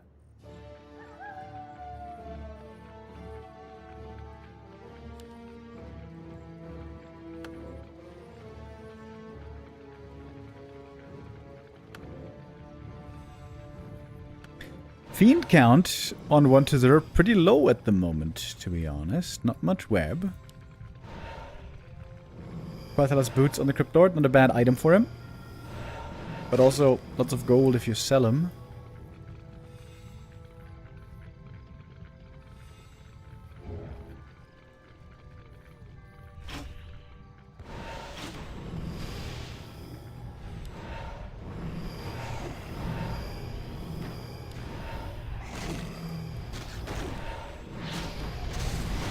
Impale gets the item and the last hit.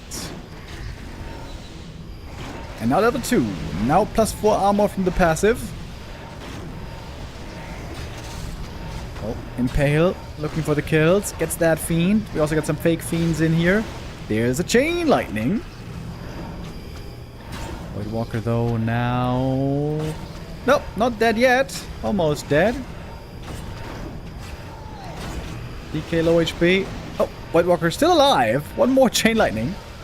Heal potion was necessary, and now 1-0 seems to be taking this fight by storm. A little bit of skellies being raised as well. White Walker finally going down, but that took another Nova. Impale trying to take out the Destroyer, but he can't. 1-0. Clearly the victor of this engagement. Wants to tell the opponent that he's the king of Fiend Mirror. Can the bridge be blown up?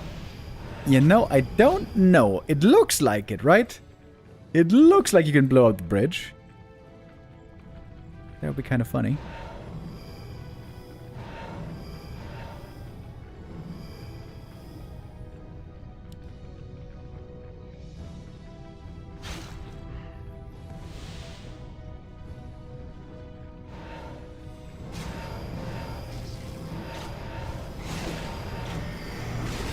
Oh, almost there, ready for the kill with the Nova. Crypt Lord, low HP, but a heal pot, or was it a coil? Not sure. Was given over. DK TP out, not using the Scroll of Restoration. Lich! Oh! Goes down at the very end! That might have been the last shot. Huge kill right there. 1-0 in absolutely full control.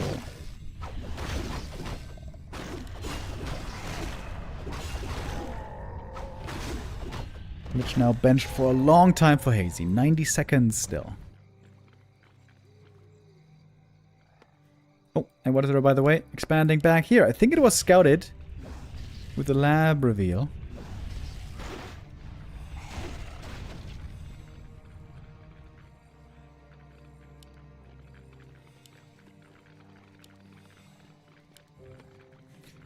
Lich for 1-0, very well equipped.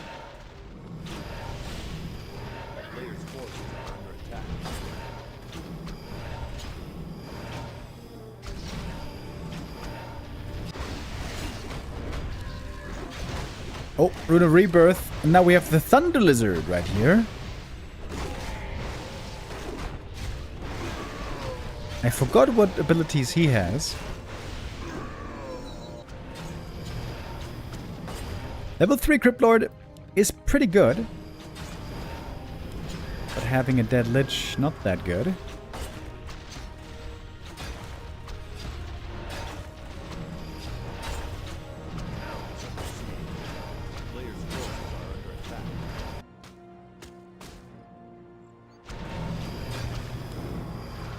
Lich almost back. Where's he gonna pop out though? Oh, in the back. That should be safe. Big army now for Hazy. He's got the lizard. He's got the Bursey. Also Cryptid with full mana. Those impales could be pretty nasty. Dispel, impale, onto the lich we go. Enough time though for the coil. Also has an invul potion. Lizard taken out quickly, using the slam. The slam once. And he has a scroll of restoration as well. Impales are decent, but not crazy just yet.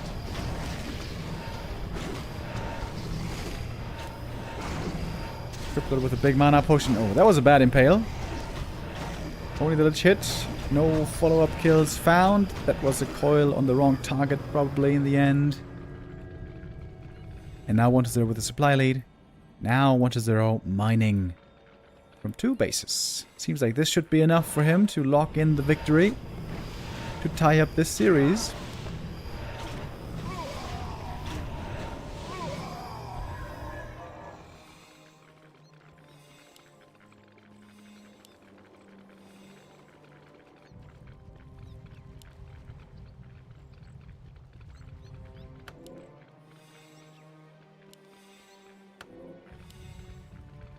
Heal scroll invuln. One last try by Hazy.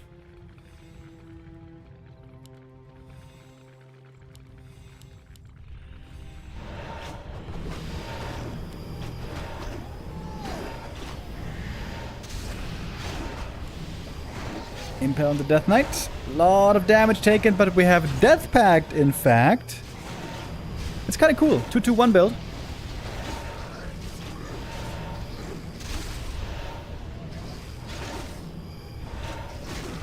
And of course now way superior numbers for 1-0. He's got the level 5 on the Lich. Even some A-bombs coming. That was a great impale.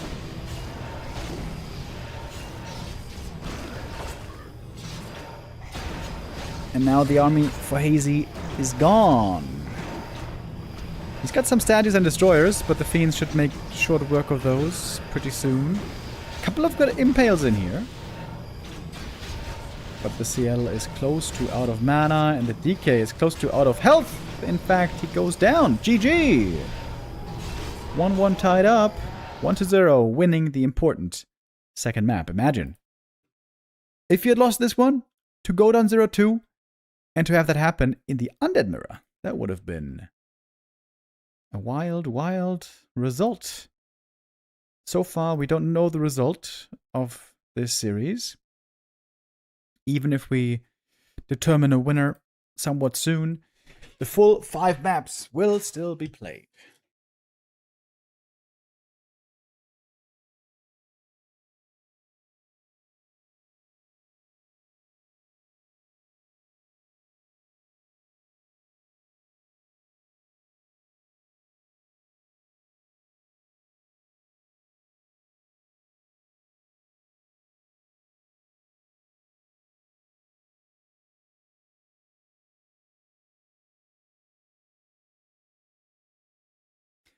Hammerfall is coming up for our 3rd map. Which means... no imaginary friends. No, wait. Doesn't mean that, actually. Doesn't mean that, actually. We're going through the maps in alphabetical order. We had the first 3. Anarchy Castle, Bright and Dark, Hammerfall. It would be kind of funny if they vetoed all the standard maps.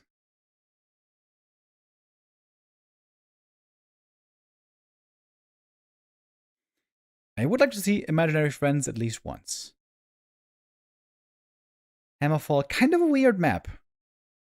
4-player map, but for being 4-player Anarchy Castle, I mean, still seems very small. Very narrow.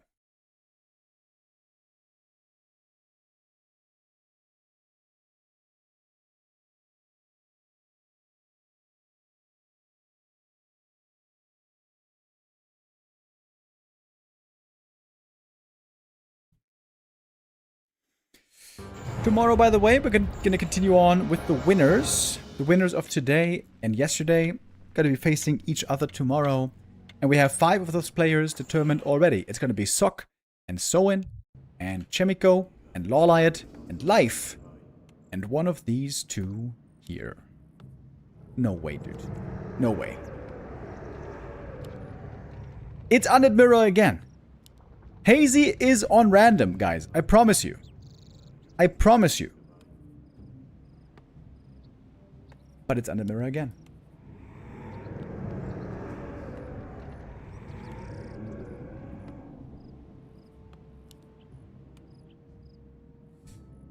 The score is 1-1. We got Hazy here in the bottom right.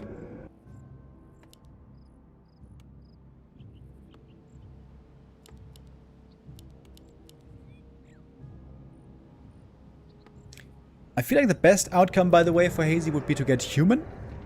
The worst would be Orc. And Undead and Night Elf are somewhere in the middle, I think. Orc the worst because the Ghoul DK build is good against Orc. And in general, Orcs are having a tough time right now against the Undeads. And Human good for Hazy because he is playing mainly Human these days. Seems to be specializing in Human the most at the moment. And this is not a great build against Human. It's not an unplayable build, DK Ghouls, but it's not a good one.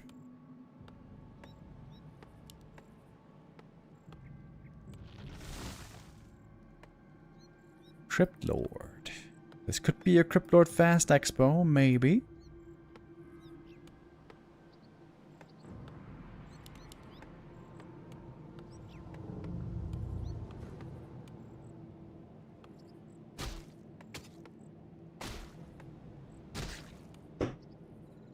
Seeing an Acolyte here in the main base is certainly a bit suspicious. A player's forces are under attack.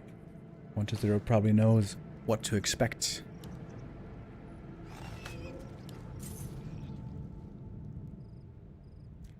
Unless he's going for a tower push again. Which was, after all, successful. Amazingly. Okay, DK's coming for the harass. It's going to be a pretty strong harass with Skellies, Coil, 2 Ghouls. Tech is going to be coming up behind, but not immediately. Taking his time, actually. So, 2 creeps already dead. DK wants to steal the big creep, of course.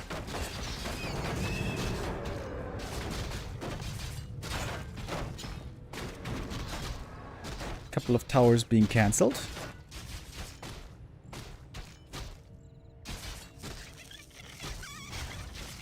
DK getting surrounded would be a disaster.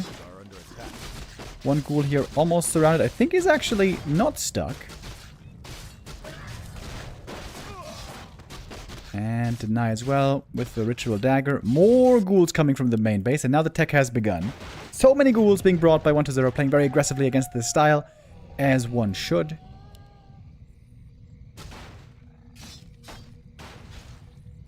Crypt Lord pretty low HP already.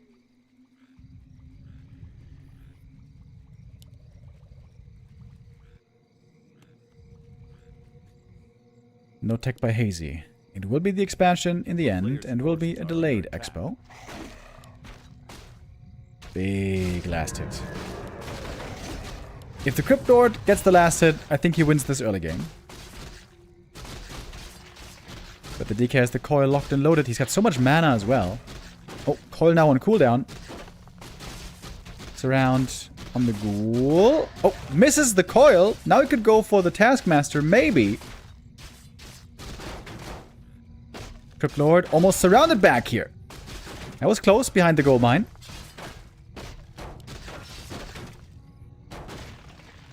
We got 1 more Coil. That Taskmaster should be going to 1-0. Oh, it's a big delay on the expo. Oh, but that was the last Coil. Crypt Lord getting blocked by the enemy Ghouls. Still taking more damage. Still more time being bought while the tech is coming up. Oh wow, he's going for the Haunted now in his face. That seems very, very risky.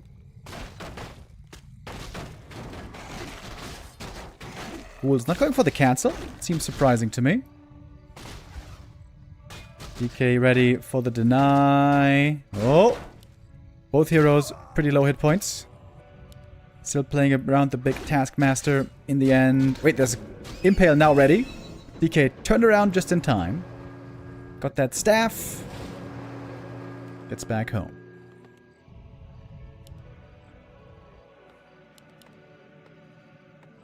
I like the early graveyard. Hazy's gonna need a lot of fiends quite soon.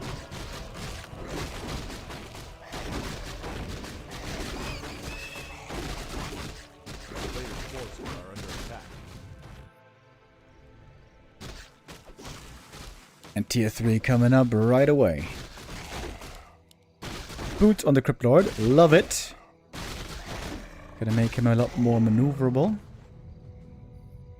Circlet as well. And a staff. Impale. Gonna get 1 kill.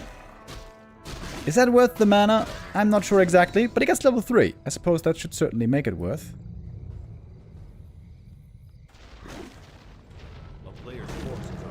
Crypt Lord scouting the main base. Seeing Slaughterhouse now.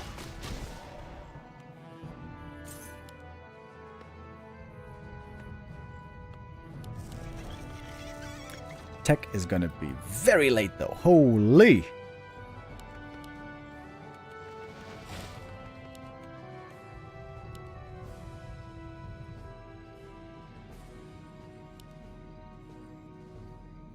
Second Necropolis this early is kind of unusual. It's a lot of gold. Forces are under attack.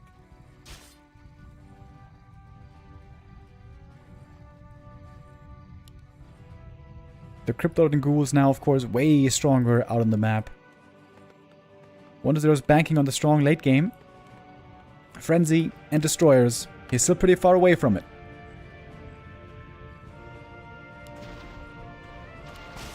Tower almost finished though. Lich about to jump out. Oh, beautiful Impale. But it's only level 1.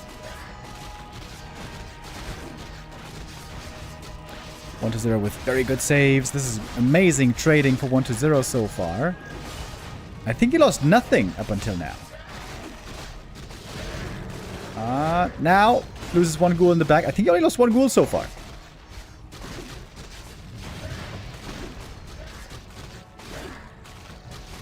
Crypto looking for as many kills as he can, getting value out of the beetles while he can. And the skellies. Okay, I'm not sure how many ghouls 1-0 lost in the end. You know? Also, hardly any ghouls left for Hazy. He needs a second crypt. He's so low on supply. Making another necropolis. Because he's so low on lumber. I think Hazy needed to make a few more ghouls a bit earlier.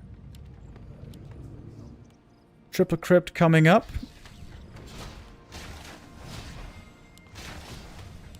And here's the Destroyer form. Crippler trying to creep level 4 to get that level 2 Impale. This camp is not quite enough.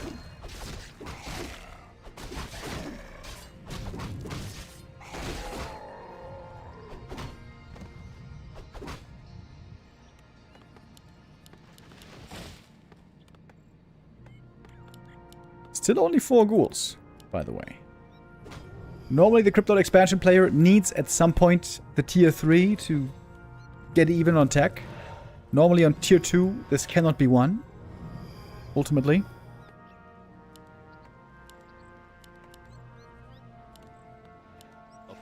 Destroyer form in Frenzy. Almost ready.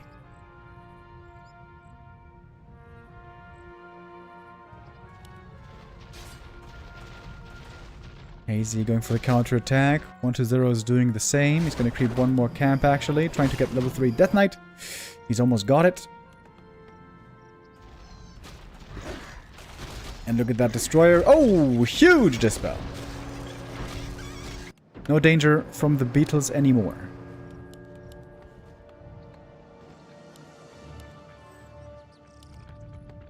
So, Web is badly, badly needed.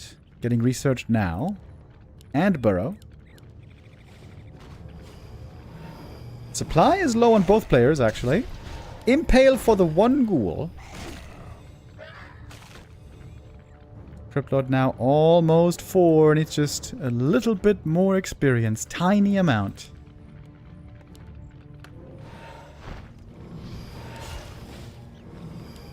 DK coming out next. No statues yet, by the way. For Hazy, that should be the next item on the agenda. Can he win this game? Can he win 2 undead mirrors against 1-0? That would be something.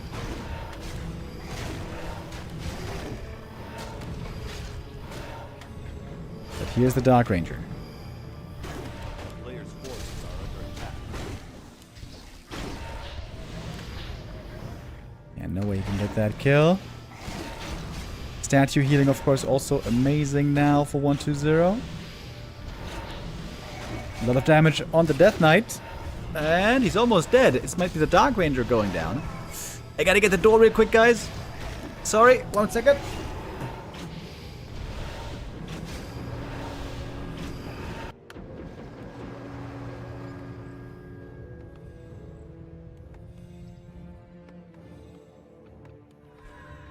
A player's forces are under attack.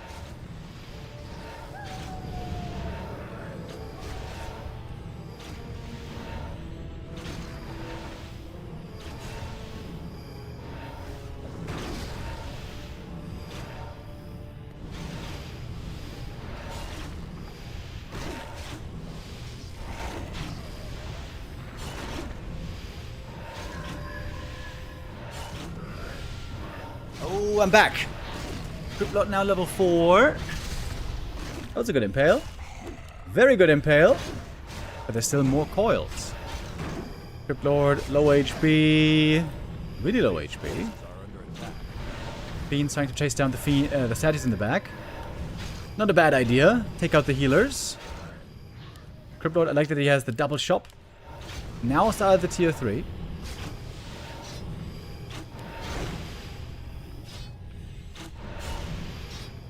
DK, he should be dead here now. And Cryptlord also taking lots of damage from right clicks. He's basically down to 0 armor against that Lich. Couple of reveals, more kills. I like the Acolyte there at the lab. And there was a ton of kills for 1-2-0. A player's forces are under Even in attack. supply and way, way ahead on experience.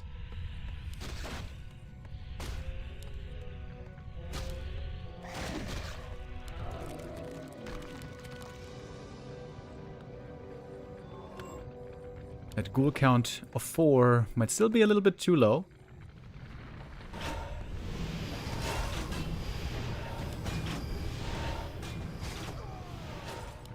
DK got 0 experience. Oh my goodness. Not a single bit of XP. Even an Acolyte coming in here to repair these statues. They're also slowly healing from the DK aura, by the way.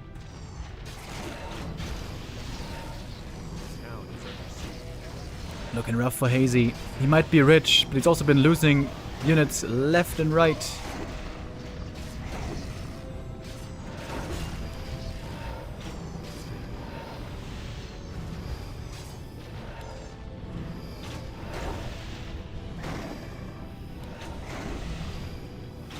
The focus fire, very strong from 1-0. Hazy now has to buy time for tier 3. He needs his own Lich, he needs his own orb.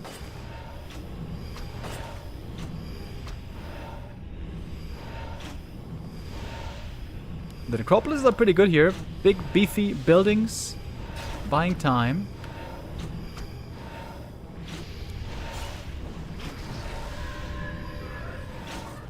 Next fiend going down.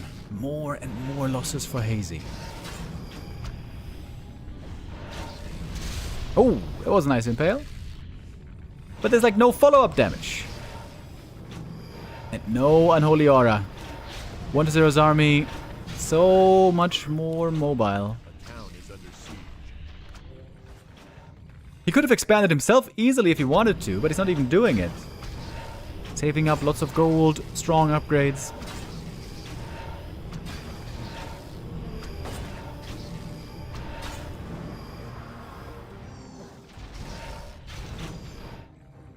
Lich finally in production. Destroyer form finally being researched. Oh, silence of the two heroes. Does he have a dust? Yes, he does. Last charge of the dust, but the shop is right over there. And I think one of them has lost a fiend so far. Now, one goes down, but that one is denied. Still almost 0 experience for the DK. Waiting for that Lich. Desperately waiting for that Lich. Now he's got him finally. As another fiend falls. Lich shows up with the orb, with the potion. Okay. Now we got triple hero versus triple hero. But no aura yet. In theory, Cryptlord can be amazing in the Fiend Mirror. That's the theory. DK getting blocked right there. Not a bad move. Oh, Cryptlord though, almost dead. Potion pass! Potion not used! He had it! Was panicking with which button to press. He had like almost 2 seconds. And that's a very, very painful loss.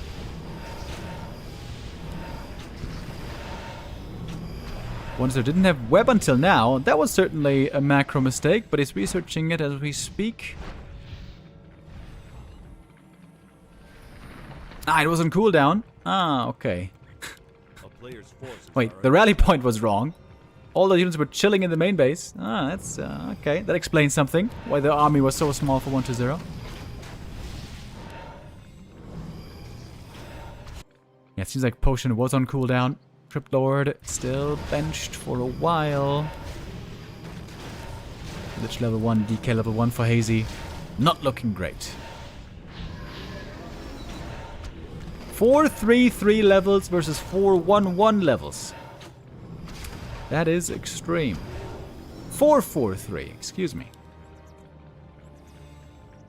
That is 5 levels ahead. That is crazy. It's also +4 intelligence, baby.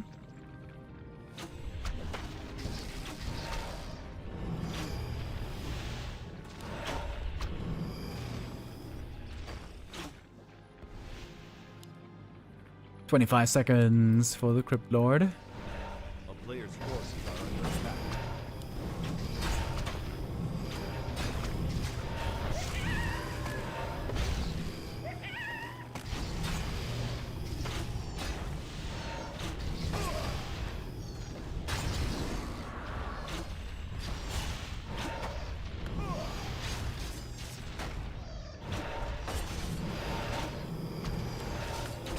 One destroyer caught. That's an easy kill. Level 1 coil does hardly anything.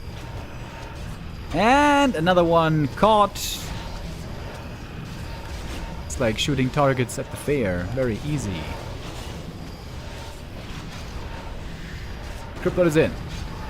Doesn't even have a mana potion at the moment. No mining at the expansion anymore. That's taking so much damage. Holy, he just gets blown up.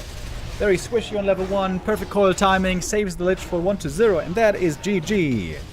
And the 2-1 lead going 2-1-2-0. I imagine 1-0 might have gotten a little bit nervous there. If he goes down 1-2 to Hazy, off racing, and landing him in Undead Mirror, oh, the Chinese community wouldn't get enough of it. We're actually going to Lost Temple. Oh my god. Oh my god, what is this gonna be? What is this gonna be? Guys. Lost Temple coming out next. They're just straight up. Maybe they're just not doing any vetoes. We're just playing the maps in order. Almost. Okay. We had Anarchy Castle, Bright and Dark, Hammerfall. The one we still haven't had is Imaginary Friends. That's the one we didn't get to see yet. But now LT. That means the last map is one of these 4 standard maps. Awesome. I love it.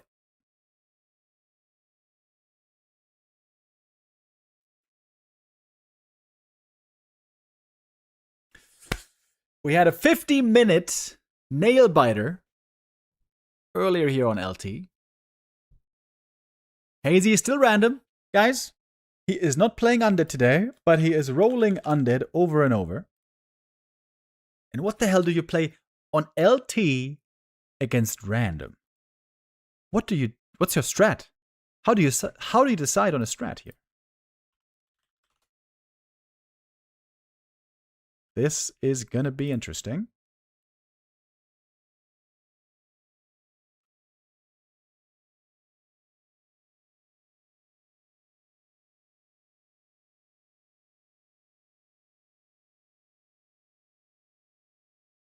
I feel a wagon would be more useful than the one A-bomb, but I'm not good. Yeah, I guess his worry wasn't killing buildings. His worry was always being strong in the fight against the enemy army and keep overwhelming the enemy army. Wanted to trade it insanely well. Didn't matter that the opponent had way more gold because he kept on killing units and didn't lose anything himself. And for that, the A-bomb is better. The wagon does nothing in the fight. Of course, good against buildings. I think Wonder had the right idea here. He didn't have to take out the expansion. Shit, I almost was in the player slot again. Holy. And to stop clicking. Who is playing random? Is it Hazy? Yes, it is. Hazy, who is crazy. Playing random here.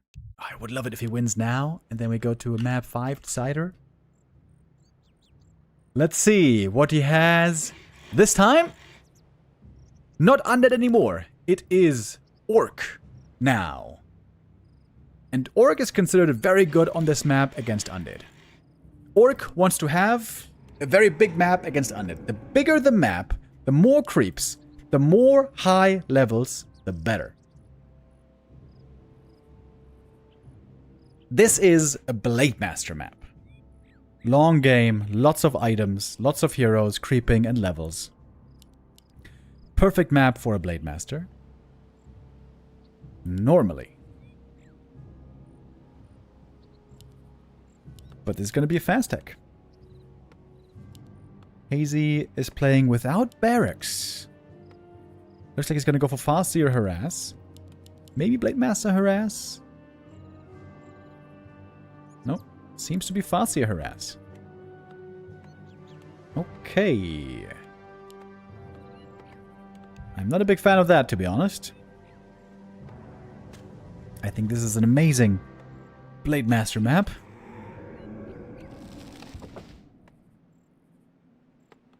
But let's see what he does.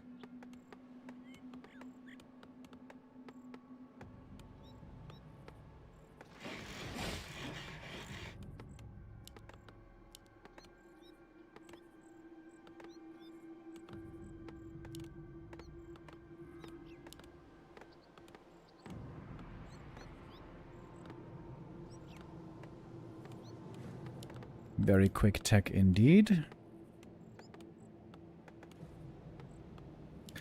1-0. Wait. Does he not know this is forced cross-spawn? Bro. Have you not heard the news? This is LT 2.0. It's always cross-spawn.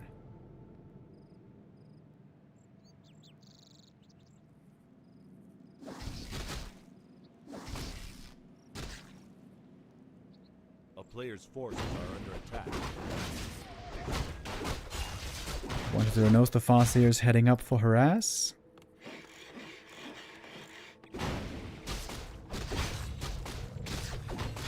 And it's taking him a while actually to finish this camp. But especially with the coil, he can secure the last hit, no problem. Should be. It's a big mistake if he gives away the last hit. But kind of close almost. But that's level 2. Here's the Expo. And without any units, Hazy can't really stop this.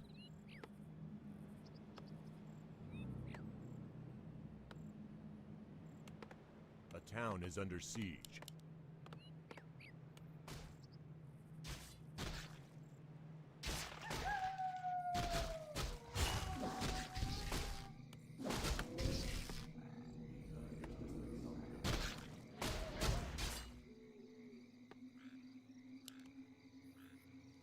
player's forces are under attack. Fassier scouting around, trying to maybe kill some acolytes, but of course 1-0 is going to be too quick to let that happen. Hazy could go tier 3 for Tiny Great Hall counter expo. He has to counter expo somehow. Oh wait, if he gets the cancel, that would be so big. Oh, does he have enough damage? I don't think so. Yeah, no way. No way! Fassier has to TP out. Expo 1-0 finishes. Seems to be an easy task. Oh, and he's stuck in the main base! Oh!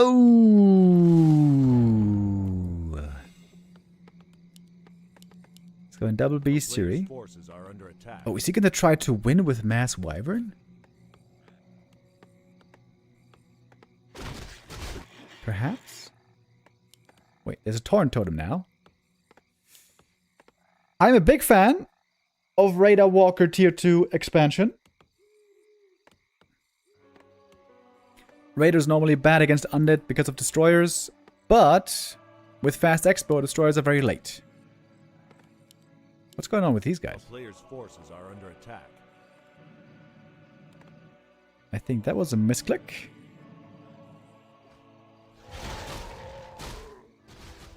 Yeah, that was a misclick for sure.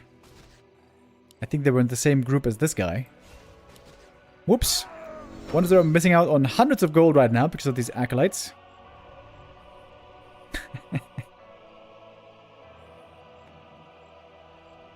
Wait. Wait a minute. Wait a minute. Okay, there we go. They turn around. I was about to say. He's not tower pushing, is he? That would have been insane.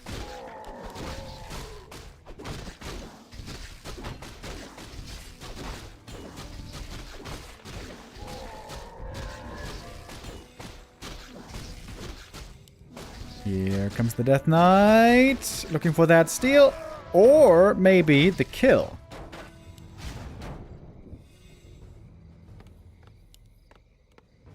A player's forces are under attack.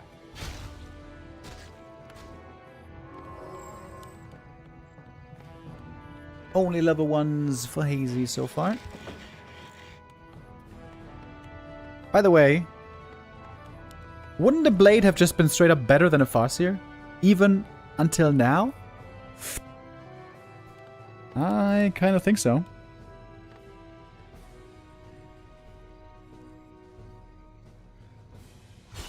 Player's forces are under attack.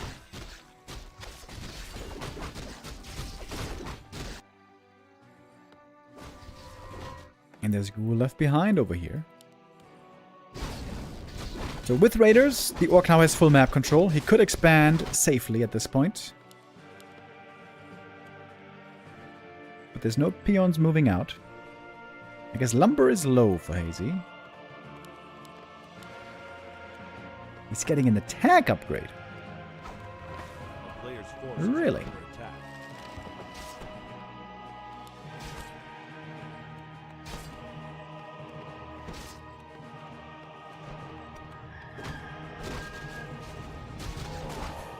DK got really good items, really good experience. 4 items close to level 4.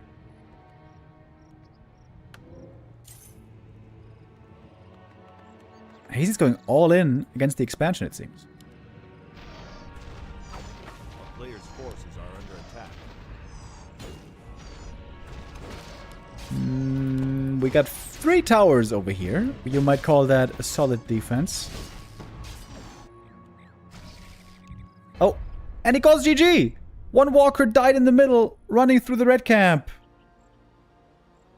Okay. Well, that was a little anticlimactic.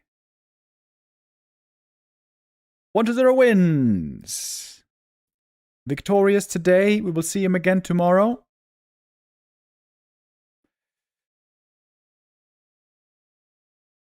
Understandable that Hazy didn't know the best strat there to play on that map. It's a very rare, uncommon map. Blade Master, bro. Blade Master. Blade Master is what you need there.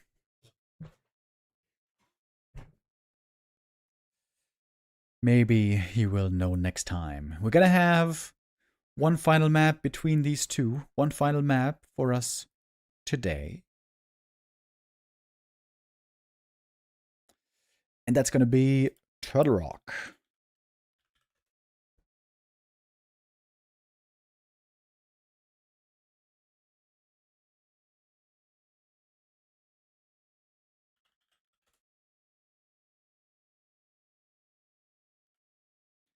So Hazy's two best races, I think by far, are Human and Night Elf.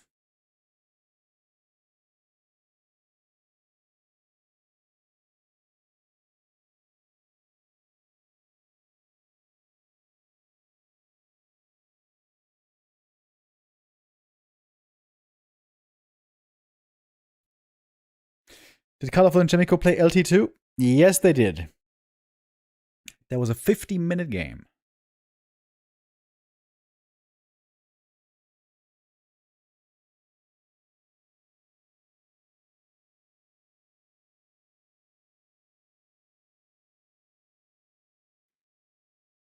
Colorful one with the Warden. And it was a weird game. Colorful could have won way more decisively, but he made a couple big mistakes.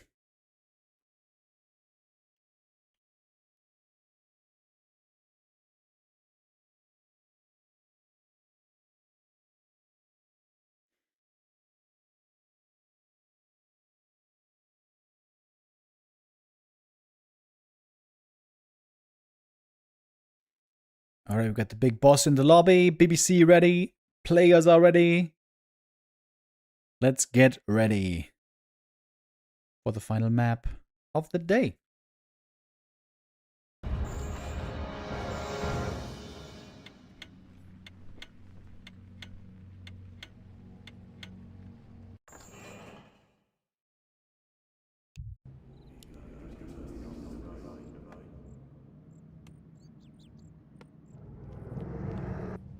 It is Orc again.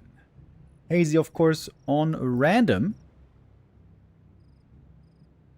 Pretty unlucky rolls for him today, considering his best races are Human and Night Elf. He got no Night Elf and no Human. And against Orc, yeah, this build that Monster was playing, the Ghoul DK build, is actually really good. So this is a rough spot already, I would say, for Mr. Hazy.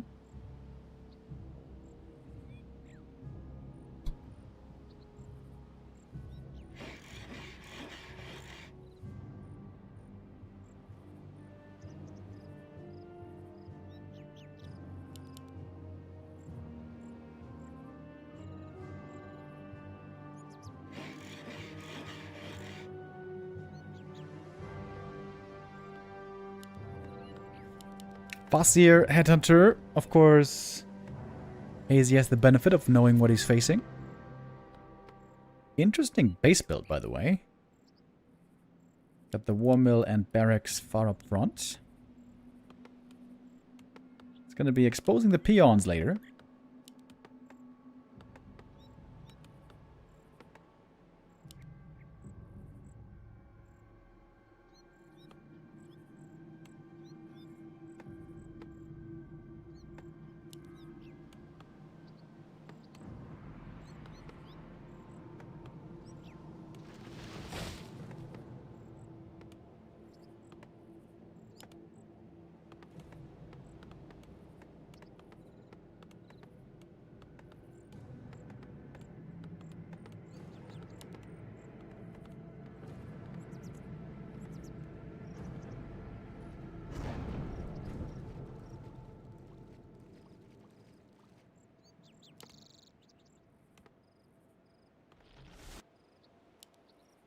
Bossier heading across the map right away. Players' forces are under attack.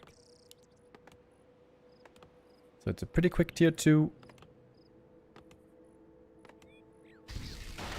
with one headhunter. Under tier 2 is going to be close behind. Farseer just hunting for items so far. DK getting a wonderful first drop here. Claws of attack, exactly what he loves. Mana, damage, int. That's the stats he's looking for. DK with a coil misses the last hit actually, and didn't get the item. Wow, very well done by Hazy. Perfect timing, quick reaction by Hazy. Gets the mantle and the last hit. That was actually huge.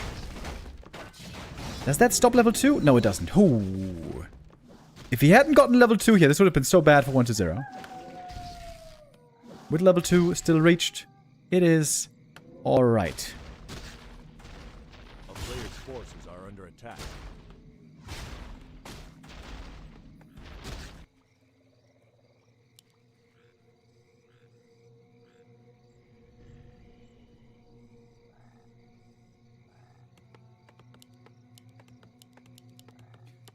Early attack upgrade for these headhunters. I know that some Chinese orcs like playing without Kodos.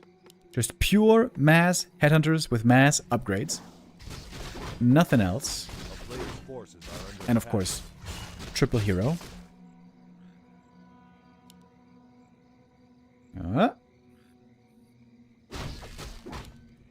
Farseer trying to pick up items from one camp after the next. He's got 3 little items now. Pretty good. 1-0. Running around the map a bit aimlessly at the moment. He can creep this camp. Looks like that's the idea.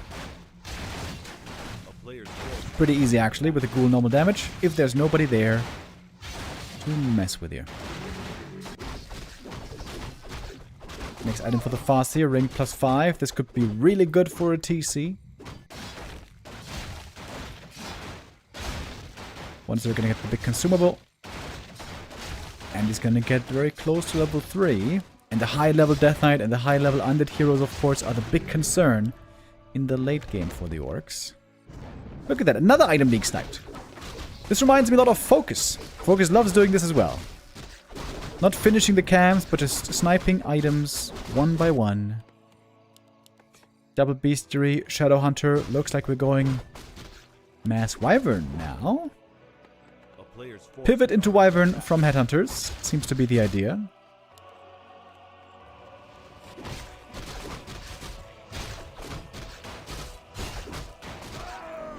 Let's see what the Farseer sells. Ring and Cloak. I would be sad if he goes tier 3 still and goes TC, having sold the ring.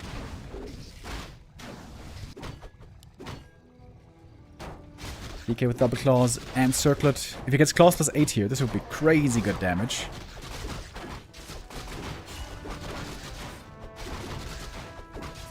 Farseer trying to show up for the creep jag, a little bit too late. It's a ring +5 over here. Not bad for the Death Knight actually. I think he should keep that.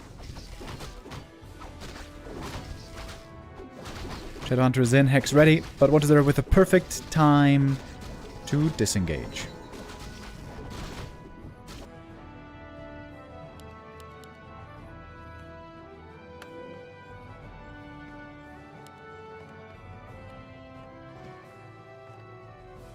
A player's forces are under attack. Got the lich out. Wand of negation ready.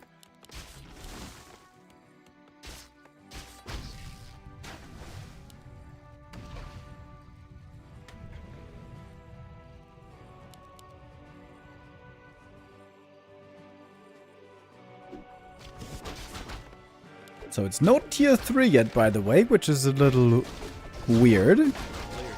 Normally you definitely need that Envenomed Spear damage to have a chance against the undead late game.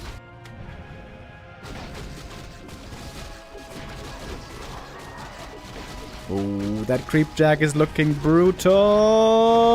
Oh, it's a bunch of headhunters dead already, but he's going for the big one. Looking for the Shadowhunter kill. Needs to hex the Death Knight to try to stay alive. Is that enough? DK, he's dead as well, actually. Oh, both dead. If he had another Hex, he could kill the Lich here. This would be so good. But there's no Hex anymore. Lich is getting away. And this Creepjack is turning in favor of the Orc. Are under attack. Level 4 Farseer. Wait, he's got a Chain Lightning. He's got a Chain Lightning. Statue trying to heal much as it can. Oh. Oh. Zap. Gets the kill. Double hero kill. Oh, goodness. 1-0 with the rare mistake overextending on the Creepjack.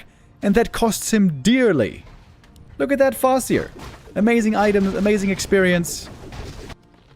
And now taking up to tier 3. And getting the next big item, Ruined Bracers.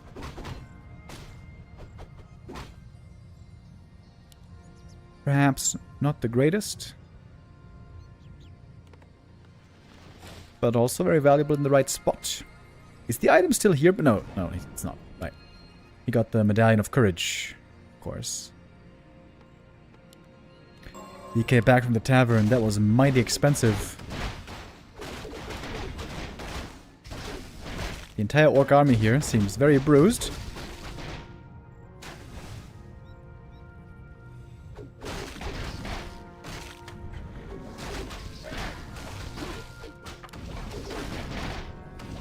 Shadowhunter coming in. He's got the Hex ready. Ooh, if he gets a kill again, that would be game, I think. Speed scroll, in we go! Destroyer, Dispel! DK still hurt! DK is dead! Last hit. It went to the Orc, actually. Chain Lightning on the ledge. Hex follow-up. Right thinks he's dead! That's it! GG! Hazy at least, with a silver lining at the end of the day. The series might be lost, but a last win and a good feeling to end out the day. Still, though, out of the tournament. So with that, our first 2 days of elimination matches are over. We started with 12 players, now we're down to 6 players for the rest of the tournament. These are going to be our 6 players. Sok, Soin, Chaemiko, 1-0, Lawlight, and Life. So what is that? 2 Night Elves, 2 humans, 1 Orc, 1 Undead for our top 6. Tomorrow we're going to have day 3, and we have the matches already. Sok versus 1-0, banger game. Soin versus Lawlight, also interesting. Chaemiko versus Life, also going to be a really good game. That is the 3-pack of games that we're going to be back with tomorrow.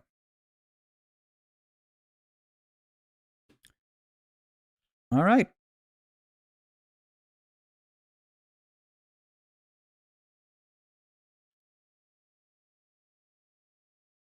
That's it with me today.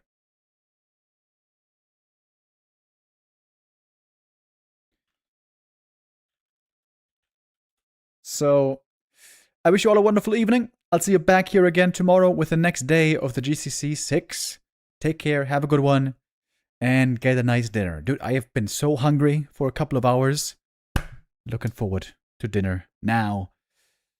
Yeah, take care. Bye-bye.